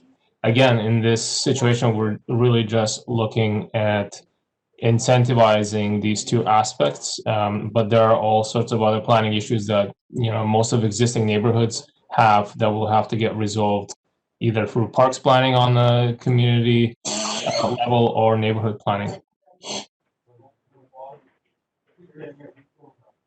And my last question, just in terms of understanding the amenity contribution that you now want to waive, was that in addition to the CACs or instead of the current CAC policy? Yeah, through you, Chair. So this density bonus system, by putting it in place, would no longer make the projects that fall under it have to provide CACs under the CAC policy. It would be in place of. And the intention was to create a set of values so that those CACs weren't just given up and walked away from. What the analysis shows is that we could create the system with the values in place, the initial land lift values that were identified, and we would be very unlikely to have anybody take up those projects because the land costs are so high that there isn't enough money to be made to take on the risk of undergoing those projects. So essentially what that says is that there isn't actually a big CAC to be obtained through a rezoning from a single family to a duplex. That the land costs are so high that there really isn't, especially when you contemplate having to purchase a place that has a house on, because we're not talking about bare land, we're talking about lands with homes. So you have to purchase essentially a home that somebody would be willing to pay $800,000 to $1 million for, $800,000 to $1 million. Then you have to demo it and then produce a home. The metrics just aren't there to have much of a CAC or an amenity contribution. Where we might be able to get people to take up the projects and start producing these products is if we have those stratified secondary suites. There appears to be a better buffer to make it appealing to take on that 2-year process with the risk associated and the financing required to do these kind of projects. But we don't know really what you're going to be selling those secondary suites for because there just isn't a market for it that exists right now. The proposal to eliminate those amenity fees is based on the fact that if we don't, we're probably not going to get any uptake. If we do and we allow stratification, we'll start getting some of these projects come to fruition. And once we get some sales, then we could say, hey, is there a margin in there that a land lift that we can identify and then start taking advantage of to obtain amenities to provide to the community some of these products that we're looking at. The RM zoning, the analysis shows that actually those are fairly robust. There is amenity benefit to be gained there, but it's really that RM, the RS1 and RS2, because you have to buy a property with a house on it and get rid of it, and somebody's willing to pay so much money for that already, it's very hard to make those work. Okay, thank you. Thank you. So Council, we would like to give staff feedback. And so I'm looking for comments. Councillor Anderson. My comments will be quite general. I'm concerned that there's a lot that lies outside of the proposed initiatives in relation to our broad goals, including climate action goals, that is not in focus as it should be. And I'll address both of the initiatives in turn. The low carbon building incentive. I have more news feeds on green building than I can keep up with, and they all are increasingly focused on embodied carbon. And this is from the architectural community, from the engineering community, and building materials, and so on. Now, this in our community climate action plan, that topic is given a medium term rather than short term. And I think that we need to be mindful of the evolving dialogue and standards around the world on this topic, because it's not only our neighborhoods, it's actually an important industry for us, is producing materials and housing systems and so on. This is an important opportunity for Squamish. So as I look at the standards that are developing, and they're referred to by your consultants, the Canadian Green Building Council standard and the Architecture 2020 Zero Code standard, they have new chapters on embodied carbon. And this is certainly evolving. There's no question that architects around the world are pointing at this and saying we're missing the boat here in our exclusive or too exclusive focus on operational efficiency of buildings. So this is more of a general comment, and I wanted to ask what they have to say about this, your technical experts, but we'll save that for later. So I'm concerned that that is a missing piece that we should be careful that we keep the whole picture and see where we're at in the different addressing the different elements. The second one, the smart growth neighborhoods incentive. I'm thinking that we need to also be mindful of smart growth planning for Squamish as a whole. And in the Community Climate Action Plan, there is a reference to local jobs and directly in relation to reducing highway commuting, but it's not front and center as perhaps it should be. Yes, there are issues with measuring, and there's a whole great big bar on our chart of our community climate or GHG impacts that we can't really measure it that well. And this is why we focus ourselves in terms of policy and initiatives. But nonetheless, as I look at a graphic that you have, Mr. Gunn, in your report, that's the chart titled Smart Growth Neighborhood Incentive Rationale. We see at the bottom of that chart, as a community as a whole, we're way out of balance. It's not just our neighborhoods that are out of balance. In the big picture, it's our whole community. And from my window, from my kitchen window, I just see a solid light of a beam of light to Vancouver with commuting cars every day. And so so my general concern is what is being left out of the picture of our initiatives. And I'd like to quote from you, if I may. I may be a bit clumsy and do a bad job of paraphrasing, but you have stated that the existing character of some of our neighborhoods don't align with our walkability and other complete community goals. Yes, this is true. And therefore, you also say that therefore we must set upon incentives and incentive structure. But I would argue that there's a bigger picture and that we need to target ourselves, and that maybe there's other values and other layers that are going to come into play. And Councillor Herford has raised a couple of issues. I think some neighborhoods are concerned that, in fact, it is the walkability and livability of the neighborhoods that are at risk with our incentive program. At least that is the perception. So finally, I am very concerned about applying this program to neighborhood nodes. And I do appreciate the rationale for focus on the transit corridor, main transit corridor. But we have three sets of neighborhood nodes, two in Brackendale, one in Valleycliff, that are highlighted. their circumstances are quite different. But I think we should tread very carefully here. There are not only issues that have been raised by those neighborhoods in terms of the outcomes that are going to be uncertain, but there's other values here too, and other context for the community as a whole.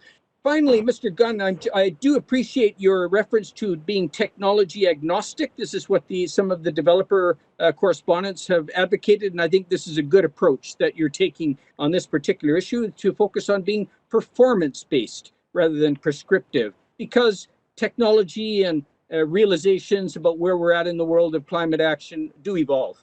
And finally, I just really applaud your team's idea of keeping the channels open and welcoming feedback, and hopefully we can bring those responses to up beyond where they are now, and use every tool we can to engage the community and find out what their concerns are. Maybe these uncertainties can be discussed, and maybe we'll learn from them as well. Thank you. Thank you. Any other council? Member of council? Councilor Pettengill, Councilor Herford. Yeah, thank you. I really appreciate the carbon reduction incentives. And I just would like to see us run with this a lot further. I think we need to include commercial and industrial in this. You know, we are talking about right now accommodating commercial and industrial operations and practices that are high carbon. And I think the whole point of this is to move away from those practices. And when we make low carbon businesses compete on the same field as one built to accommodate the high carbon ones, the low carbon ones, they really struggle. So I think our goal here is to tilt the field towards low carbon ones. And so that means facilitating the restaurants that can cook without gas, and the industrial operations that don't need the gas heat and their garage door open all day in the tilt up. You know, they have proper ventilation and so on. They can avoid some of these things. They can use geothermal, and so I think we really need to push into that. I'll note that in North Vancouver, Anthem agreed to first reading on a 340 unit, what I understand is apartment development that's using no fossil energy. So we do have local precedent for larger developments that are moving this way. And so, yeah, it may require different developers, different sorts of businesses, different operational practices, but that's the whole goal here. One thing I've been hearing is that in general, surveys are showing that politicians are much more hesitant to move on climate action than the public actually wants. And I think I personally saw that in some of the survey results, and what I saw is fairly strong support for some of the actions being proposed. You know, I think our brand is not just about outdoor adventure, but people pushing boundaries and excelling. And I think there's a real opportunity for us to really live up to that, to really enforce our green sector strategy here. I do think it may be worth, I saw the covenant idea around blocking fossil infrastructure in new builds. And while I generally like the idea of being technology agnostic, I think, you know, the amount of RNG we can produce locally, that's not going to be a viable solution for all of our existing build plus a bunch of new. So I think adding new fossil infrastructure isn't a great idea. And we've seen examples where Fortis and others are providing very, very deep short-term incentives like free furnaces or whatever to get more gas infrastructure into people's homes. And so I think it may be worthwhile to consider some protection against that kind of thing. I did appreciate Councillor Stoner's questions about local generation and local utility and so on. And I think it might be worth considering some additional bonusing for people that are willing to locally generate some of their own energy on top of that. I am a little bit hesitant about the focus on the density bonusing and this idea that encouraging growth will solve our emissions needs. I think that gives me some hesitation. You know, again, I understand the argument for supporting our transit network, but I think we have a lot of other options within our communities, like relaxing the sorts of businesses people can have as good existing tools, and I'm thinking about, you know, hairstylists or a little yoga studio and all these sorts of things, which I think probably are not always operating legitimately now, but are able to operate with the current density. And I think there's some value in legitimizing some of those and even encouraging some of that thing. So I guess I do support the general density bonusing with a long-term lens. but I'm not sure it's necessarily the number one tool in our toolbox right now. But overall, I'm very pleased and would encourage us to go further with this. Thank you. Councillor Herford and Mary Elliott. Thank you. In general, the low carbon incentive portion, I'm on board with. I would like to see some, I would like to see some discussion around retrofits falling into this in here as well. I agree with Councillor Pettingill. The ongoing development and redevelopment needs to be managed, and this goes towards that. But I think we're missing some of that of making what we have better, and albeit maybe that is a different, can be captured somewhere else, but it does feel like it needs to be mentioned in this, at least as part of this. Now the other piece around the neighborhood nodes and the walkability, the smart growth neighborhood incentive. I do appreciate that we left the Garibaldi Estates out, because they're subject to, there'll be some ongoing planning there, and we didn't want to preclude the outcome. But I do think that that's the way forward to actually address these issues in these areas. And when I think about the areas selected, Valleycliff and Brackendale in particular, they're quite different. Where the existing stock in Brackendale is sort of, a lot of it, the older houses are on sizable lots with older housing stock that is prime for redevelopment, that is substantially different on average than the lots surrounding the Valleycliff area. So I think those two contexts are, just as that quick example, lead to having specific area plans as the path forward to have the right policy to address this in each of those areas. I'm all for keeping it simple, but I think we missed the mark with that particular part of this suite of incentives. So yeah, I am interested in the sort of stratification concept, and where that can lead and what's involved in that. Is something I'd like to pursue, but the neighborhood node piece, I'm not all the way there, and I think we could do there's more work to be done there. But I also appreciate the urgency and the simplicity. So it is complicated, but I don't think we're there yet on those. Thank you. Mayor Elliott and Councillor Stoner. I'm generally supportive of where this is going. My outstanding concern is that I don't think enough of our community understands what we're up to yet. And so I think we need to do another engagement push and see if we can communicate this idea of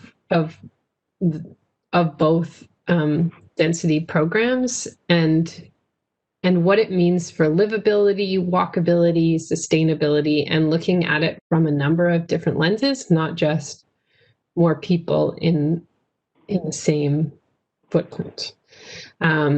So I'd like to take that lens. I think the part that concerns me is in the engagement we have received, or the surveys we've received back, is that large neutral component, which makes me wonder whether people were undecided because it's complicated, or undecided because they didn't understand it and so chose neutral. And in a few of those questions, there's quite a large neutral group of folks. So I think it's worth another push before we bring this back for readings, because it is complex, and I do want to get it right. But I appreciate the work that's gone into this so far, and I would just like to hear more from the community versus just from the development community, I think, before I have first reading. Thank you. Councillor Stoner, then I'll put myself on the list. Thank you. Through the chair, I too am generally supportive of the direction of both these density incentive programs. More so the low carbon one, I think we're closer there. Appreciate the direction that we've gone with the 33% reduction in density, and I'm supportive of the general direction of being goal oriented as opposed to supporting a specific type of technology. So I think we're headed in the right direction there. The smart growth neighborhood one is a little bit more challenging, I think. And I take the mayor's point that I too believe that more public engagement is necessary on that one. I think one of the challenges is density is a really hard word for folks to wrap their heads around, and appreciate some of the schematics that have come out and the language around gentle densification. This is not a rezoning from a single family to an apartment dwelling. It is gentle densification, and what that can look like. I think we can just get a little bit more specific in terms of drawing the picture for folks as to what that means for them in their day-to-day.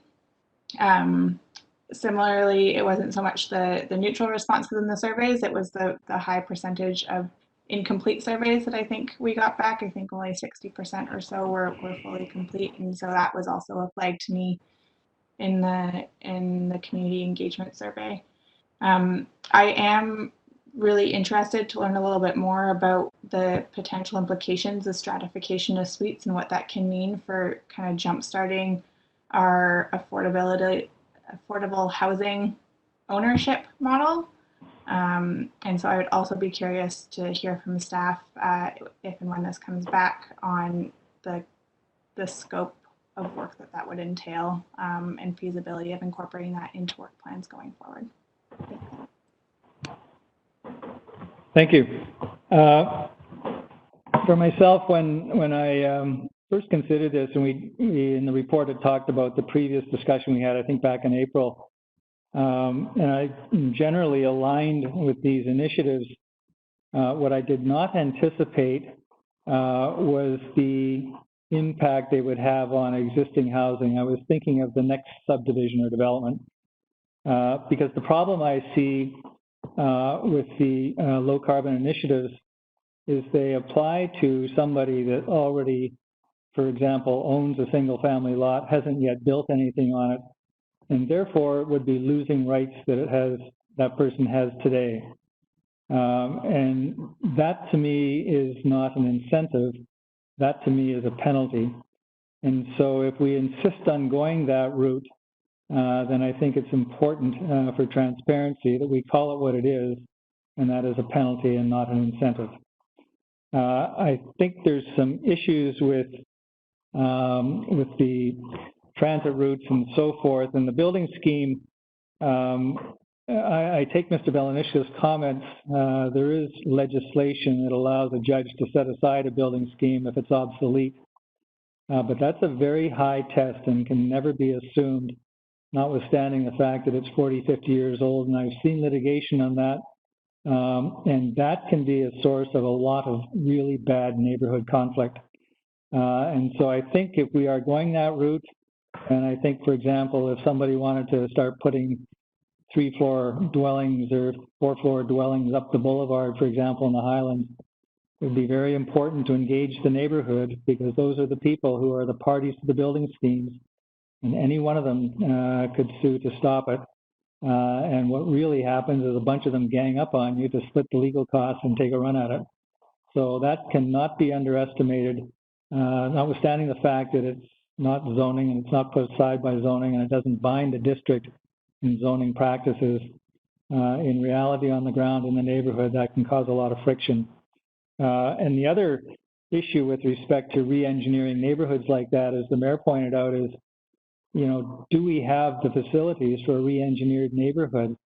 And it is a danger that I think I've seen over the years and always have about when you add businesses to a residential neighborhood, for example, is the neighborhood really engineered for that kind of density and so forth? And do we have the parks? And you know, I've seen in other municipalities where the city has actually gone in and bought houses and demoed them to provide park space, because that's what they're doing and adding density. And so there is sometimes that need or that type of need when you start going back and trying to retrofit a neighborhood.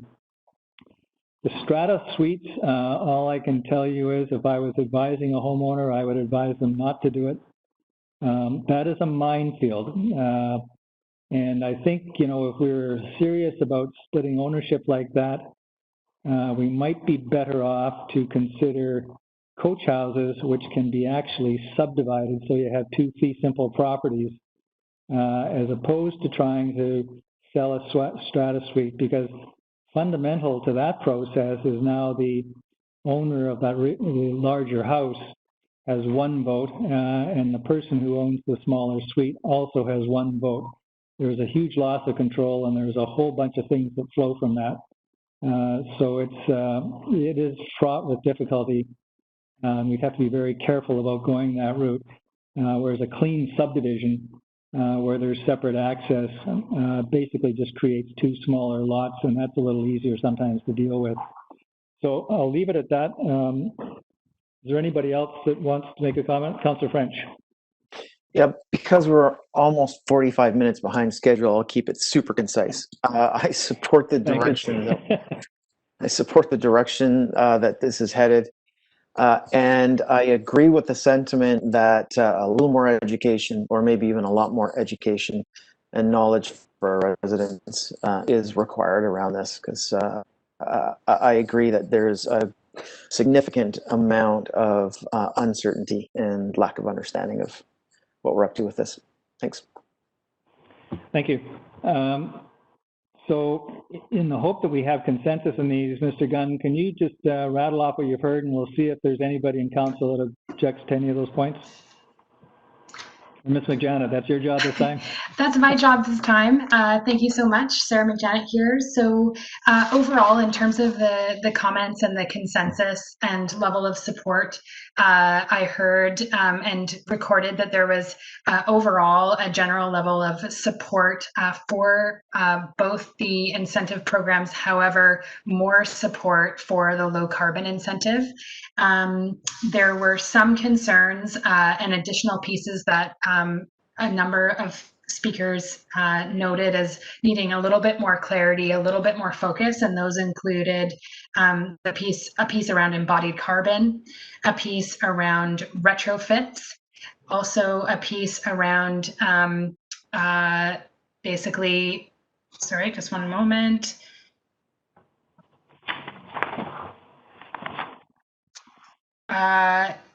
In terms of the actual low carbon incentives and the framing of those incentives and whether they're in fact on the mark or not. Also a piece around and a concern around adding new infrastructure, fossil fuel based infrastructure and renewable natural gas, for example, not being as much of a viable solution. Also a hesitancy around, was noted around the density bonus scheme and needing to basically look at encouraging not only residential, but also integrating the commercial and industrial components to tilt the field towards low carbon across the board.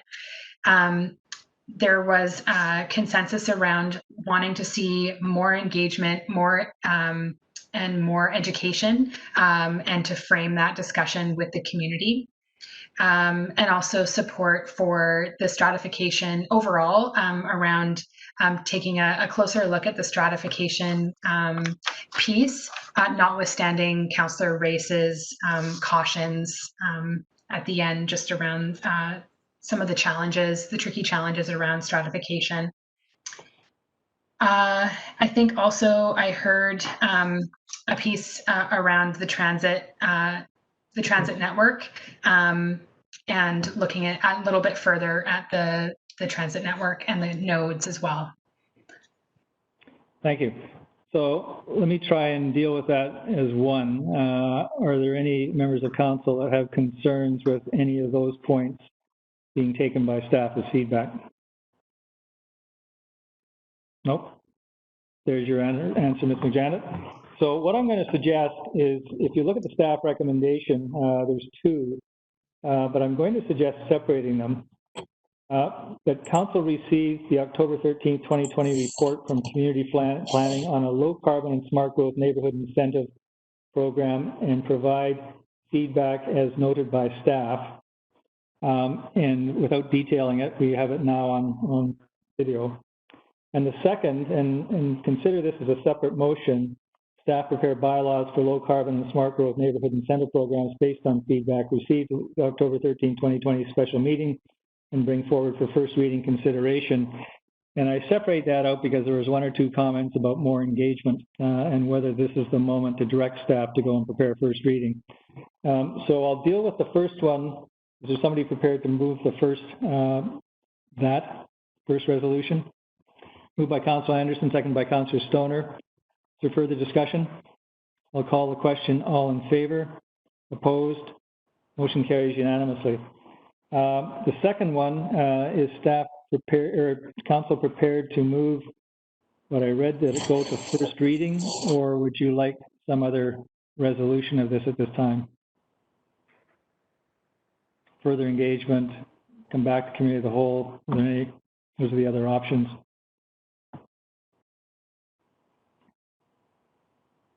Mary Elliott. I think I would prefer if it read that staff prepare bylaws for the low carbon and smart growth neighborhood incentive programs based on feedback received at today's special meeting, as well as some additional community engagement, and bring forward for first reading consideration.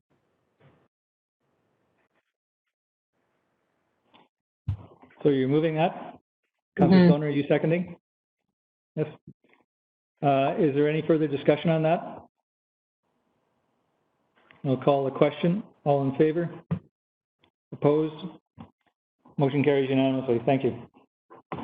Thank you very much, Mr. Gunn, Ms. McJanet. This is now recess. We are behind, there's no question. Let's try for a 10-minute recess. Come back at 4:30. We'll start going from there. Thank you, and welcome back. I'll call this meeting back into order. And welcome, Ms. Stratus. We are now on item 5, sub 5, draft Loggers East Neighborhood Plan. Ms. Stratus, the floor is yours. Good afternoon. I'll just share this and hope it still works.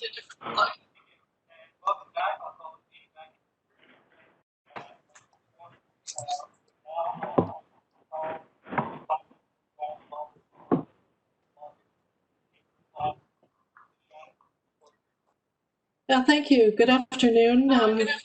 Just share this. Hope it still works.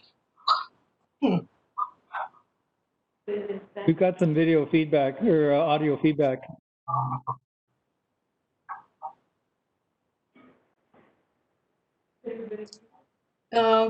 Is it working now? Thank you. Good afternoon. Just share this. Hope it still works.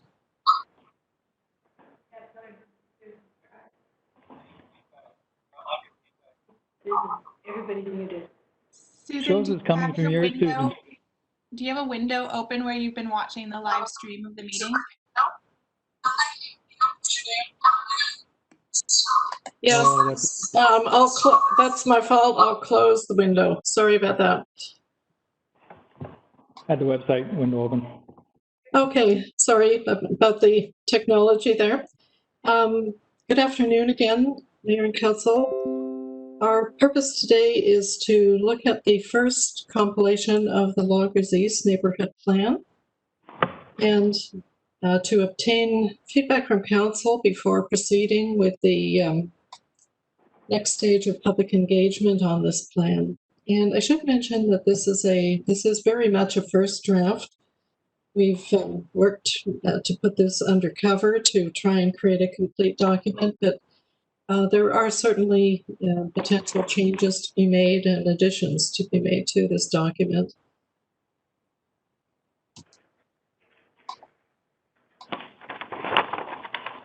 So just for reference, the Loggers East Plan area is bounded by Raven Drive to the north and Robin Drive to the south. And it's a much smaller area than was originally anticipated for this neighborhood plan. which originally stretched up to Centennial Way. And because those areas, Ravenswood and Seven Peaks, are now largely developed, the focus is on the area outlined in purple dots there. So the process that we have gone through to date has been a number of technical reports, an environmental review, slope hazard assessment, and a stormwater review that was completed this past summer. We've had one round of public engagement last October 2019, and a previous report to Council in March to the Committee of the Whole, which focused on the background report, and we brought forward 2 land use options for discussion. And since that time, we've been working on preparing the draft of this plan. So the planning framework for this plan has involved looking at the environment and the natural assets, the slope constraints, and the drainage conditions. Those geophysical aspects of the neighborhood are quite fundamental to the planning here. And we've also been referencing a number of broader district goals and policies, including the OCP, the Climate Action Plan, affordable housing, active transportation, the employment land strategy, and the child care needs assessment. And encompassing all of that is what we hear from the community, establishing the community values. So these are the parts we've been trying to knit together with this plan. Just very briefly, the stormwater management review is new since we went to the previous Committee of the Whole, and there's some important findings that came from that report. I think it reinforces what everyone knows, that this neighborhood is very wet, and among the important information from this plan is that there will be significant impacts from future development on stormwater runoff due to loss of vegetation and increased impervious surfaces. And because of the low infiltration potential in this neighborhood, future stormwater practices will need to combine the typical infiltration-based practices such as rain gardens that you see on the right-hand side, but those are going to need to be combined with other types of subsurface or above ground on-site storage. It won't be enough to simply use the typical infiltration-based practices. So that's a consideration as we've looked at density in the neighborhood. So the public input that we've had to date, we established a website and did a mail out to residents in October 2019, an open house in October, and we did have an online survey which generated quite a lot of responses compared to the population of the neighborhood, over 100 responses.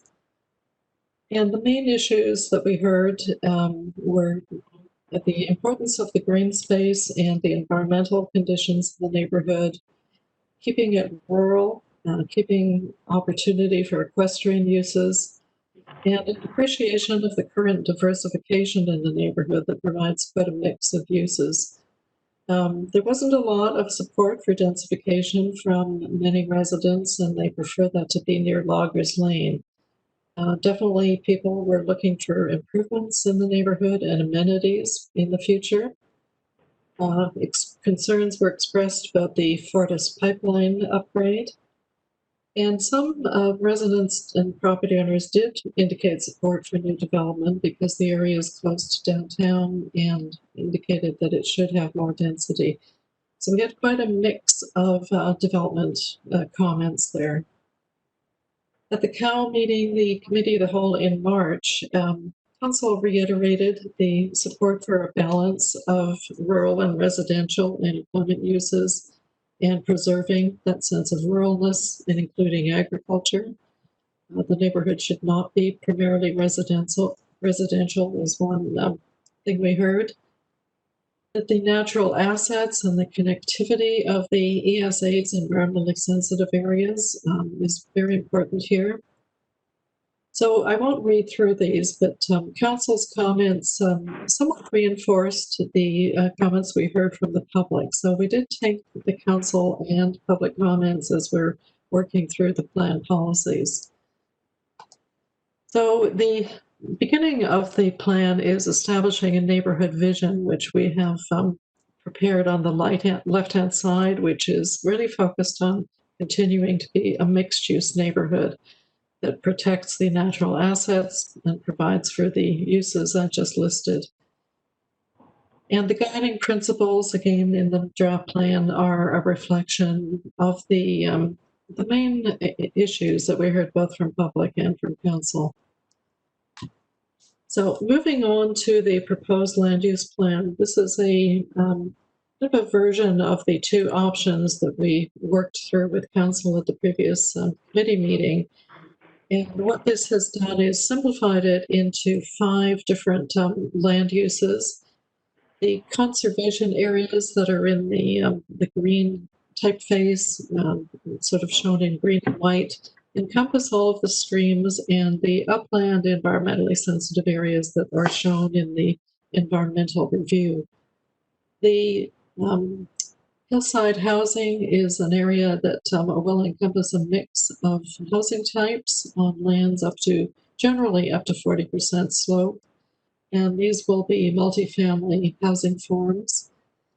The land-intensive industrial is meant to accommodate a range of industrial uses, and particularly those that require outdoor-type operations that can function under the power line.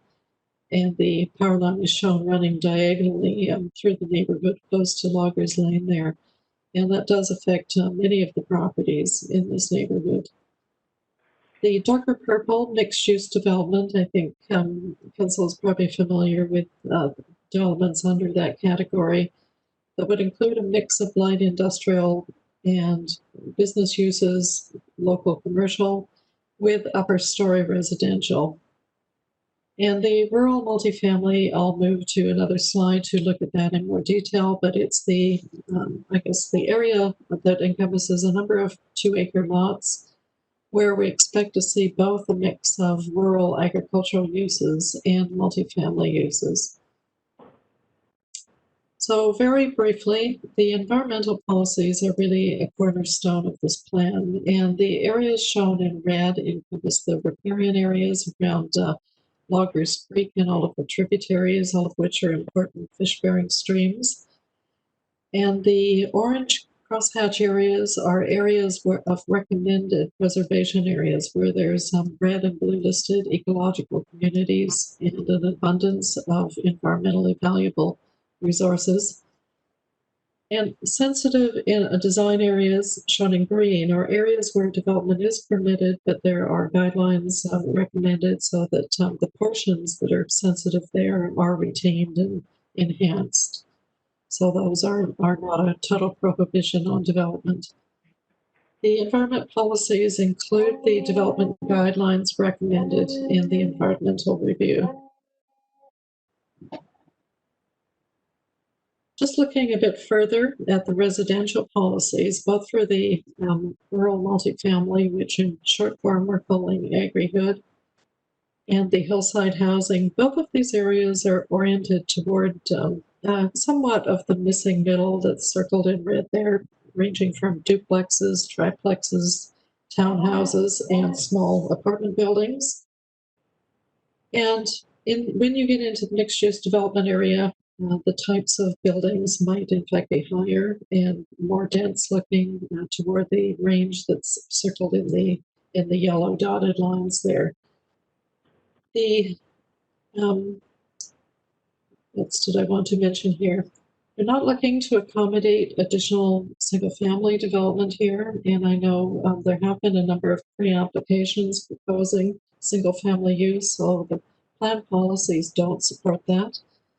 Rental housing, in accordance with district-wide goals, is recommended to be 30% of new units, and that's both for the rural and the hillside housing areas. The mixed-use development, really looking for an integrated mix of live-work, light industrial, commercial, and upper stories. And a lot of this area is area that's compromised either by environmental or hydro right-of-way, which make them fairly attractive for parking, outdoor parking. I won't read through this table, but we did estimate the gross and net land areas and the types of density that we might see here. And I think an important thing to consider circled in red there is the number of units, new units estimated to be 780 to 1160, with roughly 2,300 residents being accommodated on the population build out and 400 potential jobs. So this is a good mix of residential and commercial business, but it is definitely a very significant change, you know, with the current population in the neighborhood estimated to be about 100 people, maybe 550 when you take in the broader Ravenswood area. So the changes under this plan are substantial, but we do expect them to be incremental from discussions with a number of property owners. There's certainly not everybody interested in developing at this point. The steep slope areas, basically the recommendations for housing more or less follow the steep slope guidelines that were presented in the slope hazard assessment, which indicates the areas in a faint pink stripe. I don't know how all that shows on your screen. Those are areas that are over 40% and are generally not suitable for development. But down the center and the far left-hand side, adjacent to the orange line, there are areas that are suitable for development. And even within the crosshatch pinked areas, there are pockets of developable area that will need to be looked at more closely with a site-specific geotechnical report. So moving on to the agri-hood concept, on the right-hand side of the screen are some photos from areas that have been developed and some conceptual drawings of an agri-hood concept built out under a power line. And what this means for the area, it's virtually all 2-acre lots that have been assigned this designation. And what the plan policies are recommending is that 60% of the property be used for housing and 40% be retained either for agricultural use or environmental protection, if that happens to be the characteristic of the property. The agricultural use is meant to be activated, so we are expecting the developers to come forward with a proposal to indicate how the land is actually going to be used. And ideally, these agricultural areas may be grouped together so that you end up in larger, more usable parcels of agricultural use. We have had some early feedback from developers looking at this concept, and I guess they have expressed some concern about the loss of development yield, but also some are interested in the opportunity and think it might be a real attraction to future homeowners. So the drawing on the left shows a typical build out on a 2-acre property under current densities, which would be about 23 units to the acre. And so this would yield 45 townhouse units. And on the right-hand side, with slightly lower density and giving up 40% of the land for agriculture or environmental protection, that density would be roughly half, 19 to 24 units, and it depends on the design and size of units. So that would be a very substantial change, but I think from a staff perspective, this approach fits with a lot of the information we heard from residents about protecting the rural uses. And secondly, it's also a very good fit with the stormwater management recommendations, which are to reduce the impervious surface and the less building, the better. And by reducing those stormwater impacts, it means the district does not need to spend substantial money on infrastructure upgrades. These stormwater impacts are meant to be managed on the properties. So connectivity, walking, cycling action of this plan is to develop modified road standards that fit with the environmental conditions in the lower part of the neighborhood and fit with the steep slope conditions in the upper hillside parts of the neighborhood. But we definitely heard from residents that they want to be able to walk and cycle through this neighborhood. So active transportation will be a really critical part of the modified road standards. The map on the right shows some potential trail locations in a dotted red line, one along to make use of the BC Hydro corridor. And secondly, looking for some north-south connections between Raven, Robin, and Finch Drives. These are very conceptual. We don't know exactly where those trails might go, but the policy is meant to, when a development application comes in, trigger the planners to look for opportunities to create these trail links. Community amenities, the plan lists the various priorities that we've heard through our initial consultation for food production, affordable rental housing, and I won't list through these. I think we've touched on many of them. But the community amenities are really going to be front and center of any rezoning application. It's an unusual neighborhood in that you're dealing with fairly small properties, so there's not too much opportunity to get, for instance, a really significant park dedication. So the parks that are going to be obtained are probably going to be quite small, focused on the street so people in the neighborhood can enjoy it. And I think that's one of the important messages we're trying to get through in this plan, is to have all developments contribute to the broader neighborhood, not necessarily focus inward just on the needs of the new development residents. So the next steps is possibly to make plan revisions to reflect the comments we hear today, and then to move into public engagement, a second round of public engagement with the full plan available.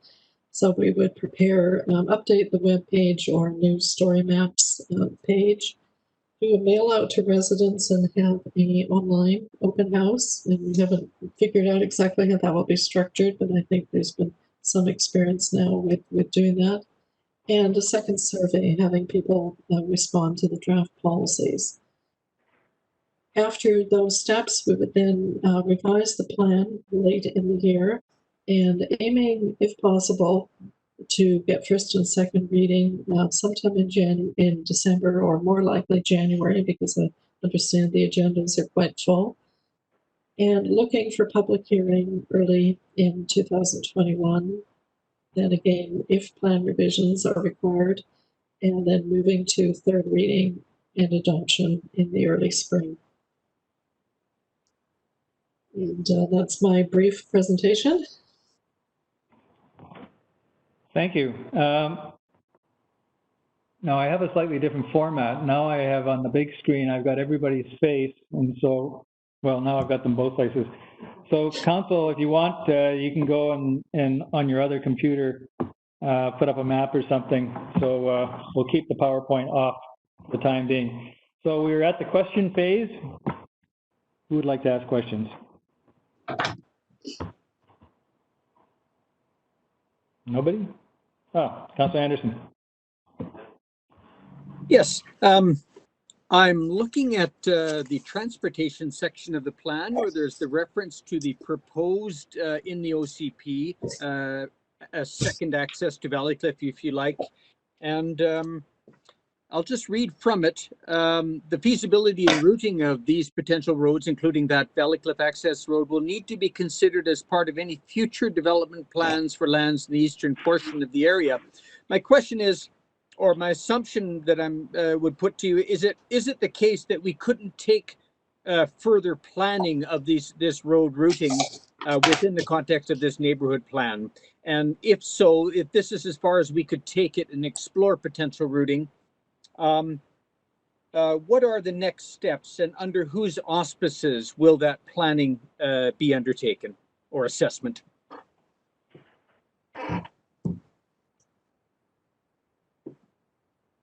Mr. Belaniskis, go ahead. Thank you. I'll take this one, Susan. Very good question, Councilor Anderson. One issue that we've done some preliminary evaluation, because there are really a number of options for routing the road through this neighborhood. And all of those options have challenges in terms of environmental conditions and terrain. So what we've done at this point is put direction in the plan that as those properties come in for redevelopment on the east side, that's where we really are going to be able to delve in detail in terms of which route makes most sense. Certainly, some of the information we have indicates that, you know, planning a route along the 40s corridor is not ideal, and so that the routes more to the north, kind of wrapping around Finch Drive to the north of the eastern properties make more sense. And so we're, you know, that's as much as information as we could get with the resources we had at this point.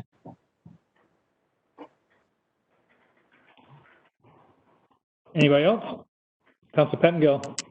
Yeah, thank you. Two things. Just wondering if staff can speak a bit more to the thinking for the hilltop housing section.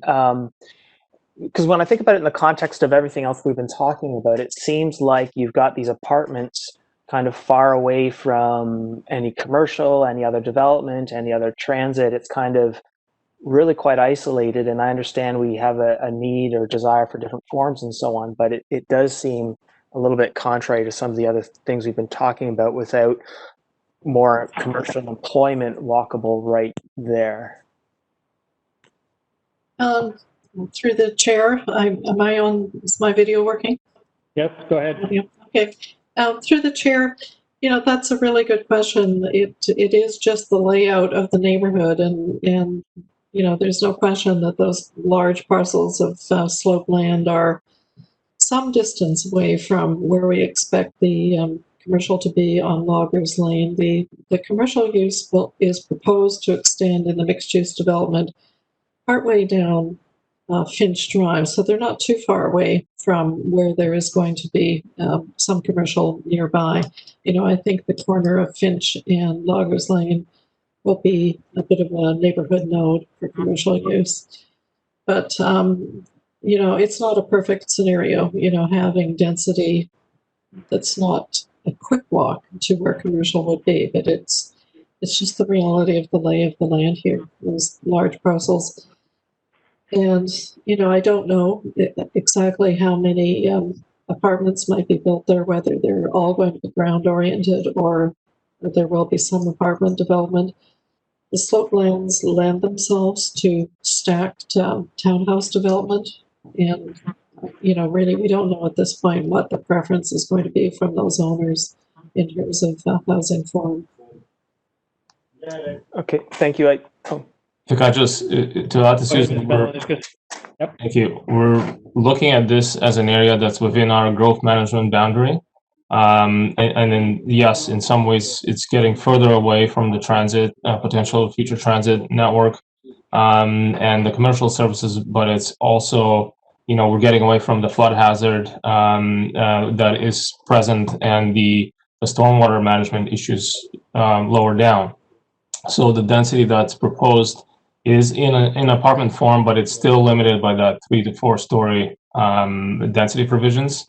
And other aspects that would be considered in any development, like open space, wildfire constraints. You know, so we don't see this as a very dense area in terms of apartment development. Okay, thank you. The other piece is I'm wondering if we have evaluated the risk of the proposed Fortis pipeline and how that might need to impact the zoning. And the reason I've had some constituents ask about it, when I did my own research, it didn't seem that the province of BC has setback regulations, at least that I could find. But I looked at in Saskatchewan and other provinces, and Sask Energy, which I believe is Fortis's counterpart, for a 20-inch pipeline, high pressure transmission line, they recommend 145 meter setbacks in residential areas comparable to this. For industrial commercial, it seems to be, or what's there now with a 10-inch pipeline, it's 40 to 70 meter setbacks, and that's based on risk to human life. So risk assessment, from what I understand, is similar to what we've done for Chikai Fan and integrated flood hazard management to understand how we should constrain our zoning based on that risk. So will we be doing that assessment and considering that? Because when I look at this, if we do need a 150 meter setback either side, or some people are telling me 200 meters is what's required for a 24-inch pipeline, almost all of this needs to be resource or something. Bill Nishkus. Thank you, Chair. We have looked at that in terms of what are the standards for land use planning in BC, and you're right, the province doesn't have any prescribed setbacks. This is provincial jurisdiction, and so we're not applying any standard here. The standards that we do have come from the Canadian Standards Association, and what they prescribe is consultation with the pipeline owner operator when community planning goes on in and around the pipeline. And so they do talk about that 200 meter buffer area, but that is for consultation purposes. And so we are engaging with Fortis on this process, and I don't believe they've identified any concern at this point. So if I could just follow up, my understanding though is, for example, the Chikai fan, there's no regulation that requires us to restrict development there. We've done a risk analysis, and based on our comfort with risk to human life, we have made a decision about reducing development there until that risk is mitigated. And so I'm sort of, wondering, are we going to treat this the same way? We understand what the risk is, and we're going to apply the same risk level that we have to the Chikai fan integrated flood hazard management, apply that same risk calculation here and zone according to that, consistent risk. Go ahead. So in terms of Chikai fan and flood hazard, those are natural hazards. And the province has quite a bit of guidance for local governments in terms of how to manage land use in and around those hazard areas. The Fortis gas pipeline is not a natural hazard, and so the same guidance does not exist in terms of assessing risk. This is something that, the Chikai fan, those are, and even flooding, these are natural occurring events versus a pipeline, which is a managed system. So we have to go by what the provincial guideline is. Thank you. I have Mayor Elliott, Councillor Herford, Councillor Anderson. Just to follow up on Councillor Pettengill's line of questioning, didn't you just say the province doesn't have any setback guidelines, but we have to, then you said we have to follow the provincial guidelines? Through you, Chair. Yes, so the province has regulations that regulate pipeline development, and that's federal and provincial jurisdiction. The Canadian Standards Association has some guidelines. The province does not, but that is an activity that they regulate compared to natural hazards like flood, debris flows, where there's specific policies that apply to local governments, which it isn't the case here.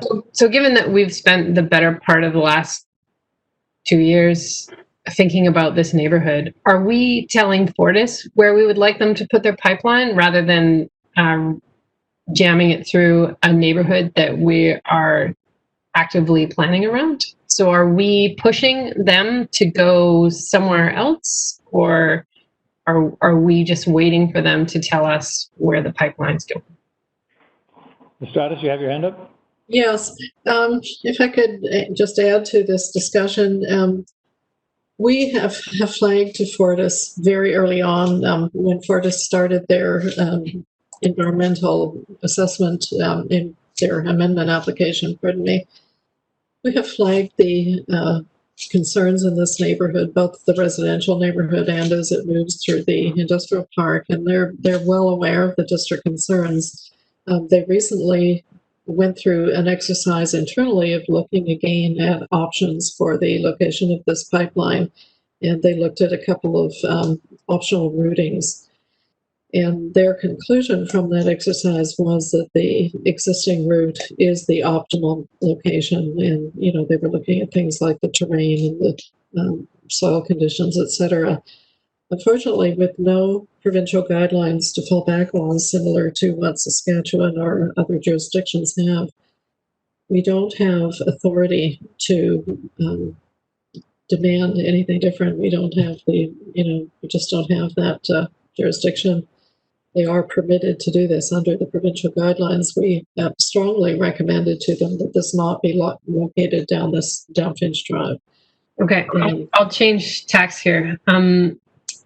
So when we're looking at the sort of housing forms and density, we're not considering any small lot single family, just cottages is the closest we get to a standalone house? Through the chair, yes, that's correct. That is what the draft of this plan is proposing. Is there any reason for excluding that? If I may, yeah.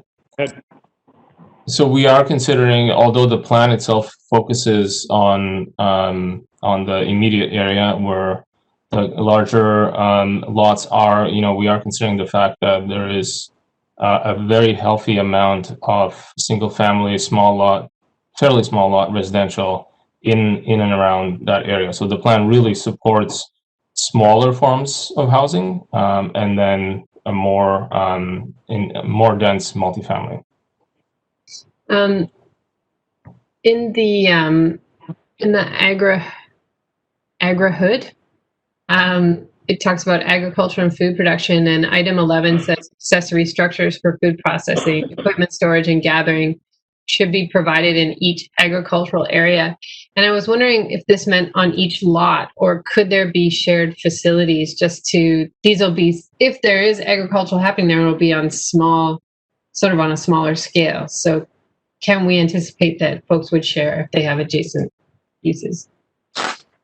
Through the chair, yes, that we are really hoping that as applications come in, these areas will be located so they can be combined in the future.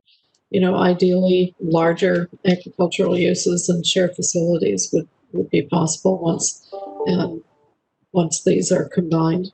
That's something we'll be looking for in development applications. Okay, and then when we talk about the hillside housing, it talks about setbacks for housing, but what about setbacks for district infrastructure? So that's not overhanging lots below. So we have examples in other parts of the district where we built something that becomes ours, but it's actually overhanging or very close to a slope. Through the chair, the guidelines that are written in the slope hazard assessment, those setbacks are meant to apply to any form of development. You wouldn't want housing or any of your infrastructure near those setback areas. Those setbacks reference rockfall hazard areas, so you don't want to have anything in those setback areas. All right, so you're saying we would not put any of our infrastructure within those setback areas? That's the intent. With any development in those hillside areas, a site-specific geotechnical report would always be done as part of the development application, and it would look at all of the guidelines and the slope and the conditions in much more detail. There was a fairly detailed report that was done, but it didn't cover every square foot of land on those hills. Okay, Chair, I have two more quick questions, if I may. Go ahead. In the employment lands, item 7, it said specific permitted uses, site density, and building heights for the employment lands will be determined at the time of future development applications. And so I'm curious, given that in the MUD 1 and 2 zones, we've explicitly stated permitted uses, and here we're not. And so I was wondering what the rationale is for that. Through the chair, we have broadly described those uses, and I think that's maybe just the difference between plan policy and zoning. Future zoning would define those uses in more detail, but at this point where it's more general at the plan policy stage. But Jonas? If I may, through the chair, that is something that I think we can improve when we come back for readings with this plan. It's related to the fact that we've just done this employment space model, 1.0, and I know the Economic Development Department with some of our planners are working on, you know, the second version of that, which is going to be more specific. So I think we can take any learnings from that process and apply it to this neighborhood plan. Okay, thank you. And finally, in section 6 about implementation, right at the end, it talks about infrastructure planning, and it says prior to new development proceeding, the following infrastructure planning is required, and it talks about the road design and a completion of a neighborhood level drainage plan. And given that it's taken us sort of a year and a half to get here, what is the road looking like for folks who are interested in developing in this area, given that those two things have to still be completed and they're not necessarily small? Through the chair, the additional stormwater work that needs to be done is a fairly short process, and urban systems who have done the stormwater plan to date, they need confirmation on the actual land uses before they can complete that work. But it's apparently a fairly small body of work to do that. They just need to know the exact layout of the land uses and density. The road design, I think that would be a reasonably confined project. It's going to be looking at a couple of cross sections and options, and that might even be done internally with staff. So I don't believe those would be very lengthy processes. But are they scheduled in the work plan or in a proposal for 2021 budget? The stormwater work is already part of the approved budget for the stormwater, the integrated stormwater planning that is underway. So that is ready to go. It's part of the approved budget. And I'll have to let Jonas answer regarding the transportation part. Go ahead, Mr. Balanauskas. Thank you. In terms of the road standard, I think the way we would approach it is, and we know there's a number of parties that are interested in applying for development applications. We would try to bring together those stakeholders and have them fund the road design.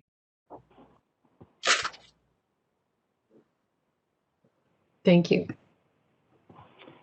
I have Councillor Herford, and then Councillor Anderson, then Councillor French. Thank you. The piece at the end of Robin Drive that says sort of the bottom, the most southern piece there of the steep hill section. Sorry, I was trying to pull up my map as I was. The hillside housing seems to be kind of hung out to dry there with a weird little bit of where the red line was drawn as far as the study area in relation to Robin Drive. And there seems to be a lot of water and creeks in that area, and I'm just wondering, the area by itself might be developable, but how about the approach? And is this what we were discussing there in the street design around that's needed around Robin's Drive to access it, which seems like the logical access point?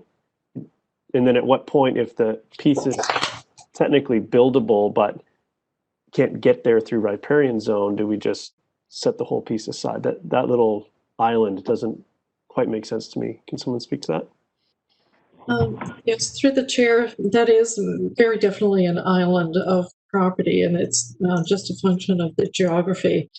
It's going to be very hard to get into that property to access, a lot of the buildable areas that are flat enough to develop are really isolated bits and pieces that have environmental concerns along the way. Running a road along Robin Drive to get to that development node is going to be very difficult because of the slopes. And I do know the owners are looking at potentially coming in from Finch, acquiring additional property on Finch. It will still require a stream crossing to do that, but that's probably the more logical way to get to that developable area.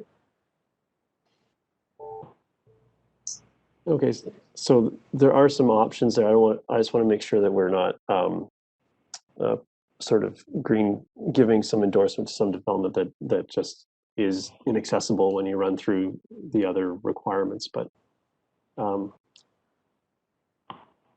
and then I guess the last piece is, why was that line study area line drawn on just the north side of Finch, rather than coming right to Finch Drive, or sorry, Robin Drive itself. Sorry, I meant Robin Drive down at the south end. It's kind of a weird little jog there. I just wonder, and a bunch of riparian areas. It looks like Stream C comes through there. And is that a factor at all in this? Through the chair, that's actually an error on the map.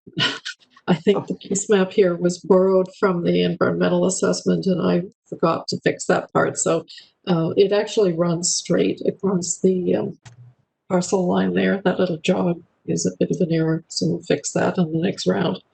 Okay, that makes more sense to me now. Thank you. And before I go on to council, did you have a comment, Mr. Belnishkis? Yes, just in terms of that island, I think, as Susan pointed out, it's probably one of the hardest pieces in this area. And maybe that is something that we could acknowledge in the plan a little clearer, that, it's not given that area is conceivably developable. Thank you. Councillor Anderson, followed by Councillor French. Thank you. My question relates to how we present this plan to the public, and in particular, a certain section of it in particular. I'm looking at section 5.4, employment lands, and there's a description of the employment lands policies and land intensive industrial, and above that there's a statement of objectives. We have actually heard directly from one of the person in the neighborhood in particular, and your report to council, Ms. Stratis, does refer to that some respondents were less receptive to light industrial uses. And I guess it's more of a suggestion, but it seems to me that you're also in the report to council where you explicitly highlight that there's certain types of employment lands or industrial lands that are scarce in the community. And that background of scarcity, and with reference to the confirmation of that scarcity in our employment space model results, I wonder if that might be included in the plan presentation itself, or at least perhaps in the public forums that we may have, because this is an issue that is not necessarily that everybody is equally well oriented about, the scarcity of certain categories of industrial land. So I guess it is a suggestion that we perhaps might include that element, that this is a scarce asset, and include that in our presentation and to the public. Thanks. It's a good suggestion. Thank you. Thank you. Councillor French, and then I'll put myself on the list. Thanks, Chair. So in the work that I've done around tiny homes, I'm looking at this neighborhood and seeing that it could potentially be an ideal place for homes that are 46 square meters in size or less, 500 square feet or less, and potentially add to the diversity of housing in this neighborhood. So with builders finding creative ways to create tiny homes that actually conform to building codes, is this a housing form that we could potentially reference in this neighborhood plan, or are we too far along to introduce something that potentially radical or different? Well, through the chair, I think that would actually be a good addition to our housing forms. We did mention small cottages, but they are definitely larger than the tiny home concepts I'm familiar with. So I think that would be a worthwhile addition to our range of housing options. I haven't seen much built in terms of tiny homes. They're still kind of theoretical in a lot of places, but it does meet the criteria of additional density, but a smaller footprint, smaller housing form, and affordable. So I think it fits with a lot of the goals here. Excellent. Thanks, Chair. Thank you. And you might have mentioned it, and I missed part of your comment about the road network and the connection to Valley Cliff. And I know at the Valley Cliff end, there is some development pressure, Crumpet Woods and so forth, kind of moving forward.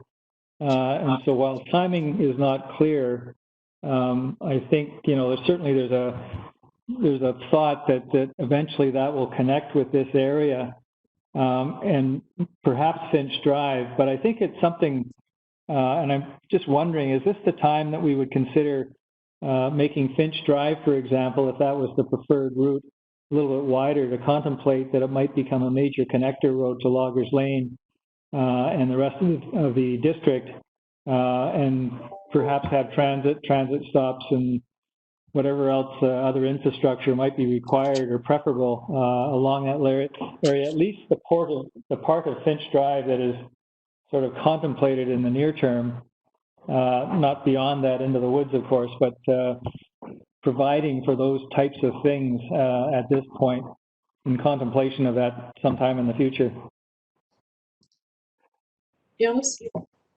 Yes, that is definitely something we're contemplating. I think the plan recommends a different road standard in this case, just given the nature of the environmental constraints in the area. So I'm not sure if we need a wider road right-of-way than what we have now, but it is something that we're already contemplating because there are development interests on the east side of this area, and so we're looking to make sure that whatever goes in there has public access and can be connected to the lands beyond. That's also an interest that was expressed by the staff with the Squamish Nation, that whatever happens in this neighborhood, the one thing they wanted to see was access to the lands beyond. Thank you. Councillor Stoner. Thank you, through the chair. Just a few quick questions. The first one being on the rural multifamily agri-food area. I'm curious, so I appreciate that there were lots of puzzle pieces that we've tried to fit into this plan, and I think one of the ones that we came out of the last committee of the whole was this challenge between agricultural and rural development. And I appreciate the innovation here. I'm just curious what engagement we've done with either the Food Policy Council or other farmers in terms of the viability of this sort of small scale agricultural proposal. Through the chair, we have Sarah McJohnett has completed your agricultural plan, has been part of the staff review of this process, so that has been kind of one of the starting points. And I should mention Carrie Hamilton, another staff planner, also has been one of the people who brought this concept forward. But we haven't taken that next step of engagement. That would be a next step. You know, if we find council is supportive of the concept in general, that would be definitely a next step to see what types of agricultural use might actually take place. That's good to know that engagement will happen. And then the other just brief question I had was in the employment lands policy, you referenced land intensive industrial. And I couldn't find a definition for that anywhere. And I'm just curious if that is a new definition or a term that we're applying here, if there's somewhere that we can align that with other terminology with regards to industrial uses. Yep. Yes, that is happening in tandem with the zoning bylaw update. So we are looking at some properties in the business park as being more land intensive, having allocate some of the lot area to outside storage. So I believe that's the reference in this plan as well. Good. So no further questions, not seeing any. I'll go to comments. We'll try to provide staff with some feedback on this. Who would like to start off? Councillor Anderson. Overall, I'm very pleased with this report, and there's been a lot of work and a lot of new work on the drainage issue and some environmental context to it. I would like, however, in my comments to focus on a particular section to highlight 5.8 energy and climate change, and under energy and climate change policies, number 1, strongly encourage and consider density increases to development applications that commit to achieving at least, and one of the targets is proposed to maximize wood-based building materials or other carbon-storing materials beyond business as usual. Now that relates to our previous discussion this afternoon when we were talking about low-carbon building incentives. and it's a new twist and one that I'm happy to see. Now, in addition to potentially density being an incentive, I'd just like to highlight something else. Our old OCP used to have some language on innovation in building, and I believe it was directly referring to wood at that time. That's in the old OCP. It was a bullet point in there somewhere. But there are, in fact, subsidy programs for or from the Canadian Wood Council Woodworks affiliate in design. So if somebody is in tricky terrain that where wood might be a solution, there's in fact subsidized design assistance available, so that we may be looking at something. This is just for general offering this observation. Beyond incentives, there's other ways to encourage this, and another one is through architectural competitions, and this is very, very common in elsewhere. And so I'm pleased to see that element here, and it'll be one that'll be an evolving discussion. But in addition to density bonus incentives, there are other ways that we can incentivize these things that are, more innovation oriented and architectural competitions, for example. Thank you. Thank you. Councillor Herford, I see your hand. Thank you. Yes, and thanks to staff for the work on this. I appreciate how it evolved since we saw it last, and I think we're at a as with anything, I think there's some, we're going to be some bits of imperfection in there, but there's I think overall it accomplishes the what we need it to, and when taken in the context of the neighborhood that we sort of missed having the opportunity to plan to do this exercise with, I think it in that context, it's very balanced and shows a mix of forms of housing and a mix of forms of uses that will make quite an interesting little fully functioning neighborhood in that region. So I'm supportive of this direction. Yeah, looks good. Thank you. I have Councillor Pettengill and nobody after that for the moment, and then Councillor Stoner.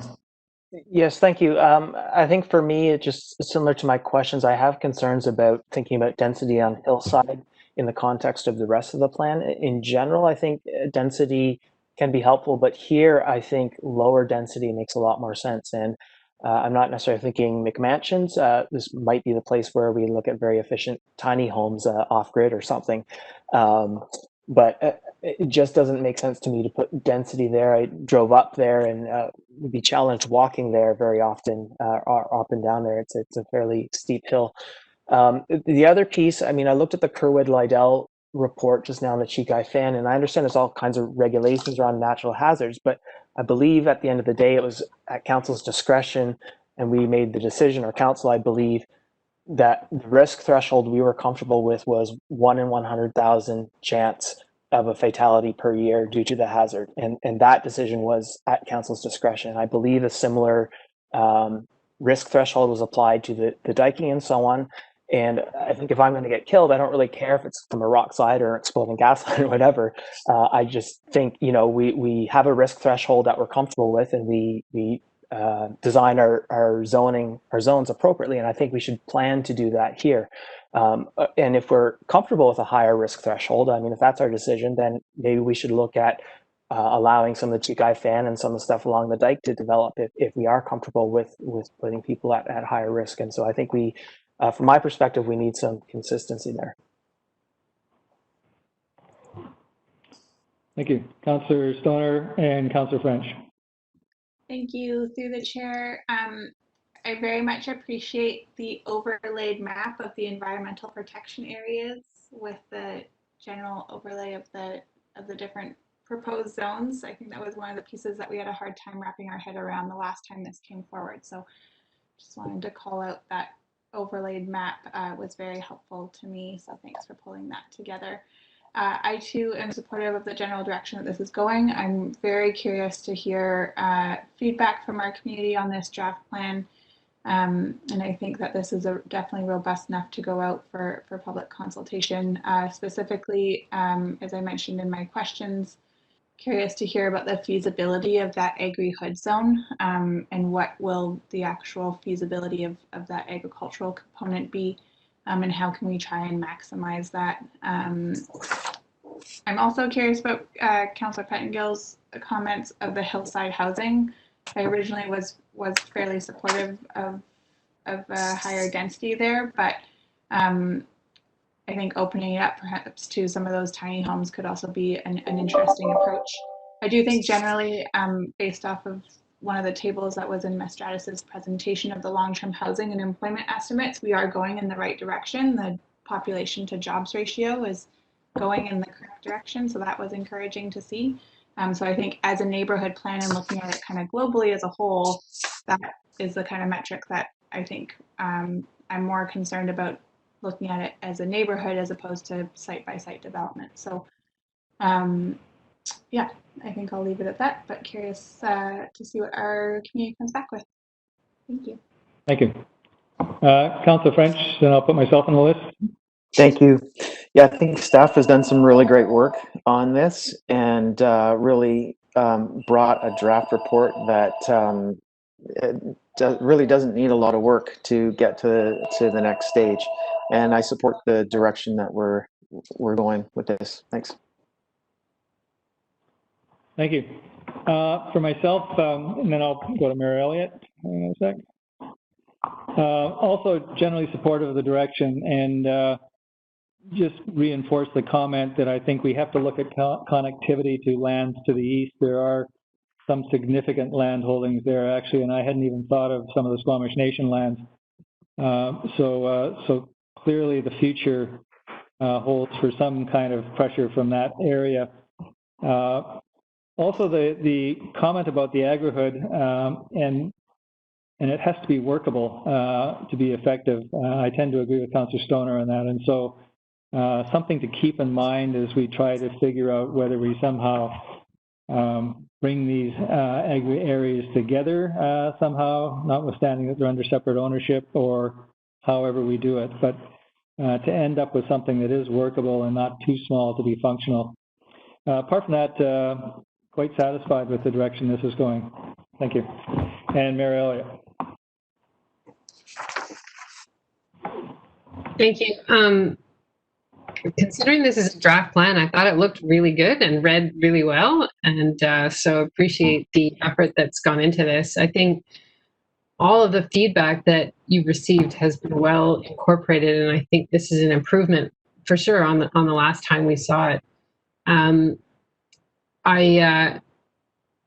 I think it's interesting, the sort of agri-hood concept, and some of the work that that we might be able to facilitate going forward is sort of expressions of interest. So who would be interested in using a portion of those lands for agriculture, so that developers aren't trying to figure that out on their own, but actually putting it out there early to our community and saying, this is what's possible. What do we imagine? And I think the Food Policy Council could be really helpful in that regard, just to make sure that we're considering shared infrastructure there, so that not each mini farmer has to invest in that, and that it doesn't just default to environmental because that seems easier for the developer.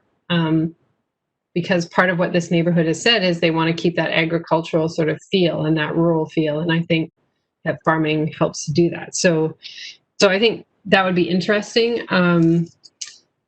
With regard to the employment lands, I think I mentioned this. I would like to see a little more detail on what the mixed-use zone might look like for here versus elsewhere in the district. It seems to me like we're going for something a little bit different here, but maybe not. So I'd like to see a bit more detail about that. The hillside housing is interesting, and I think as we look at how transit might change and on-demand transit might become a reality, it's making sure that there's some level of vehicle that could do a route up there or make it up there, that the roads are designed in such a way that we're not excluding a sort of smaller or on-demand transit use, not necessarily our big buses, but This is something that BC Transit is starting to pilot in small communities and to serve low density areas. So I think we shouldn't necessarily exclude density up there, but I think we should also figure out how it might be accessible by some form of transit. Maybe we want to build a gondola. Burnaby's doing that. Just joking.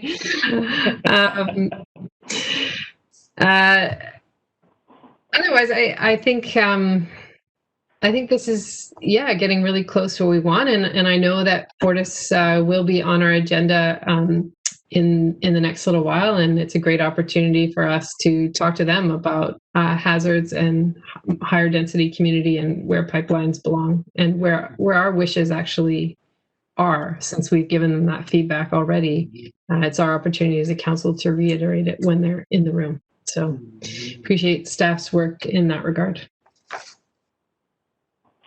Thank you. No other council comments?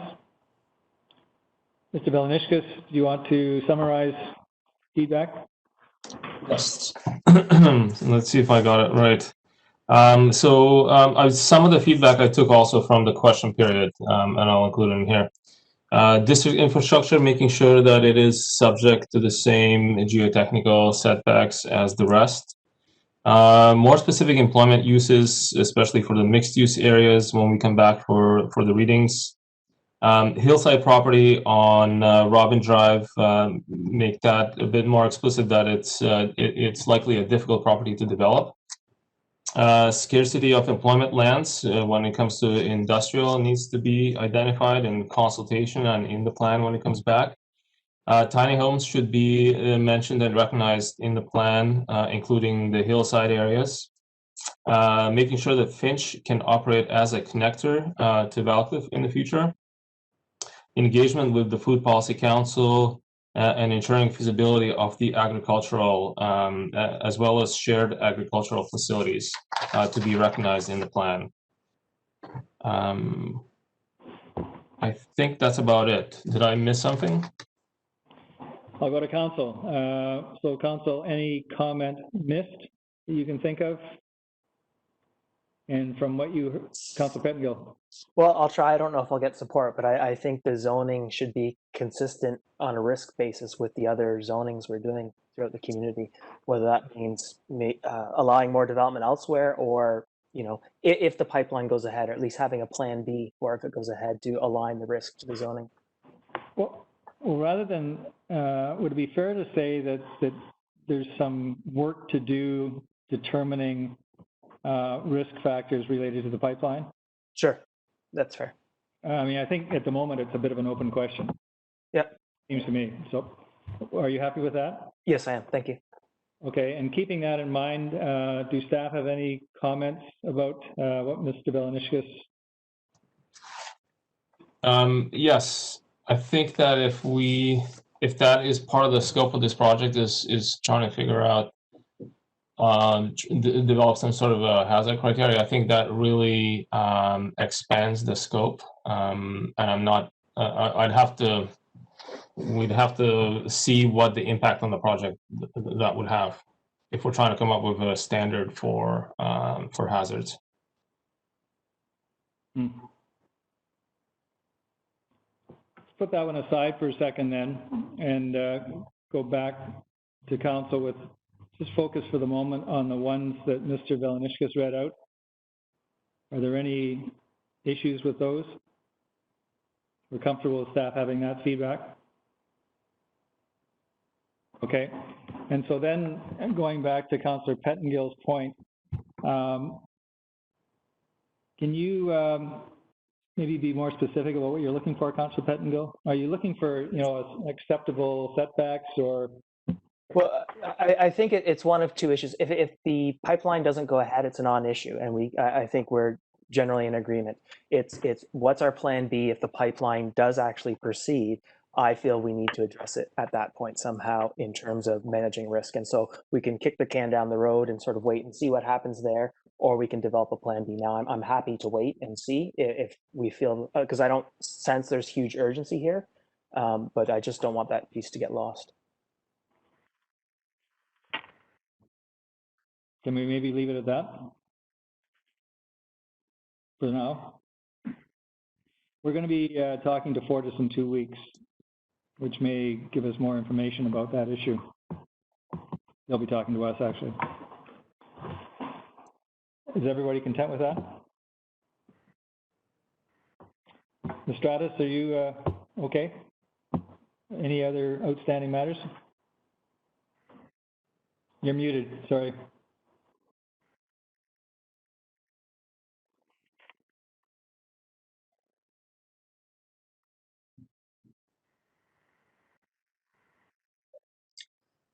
Sorry, how I got okay. there. Yes, no, I've got a lot of really good comments that we can build most of those into some refinements and move to public engagement, I think, with this. And the part about risk management and pipeline is a really challenging one, with that being with provincial approval somewhat overriding a district, things the district may want in terms of setbacks. So we'll have to see what comes of your conversation with Fortis in 2 weeks.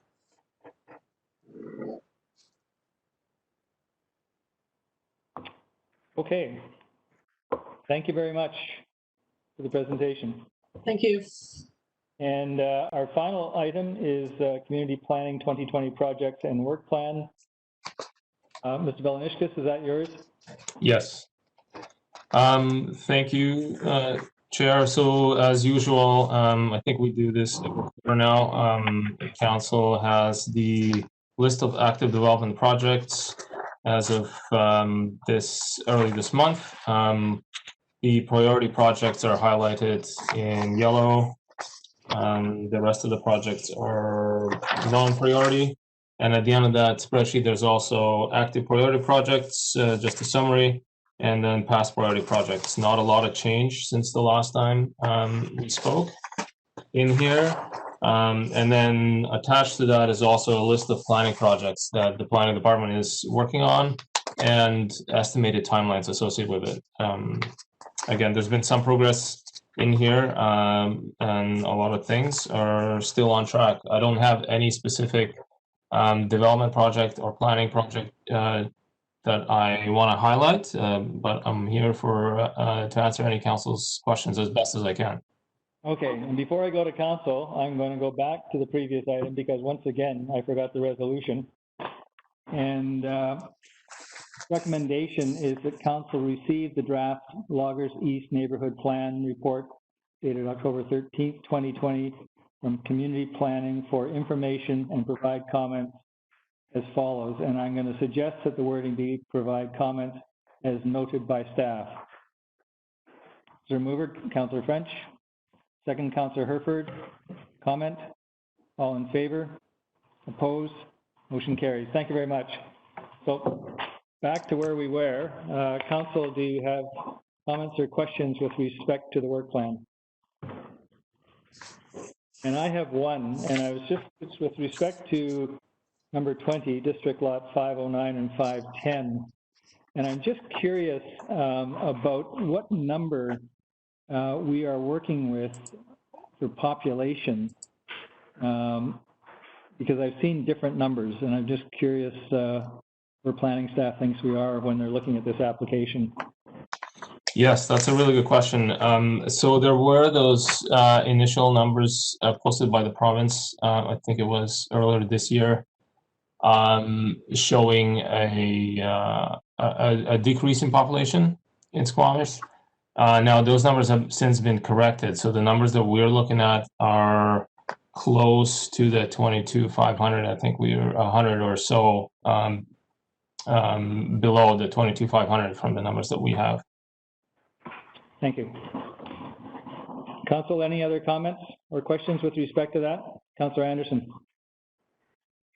Yes, I see in the Planning and Building Projects 2020 and beyond that the employment lands model is highlighted, and it will be coming back to council, or at least an implementation plan. Do you have a timeline for that? Is that something we'll see this fall, Mr. Velanishkas?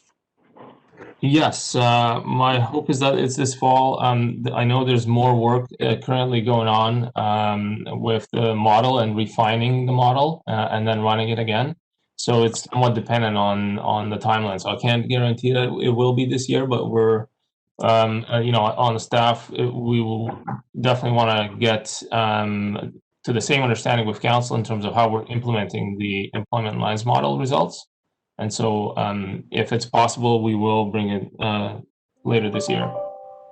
Thank you. The background to my question is that last week we had, for the first time, the employment lands model referred to, or sections of it, in a report to council on a Queensway project for the first time. And I thought it was really good, and it kind of prompts thinking about how this tool will be used. I did note, however, that it was also an illustration of the fact that this is going to be a work in progress, because some of the assumptions there really do need to be tested. There was a little bit of misalignment as to the buildings, which is a tilt-up concrete structure of a particular nature, and some of the assumptions about what could go in there would definitely need to be, it's going to be a work in progress to refine this. So I'm quite interested to see this as it goes, and I think the sooner the better. Sure, I did have another question. Go ahead. I notice in the list of the projects under active development projects, and I've counted them up, there's 1, 2, 3, 4, 5, 6, 7 projects that are waterfront. And that's Harbor Air, Waterfront Landing Park, Woodfibre LNG, diverse aspects of it, and Newport Beach, 3 items relating to Newport Beach developments. My question relates to the other piece, which is the projects 2020 and beyond, and that is Marine Strategy Administration. And I noticed in our discussion today that a lot of our questions and comments weren't related specifically to zoning, but to other conditions and questions about waterfront planning. And they are relating to what we need, needs assessment, facilities, questions about fuel and where we're going with technologies. And so I'm coming back to the Marine Action Strategy and its implementation. It seems to me that we need to address, I'm looking at focus area 3 and 4, marine economy, marine gateway. There's diverse stuff here. Now, in the description that we've got here under marine, it says limited capacity for major actions or initiatives in 2020. And I have to ask, perhaps it is time, considering we need to be ahead of these proposals, ahead of all of these developments, and work proactively. To my mind, we should have had a marine action strategy 15 years ago, before the waterfront landing and the oceanfront sub-area plans. So is it time to consider that we recruit some assistance? There are marine planning expertise out there and not far away, with some experience, in fact, in our harbor. And the last time we had a marine planning consultant working in Squamish Harbor was 1990. And that was Lauga and Associates, who produced a plan for us, now outdated. But I think that I'm concerned that we need to get ahead and work proactively on marine planning. And I'm just wondering about the statement that we have limited capacity at present. Maybe perhaps we might review this at budget. I don't know what's in store with line items, but I just thought I'd offer that comment. I think we need to, instead of being reactive to a harbor air or a park proposal or a design of this or that, to have a general plan that includes marine economy, marine gateway, and the assessments that are involved in those. I'll leave it at that. Thank you. Thank you. Any further comments from council or questions? Seeing none.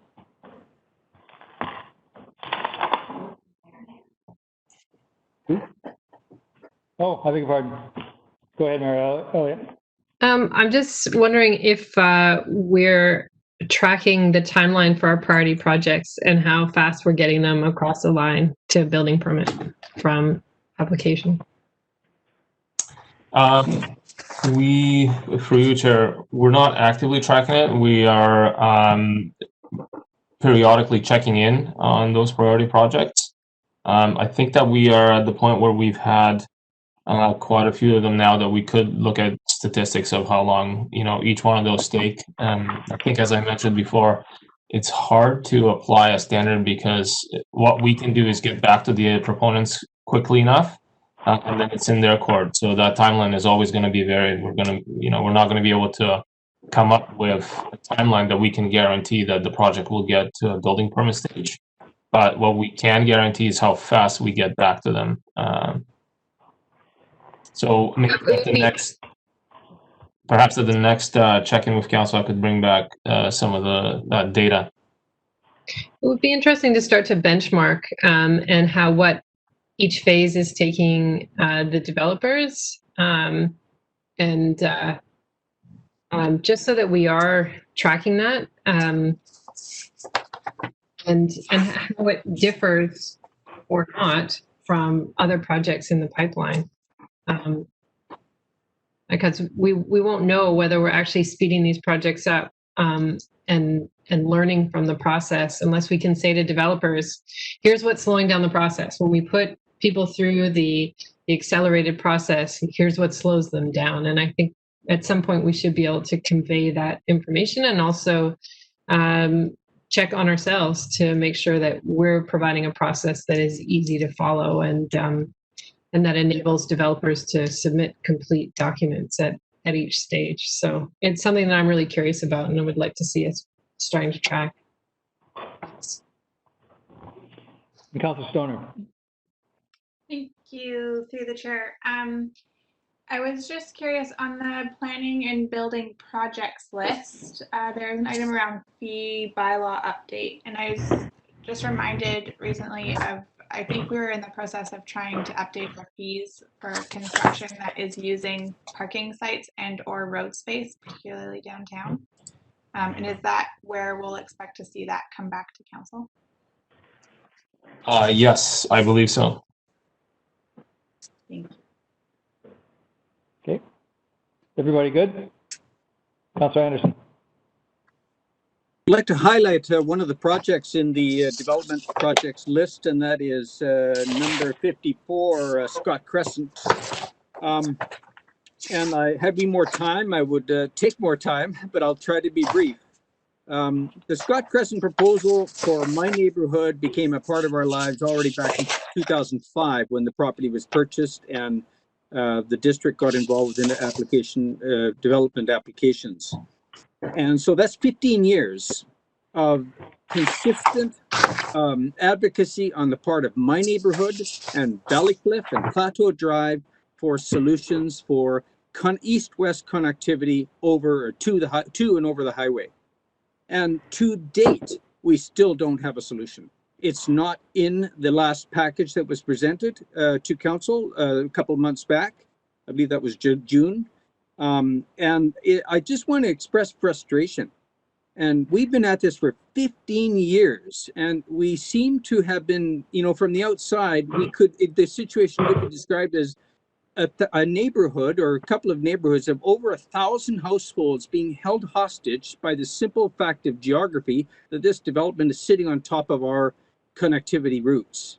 And it is an extremely frustrating issue. And I witnessed in the recent Smokeless Park Advisory Committee meeting over another thing about being at it for 15 years is people forget. People forget what has been discussed, what has been approved, what has been put forward, and where it ended up.